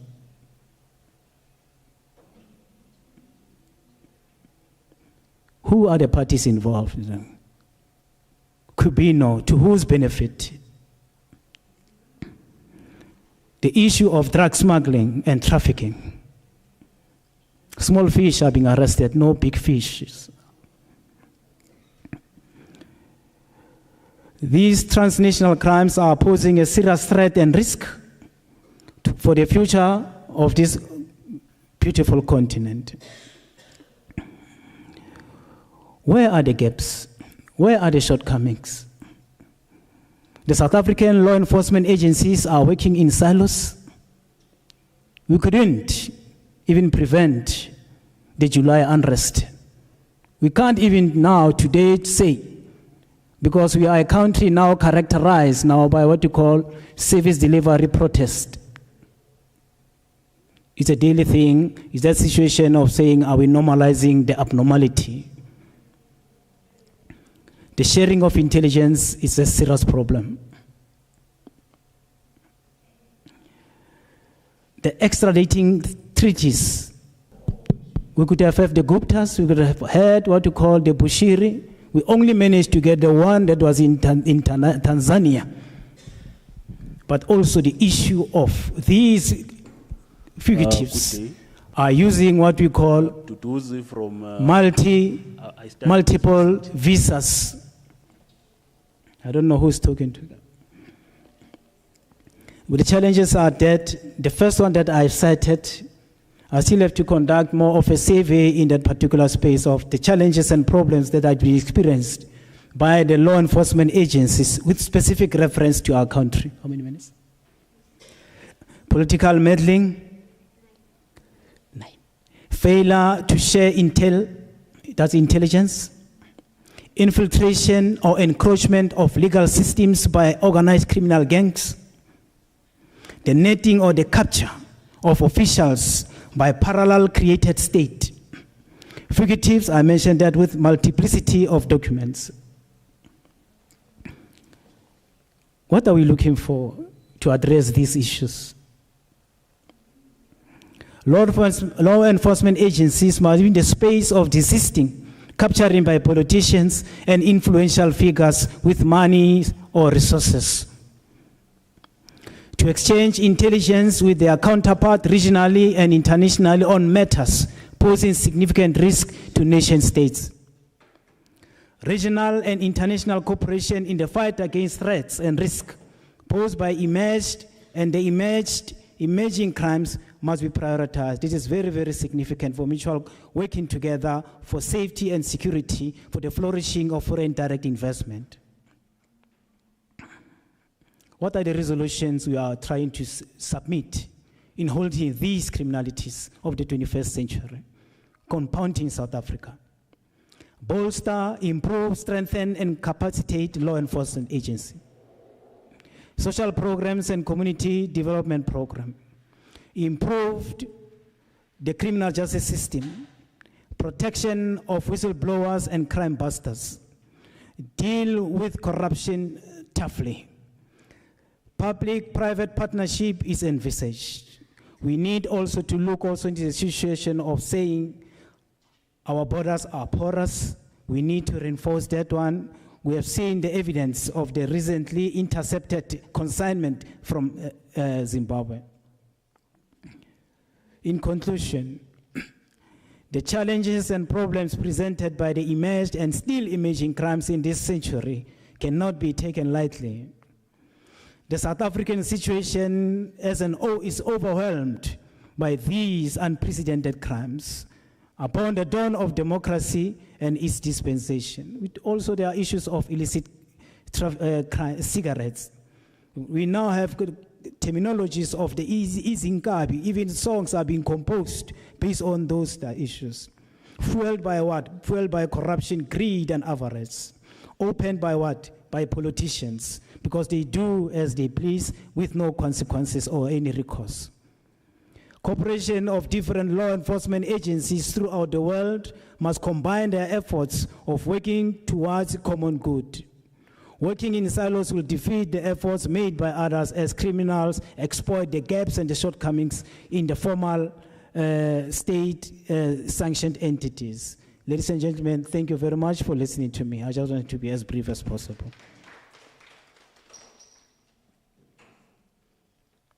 That was a rather weak clap.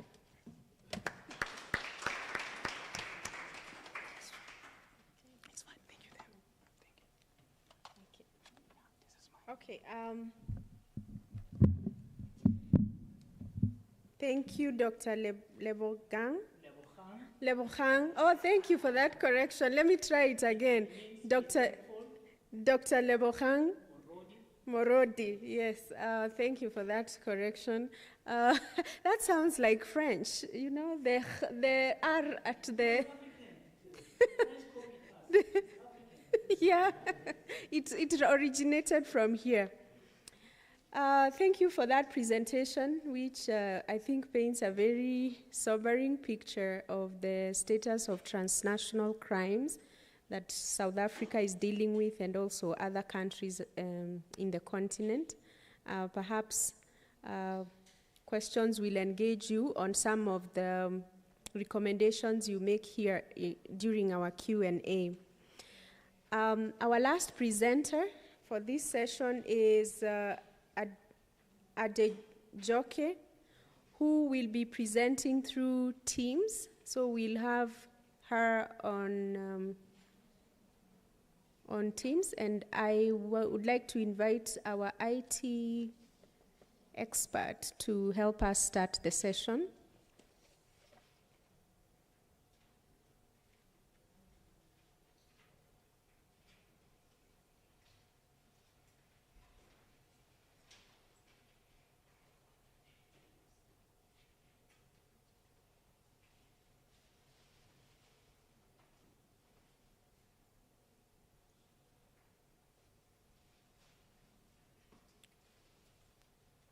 Yes. Just a second while we're still trying to. How many minutes do you think? Just maybe 3 or 4. Okay. So we need about 3 to 4 minutes before we can start this online session. And in this 3 to 4 minutes, I can open to someone from the audience who has a burning comment, not a question, a comment or an observation that they feel could be said at this point. Anyone? I don't want to hog all the space in between, so that's why I'm inviting. I don't know if you're loud enough. If I take this thing out. Yes? No, okay.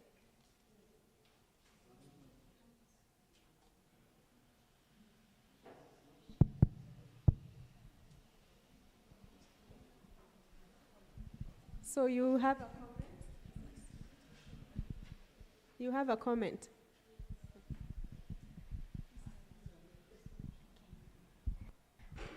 Hello. Yeah. Good afternoon, everyone. My name is Kaisi Leontaining. I'm from Badeba. My comment is based on what Dr. Lebogang said, based on the 21st century crimes, whatever that is. And then my comment is, like, if you guys didn't straighten the law years ago, we shouldn't have been dealing with the same issue every year, every time, every term. I think if we should straighten the law and be strict enough to humans and limit the rights, because if we all have like good rights, like right of freedom, like I can throw this down and no one can say anything because it's my freedom, I want to do that because I have rights, that is also killing our society, that's also killing our environment. So what I'm saying is, why shouldn't limit the rights, and why shouldn't we straight up the law right now? Because crime, it's raising up. So sorry, man. So what should we do? It's just limit that by reducing rights and also shooting up the law so that crime it's gonna go less, the rate of it, so that it will decrease. Thank you. Thank you very much for the articulate comment. I actually think you raise a good point of, the idea of limiting rights instead of, so that law enforcement personnel have a wider operating space. And I think that Dr. Lebogang may have a lot more to say than just commenting briefly in response. So what we'll do is, could we just put this comment in the freezer for now, and then perhaps in the Q&A we can open with in your turn we can open with your thoughts on what she has said.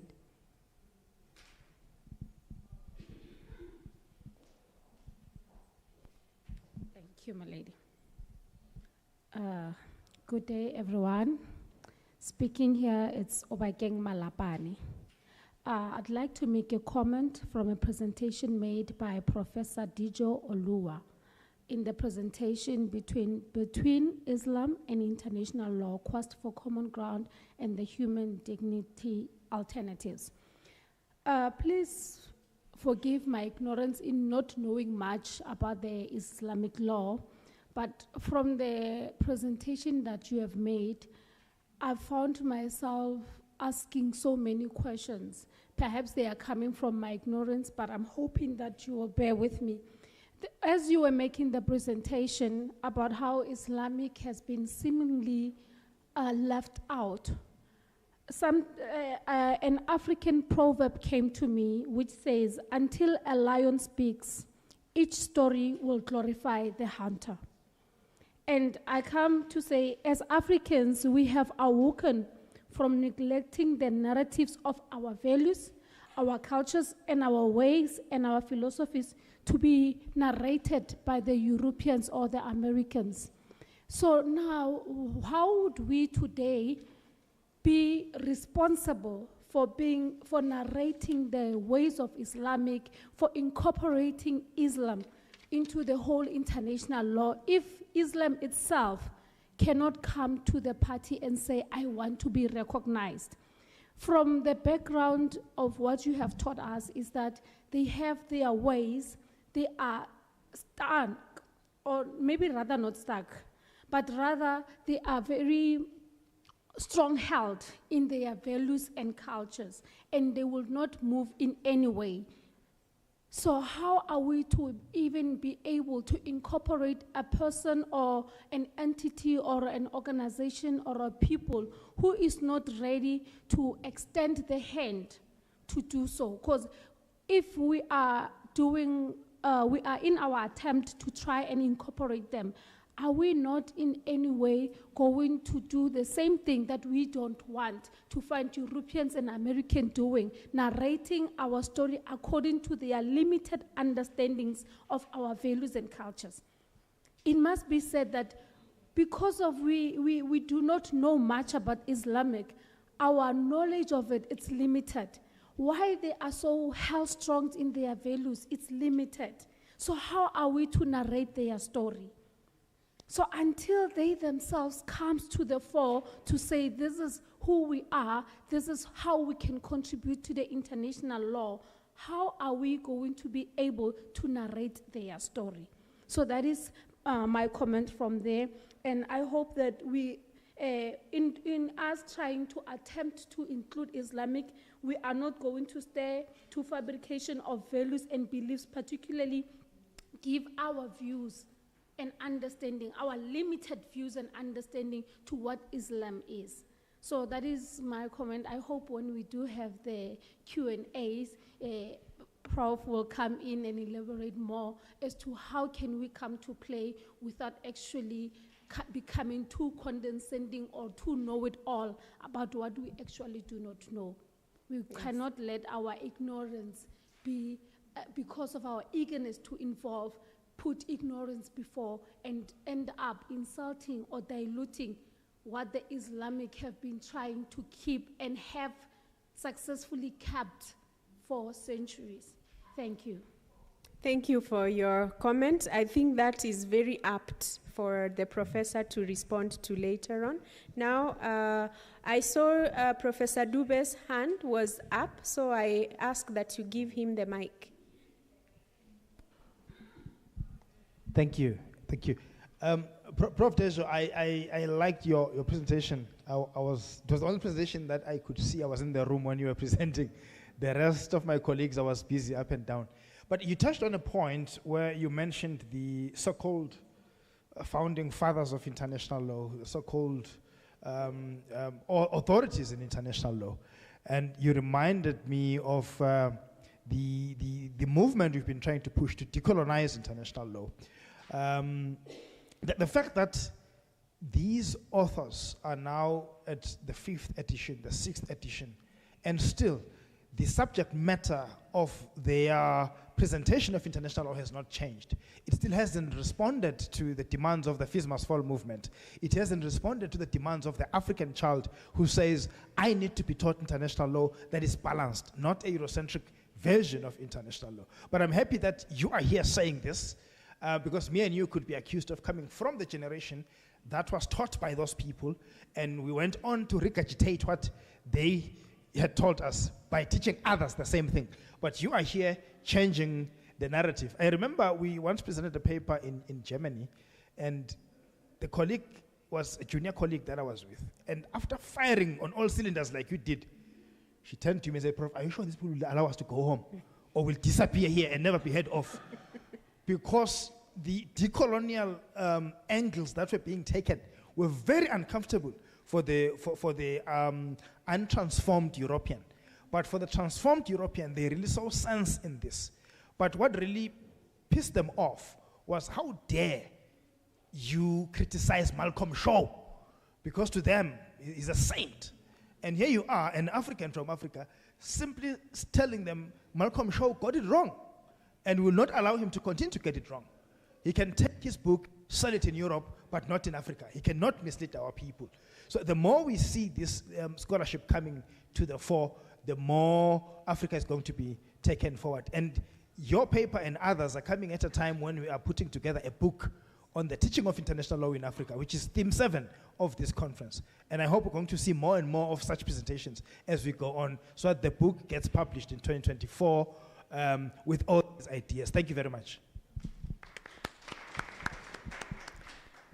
So we are still waiting for our IT experts to connect us with the last presenter. And I would like, if someone else has a comment, you can frame it as a question. I'm in. Oh, here we are. So, yes. Can somebody hear me, please? Yes, we can hear you, though not quite well. Thank you very much. Okay. Let me increase the volume of my system. Please, can you hear me? Am I very audible now? Yes. Okay, thank you very much. And I'm sorry, I encountered some glitches. Okay, so please, will I be able to share my screen? Yes, you can go ahead. Slides. Okay, it's telling me only meeting organizers and presenters can. Okay, you are a presenter. Thank you very much.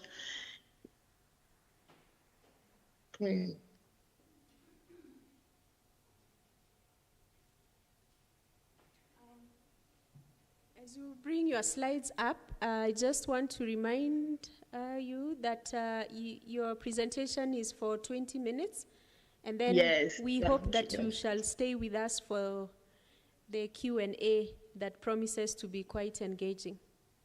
Absolutely. Okay. Thank you very much. Please, hope you can see my slides now. Okay, so good afternoon, everyone. Please permit me to stand or adopt the established protocols. I extend my greetings to my supervisor, Professor Angelo Dube. It's good to see you, sir.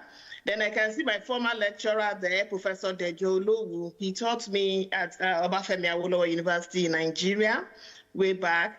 Good afternoon, sir. It's good to see you.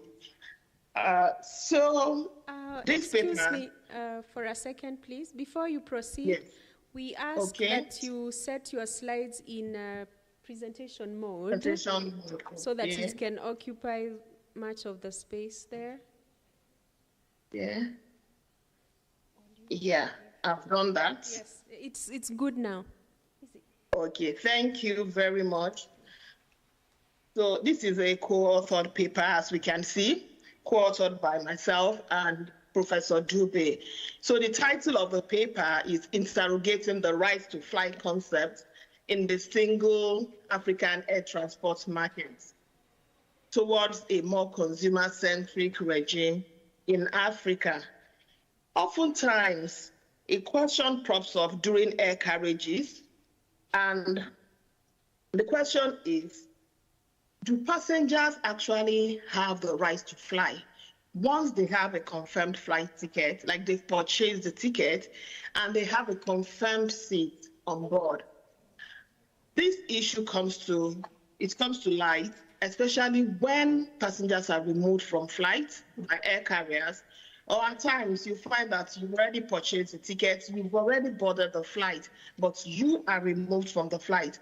Of course, we know that there are some rules and regulations, governing air carriages, whereby, okay, every passenger must abide by before maybe you are let on board, before you are allowed to fly. In situations, we find that in some situations, the passengers have complied with all this, yet the air carriers do have powers to do all this. So if you examine the powers of the air carriers, they are actually empowered by law to remove some passengers from the flight or disallow some passengers from boarding the flight. And it's usually for safety and security reasons. Of course, we've had situations of terrorism, aircraft hijacking, and we've also had less severe cases. For instance, disobedience to members of the air crew and all that, But what we've observed in this paper is that there can be abuse of power. And indeed, there have been situations, there are cases, decided cases in other jurisdictions, maybe not in Africa, and even in Africa as well. And there are instances reported, media reported cases whereby you would know that, okay, this is an abuse of power. And of course, this will give rise to consumer protection, issues. And what the right to fly does is that it advances consumer protection. So this paper is based on the premise of the fact that consumer protection is central to air transportation. You will agree that air transport passengers are important and integral aspect of air transportation. If you are talking about safety, you are talking about security, we are talking about the security of the passengers, even as well as the aircraft. So what this paper does, the paper examines the rights to fly within the consumer protection framework of the single African air transport market. If we are going to examine it in Africa, there is no need examining it from the point of view of different countries in Africa, because we now have a unified air transport market. Even though it is still coming up, it is being operationalized, but at least there are efforts being made as regards that. Now, what is the meaning of right to fly? Because if we are talking about right to fly in aviation law, it could mean a lot of things. For instance, it could mean the privileges given to a country, given by a country to another country, maybe to fly over their airspace, to fly into their airspace, to drop passengers and all that. But in our paper, the right to fly concept is, we are coming from the angle by defining it as the right of a passenger to be transported once they have they've purchased an air ticket and they have a confirmed seat on board. Now, there are several implications of the right to fly concept. That means if that right actually exists, it means that those laws that I talked about, the laws that empower air carriers to do certain things, to remove passengers from flight, or maybe to disallow passengers from boarding, despite the fact that they've purchased a ticket. Those rights will be construed, those powers, will be construed strictly. They'll be strictly interpreted so as not to be in breach of this right. That is, if this right truly exists. And also, there will be proper verification and assessment of passengers' behavior. There must be before an air carrier can go ahead to exercise those powers.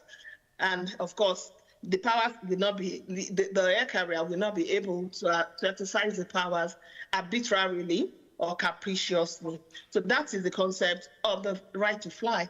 Now, we know, okay, if you say right to fly, we all know that there is no, I have not seen a document whereby it is stated that, okay, the passenger, you have the right to fly.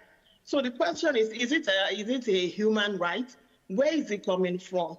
We are looking at it from two different angles. We are looking at it from the human rights angle and contractual obligation angle.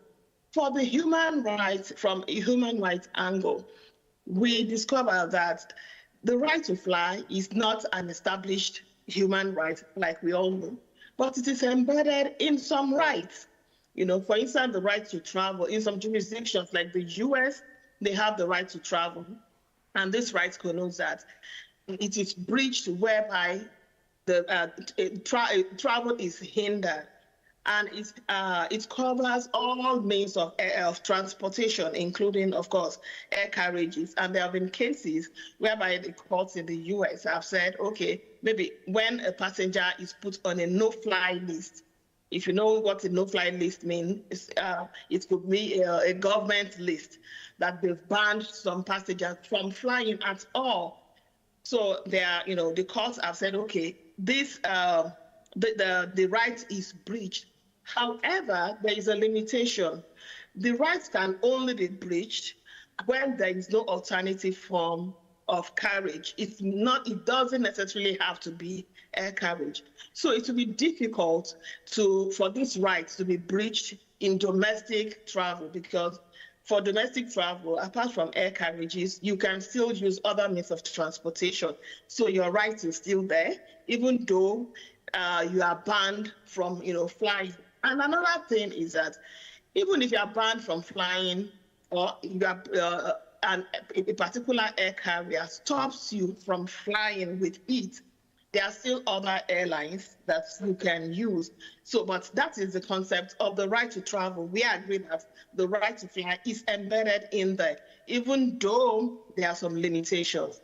Then, of course, freedom from discrimination. This right to freedom from discrimination is often raised where passengers are not allowed to fly. We've seen situations where the passengers would claim that they are being profiled, maybe on the from the religious point of view or cultural background points of view, that they are being profiled, that they are being discriminated against.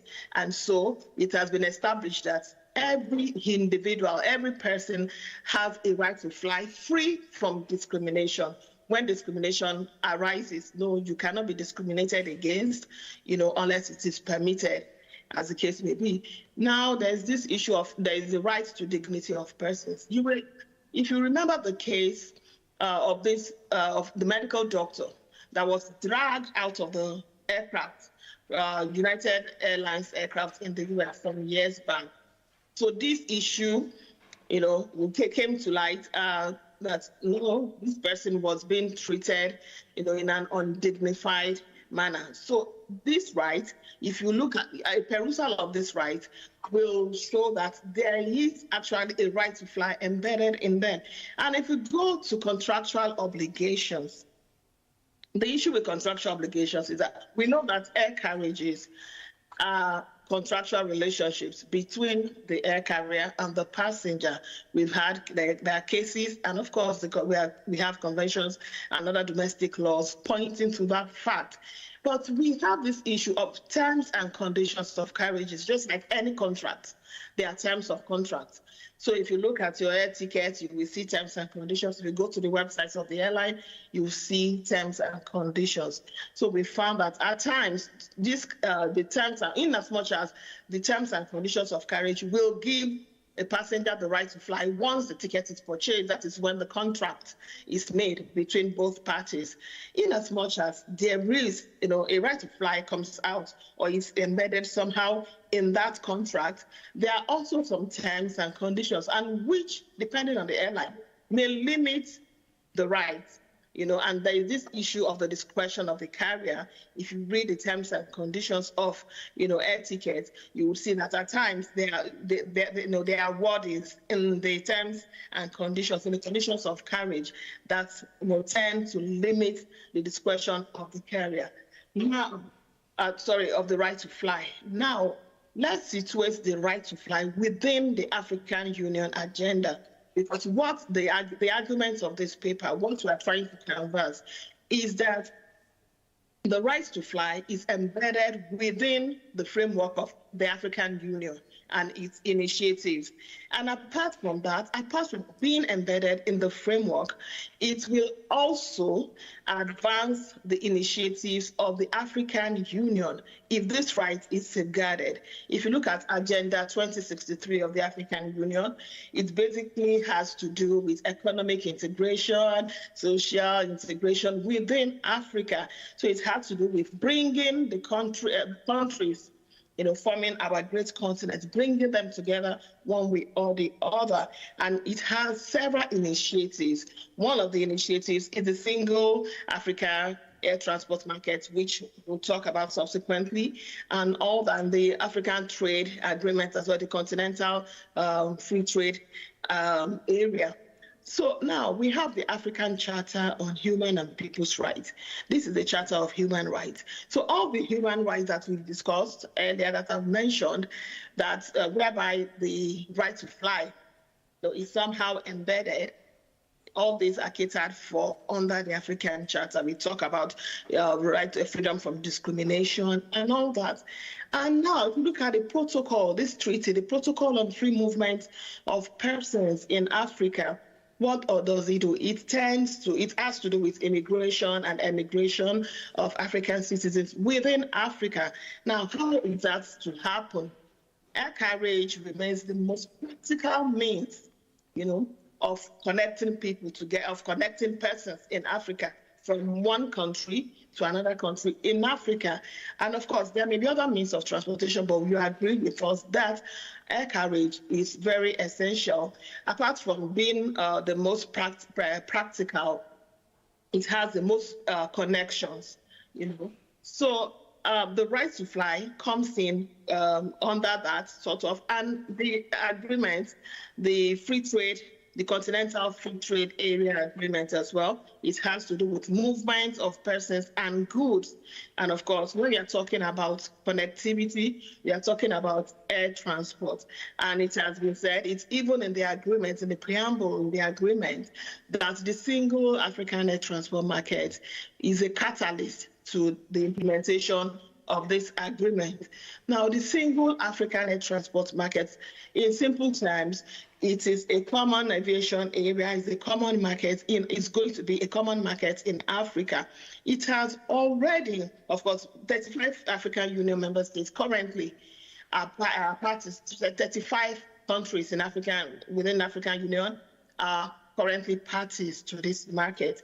Even though the market is not yet it's currently being operationalized, but of course, we have high hopes concerning its operationalization because it's going to facilitate trade within Africa. It's going to facilitate tourism, amongst other benefits.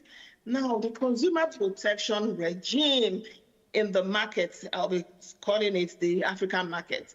The consumer protection regime in the market, in the African market, ensures the protection of interest of the passengers. It makes provisions for a prohibition of unfair and deceptive practices. And we know what is called boarding denial.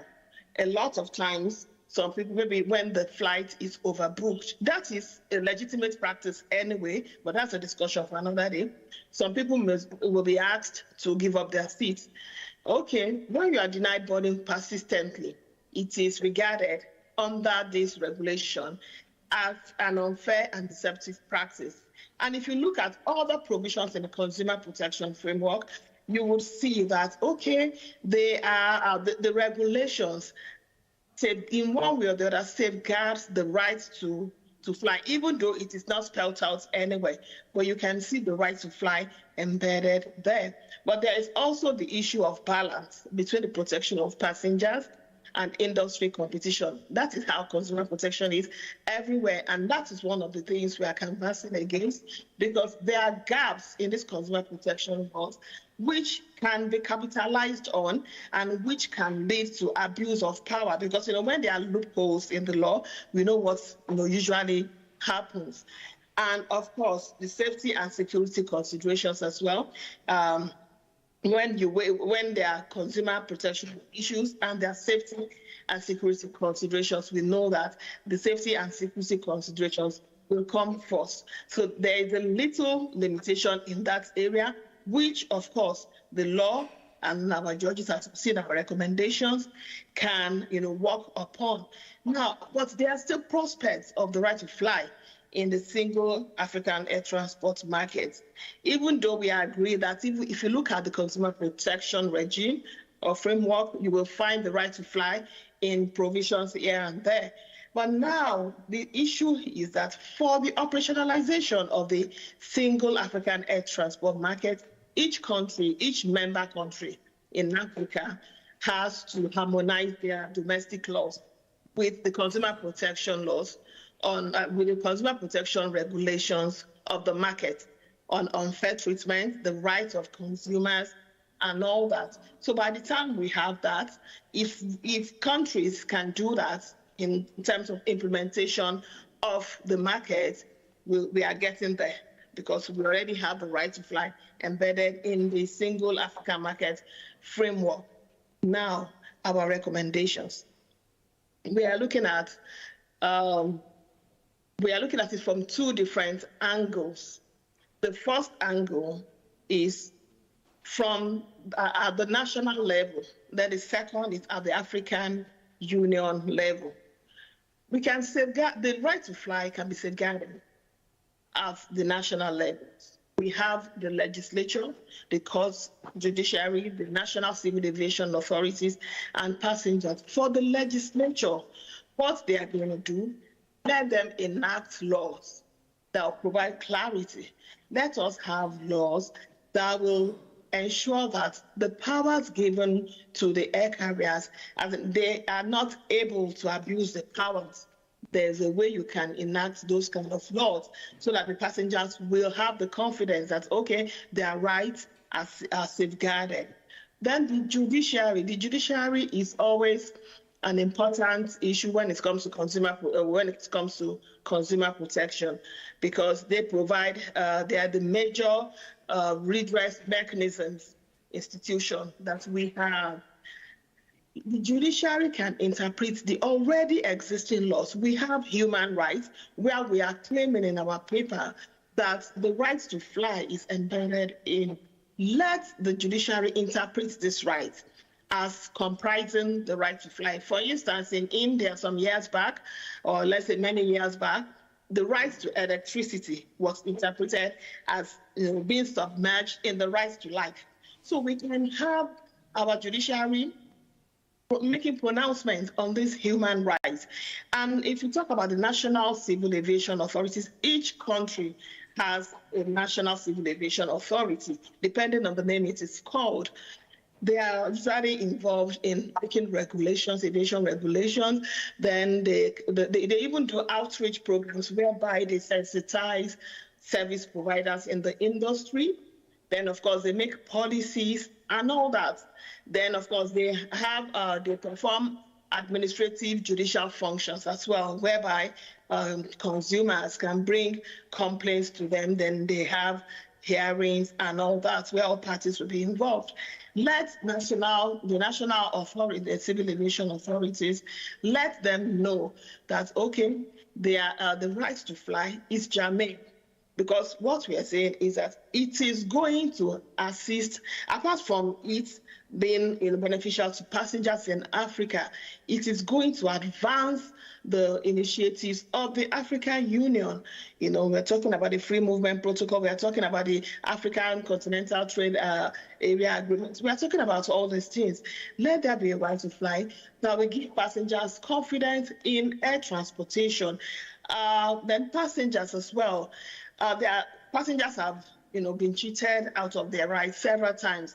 In Nigeria, of course, where I come from, it happens almost all the time, and you have passengers complaining. They will go on social media, they will just go and rant. They will complain, they will do this, they will cry, and it ends there. Passengers can form pressure groups. There is a way the public can pursue their rights. Let passengers also take proactive efforts at establishing and safeguarding the rights to fly. Now, at the African Union level, the AFCAC, that is the African Civil Aviation Commission, is the executing agency for the single African air transport market. So as an executing agency, it is responsible for ensuring that the regulations are complied with and all that. Let AFCAG,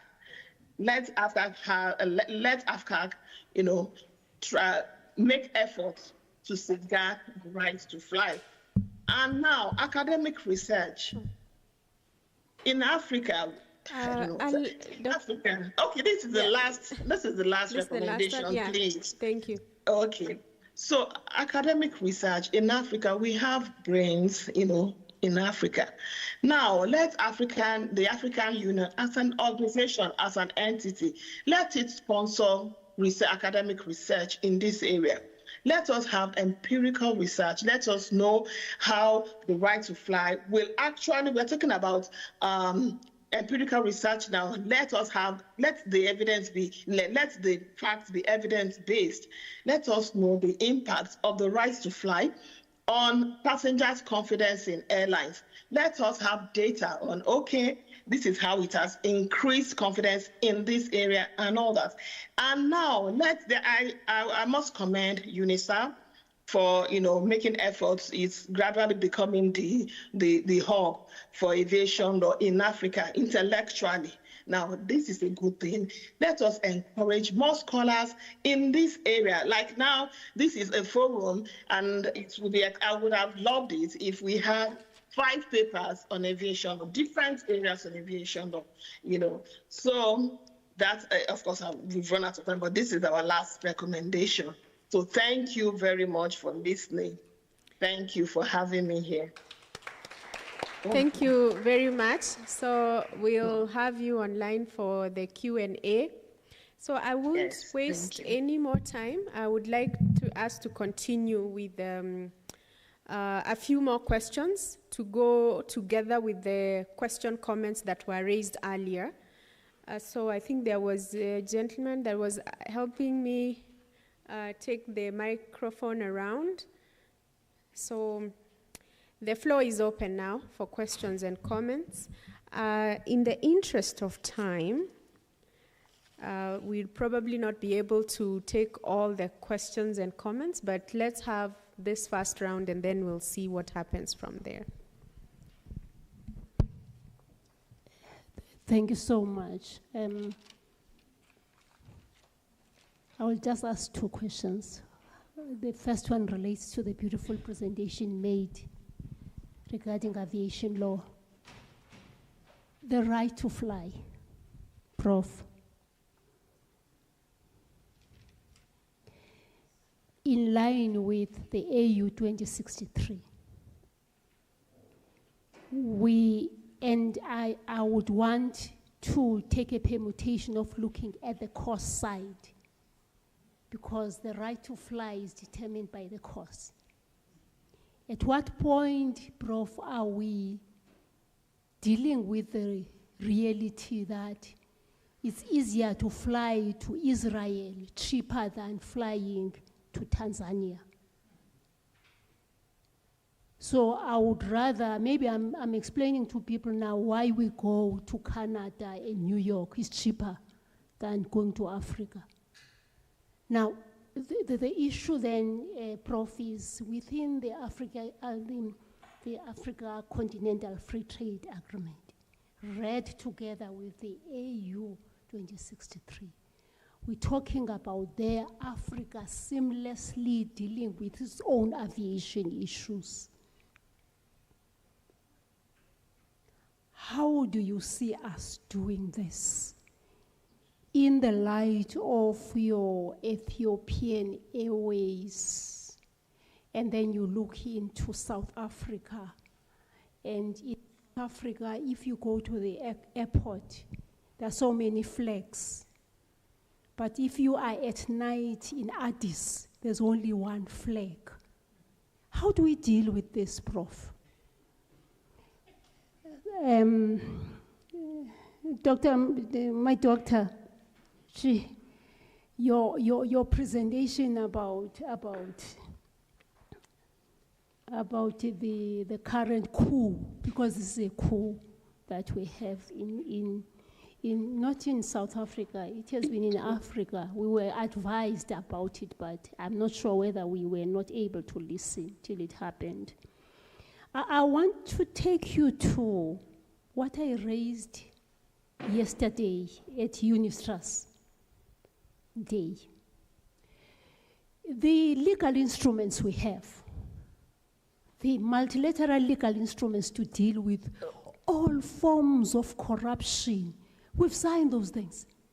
At some point, I was in the cabinet committee that was actually taking all of them and analyzing them, and the question we're asking was, what is the value addition? We have them, they've been ratified, they are just sitting there. What then? And then we're looking at what is the value addition to the citizen.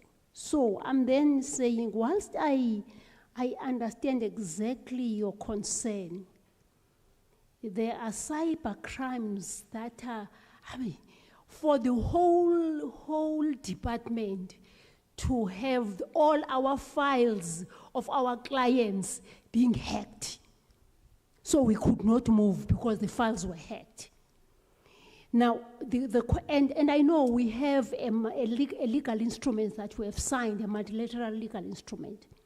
The question for me is, all is good on paper.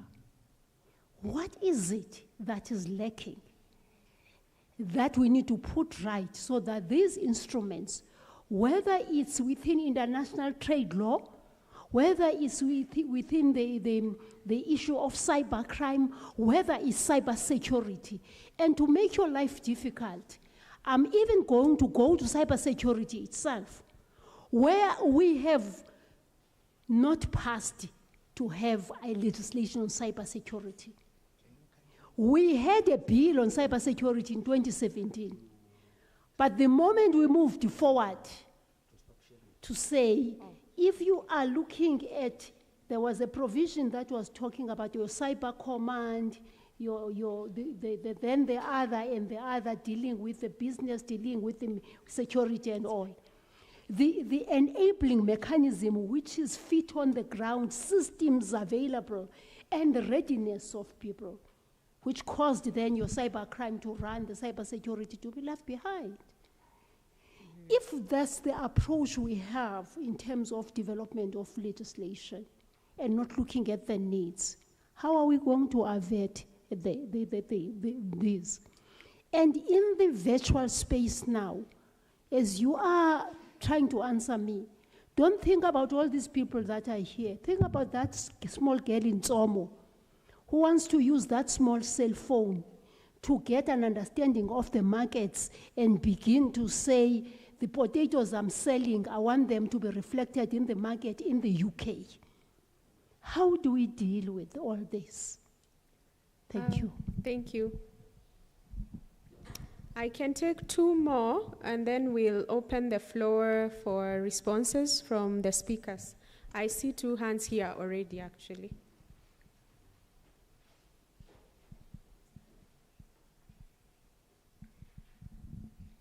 Good day, everyone.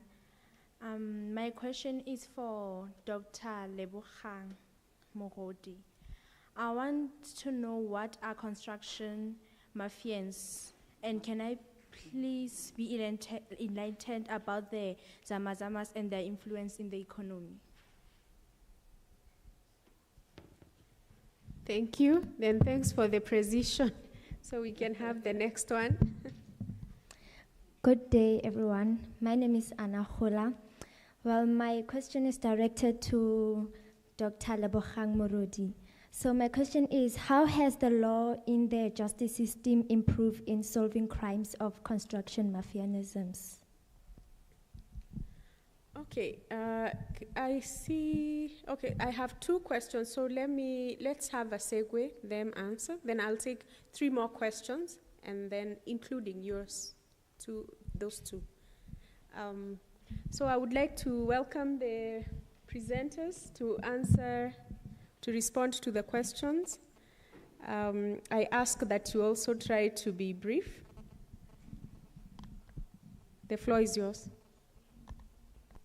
So I think we can start with the professor, then move this way or this way. Oh yeah, we need a mic here. Or should we start, perhaps we can start let's see who gets the mic first.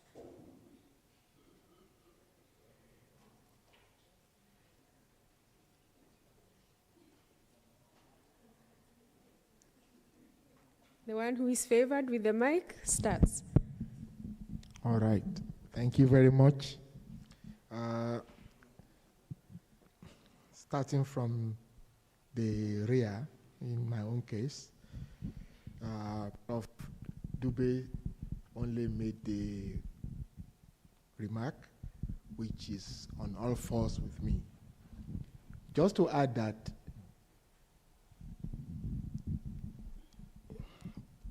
running in sync with decolonizing international law is what I have conceptualized to be demythologizing Westernism.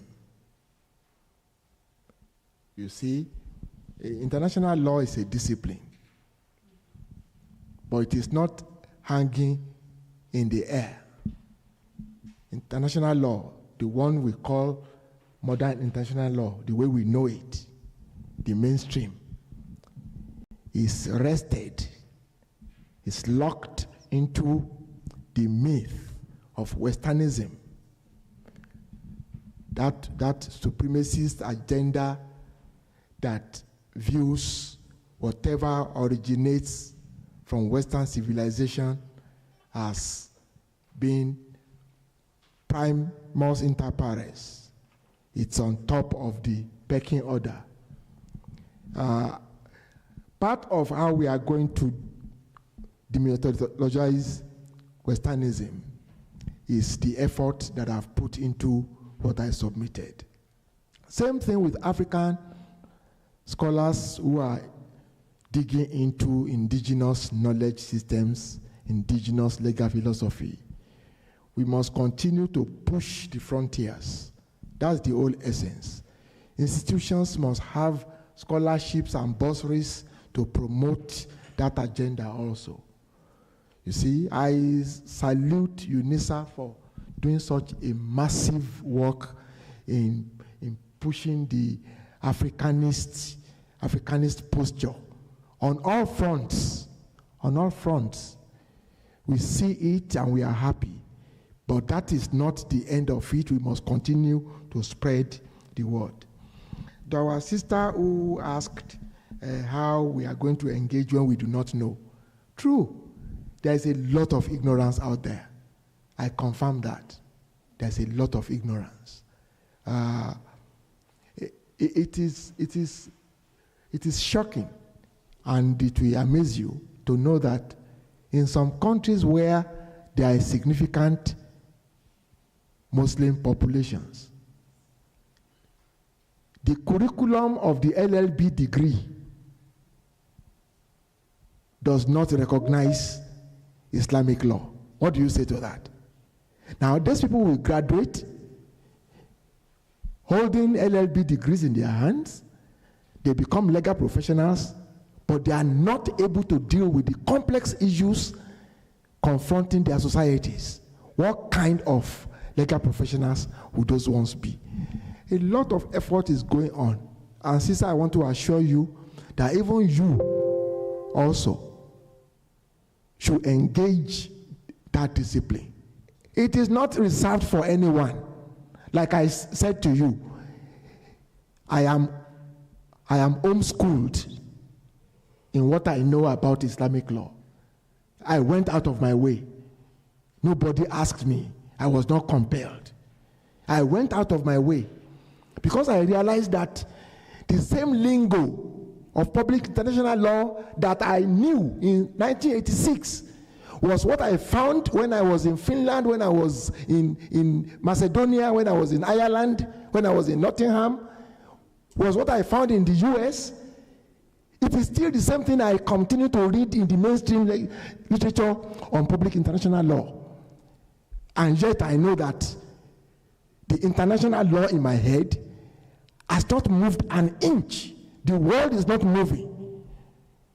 So, I took it upon myself that aspect that we have not been looking at, it is time to start looking at it.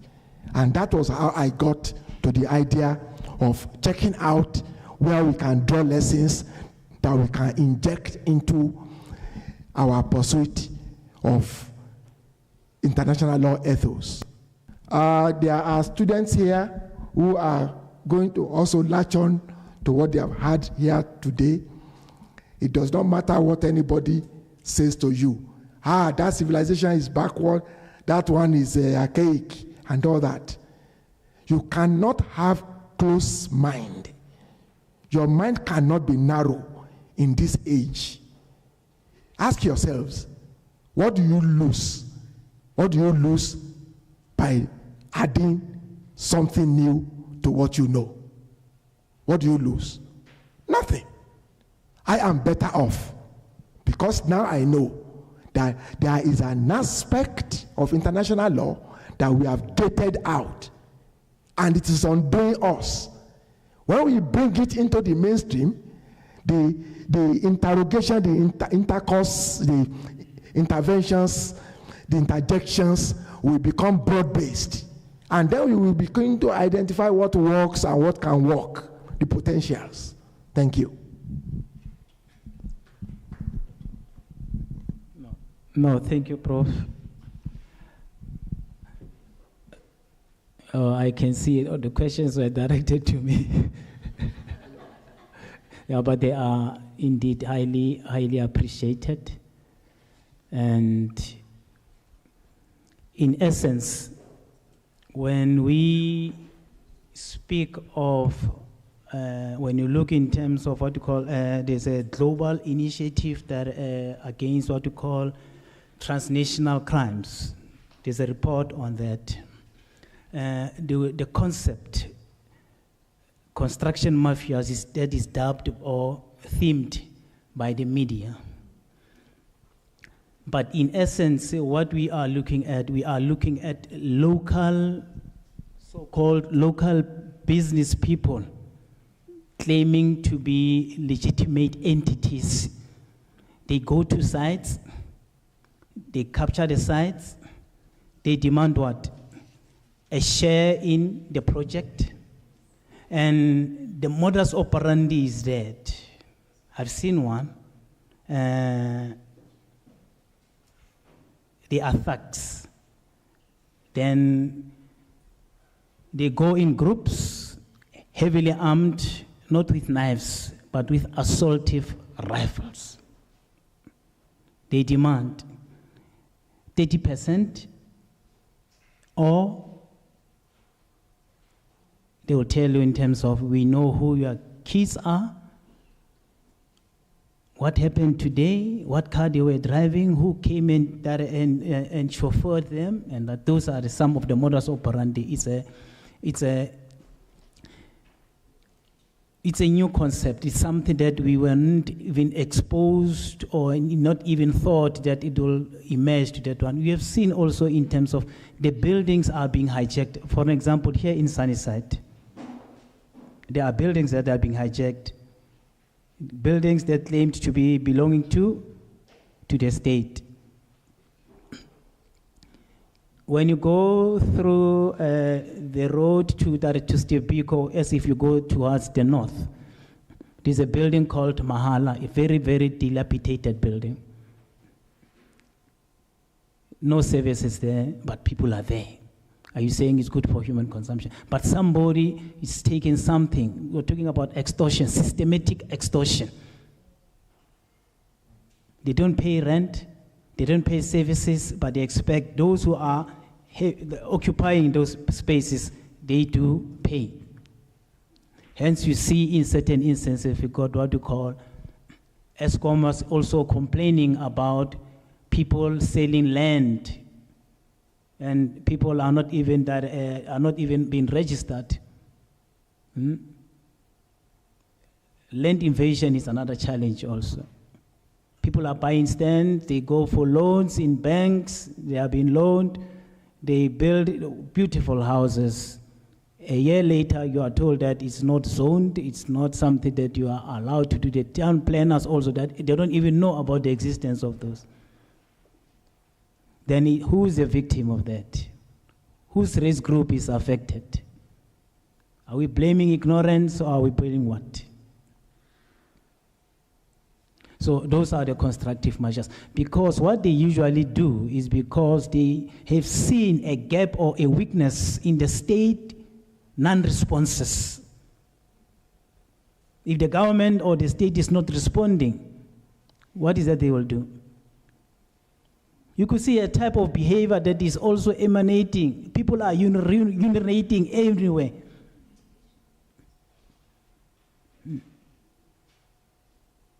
There are a lot of leaks. And that's it. My dear, you spoke about the rights limitation. When we are talking about the authoritative sources. In our case, we are being regulated by the South African Constitution. There's a specific clause. That clause emphasizes two aspects, reasonability and justifiability. It's clause 36 of the limitation clause. It also focuses on the three components. I'm now a teacher now. The reasonability on what? Human dignity, equality, and freedom, if they are reasonable in a what? In an open society. Open society meaning what? The society must be that of transparency. Are you with me? In addition to that, in 2001, I wrote an article, The Constitutional Rights of Prisoners Within the South African Criminal Justice System. At the time of writing of that particular article, because in certain instances, it's until you are in a particular situation, you'll be able to understand what it means when you talk about the rights of prisoners. But when I was hijacked, then the perception and the reality changed, isn't it? You want to try to say, can I go and review my submission? Can I do what you call a self-critique of my work? But we live in a society that is subscribing to what you call contradictory belief system. I'll try to simplify it to you. You want to do something, but you are not ready to do that. For example, the Americans, they say we will defend our national honor, but they are not prepared to go to war. Unyoko pasa maranyoko ngwala exam lo prepare. How do you reconcile those? Chief Advocate Nsa Nandipa.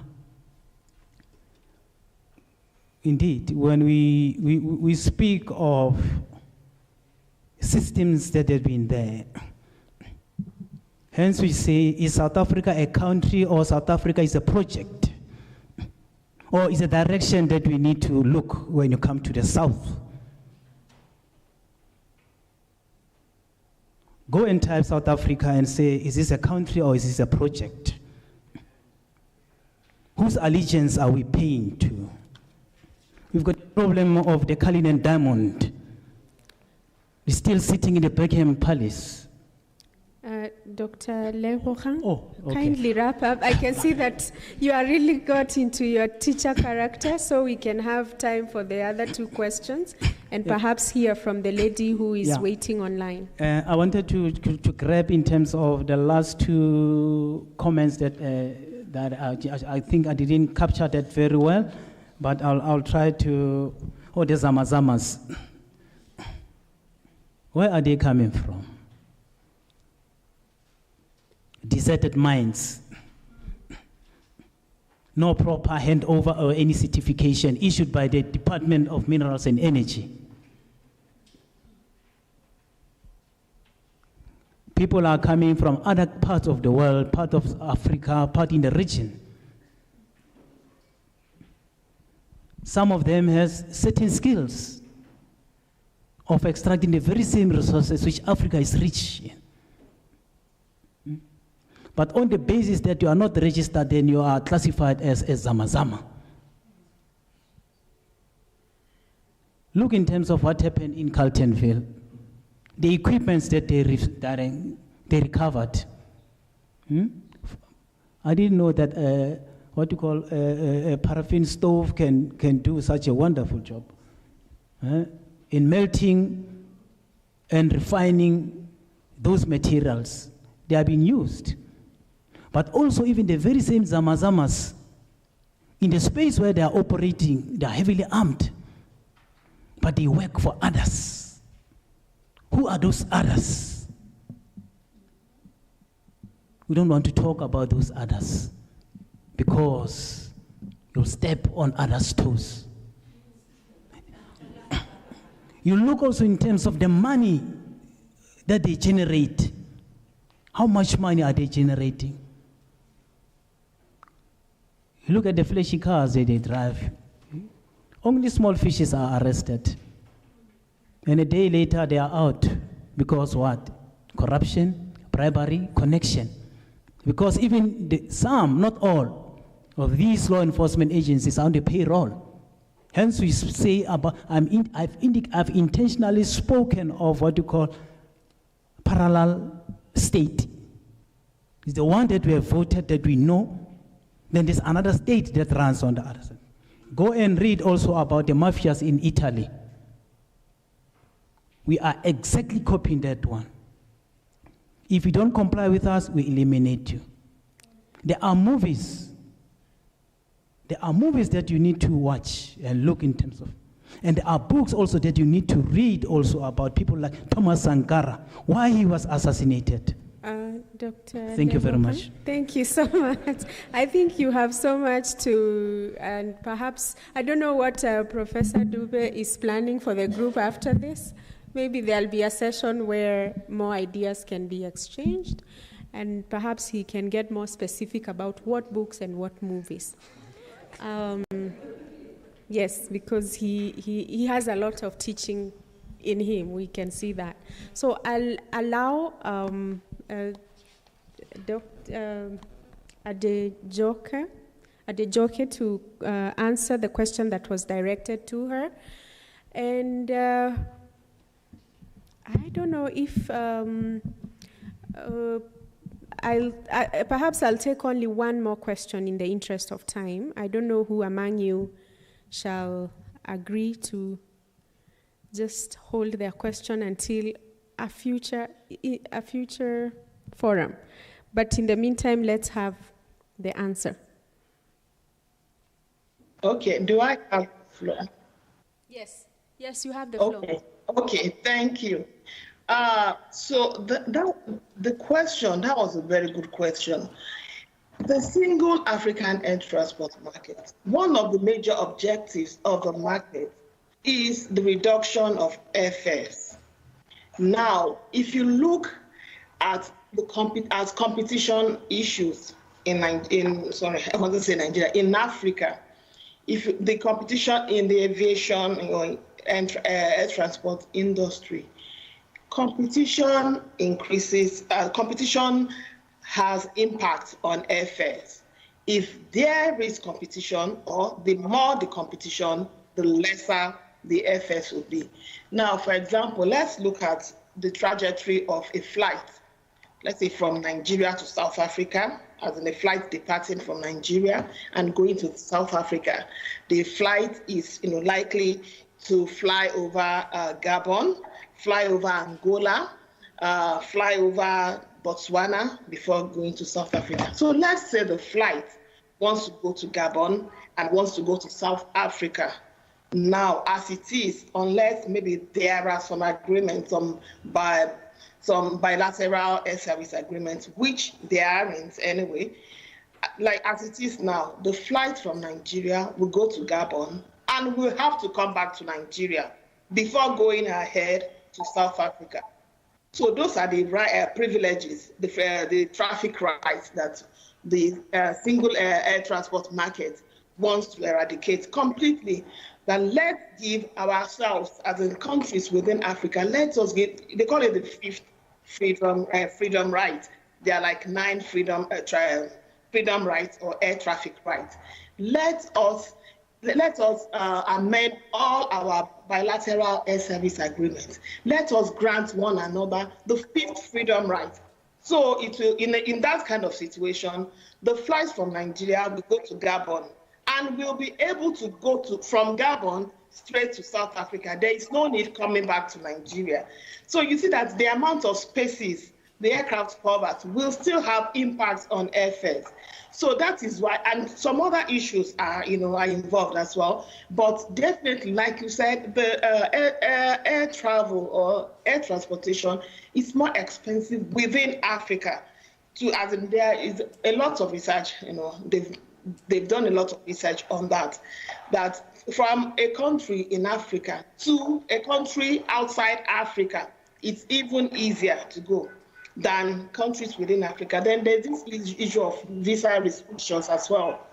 So that is why the African Continental Free Trade Area says, okay, before it can effectively materialize, there must be implementation of that single African air transport market. Let us have just one market, South African Airlines, to be able to fly to Nigeria as they want, depending on market factors. Now, it will no longer depend on restrictions, national restrictions. I know you cannot fly inside our country.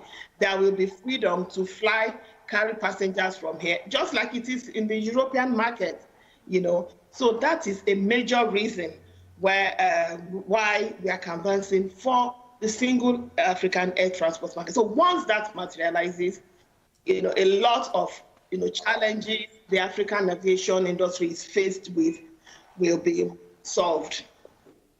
I hope I was able to answer that. So that was the only question. Thank you. Thank you very much. Thank you for staying with us and answering questions. Now I'm looking at my watch and it is now almost 4:30, and I think we should close here. I'm sorry for making a promise I can't keep.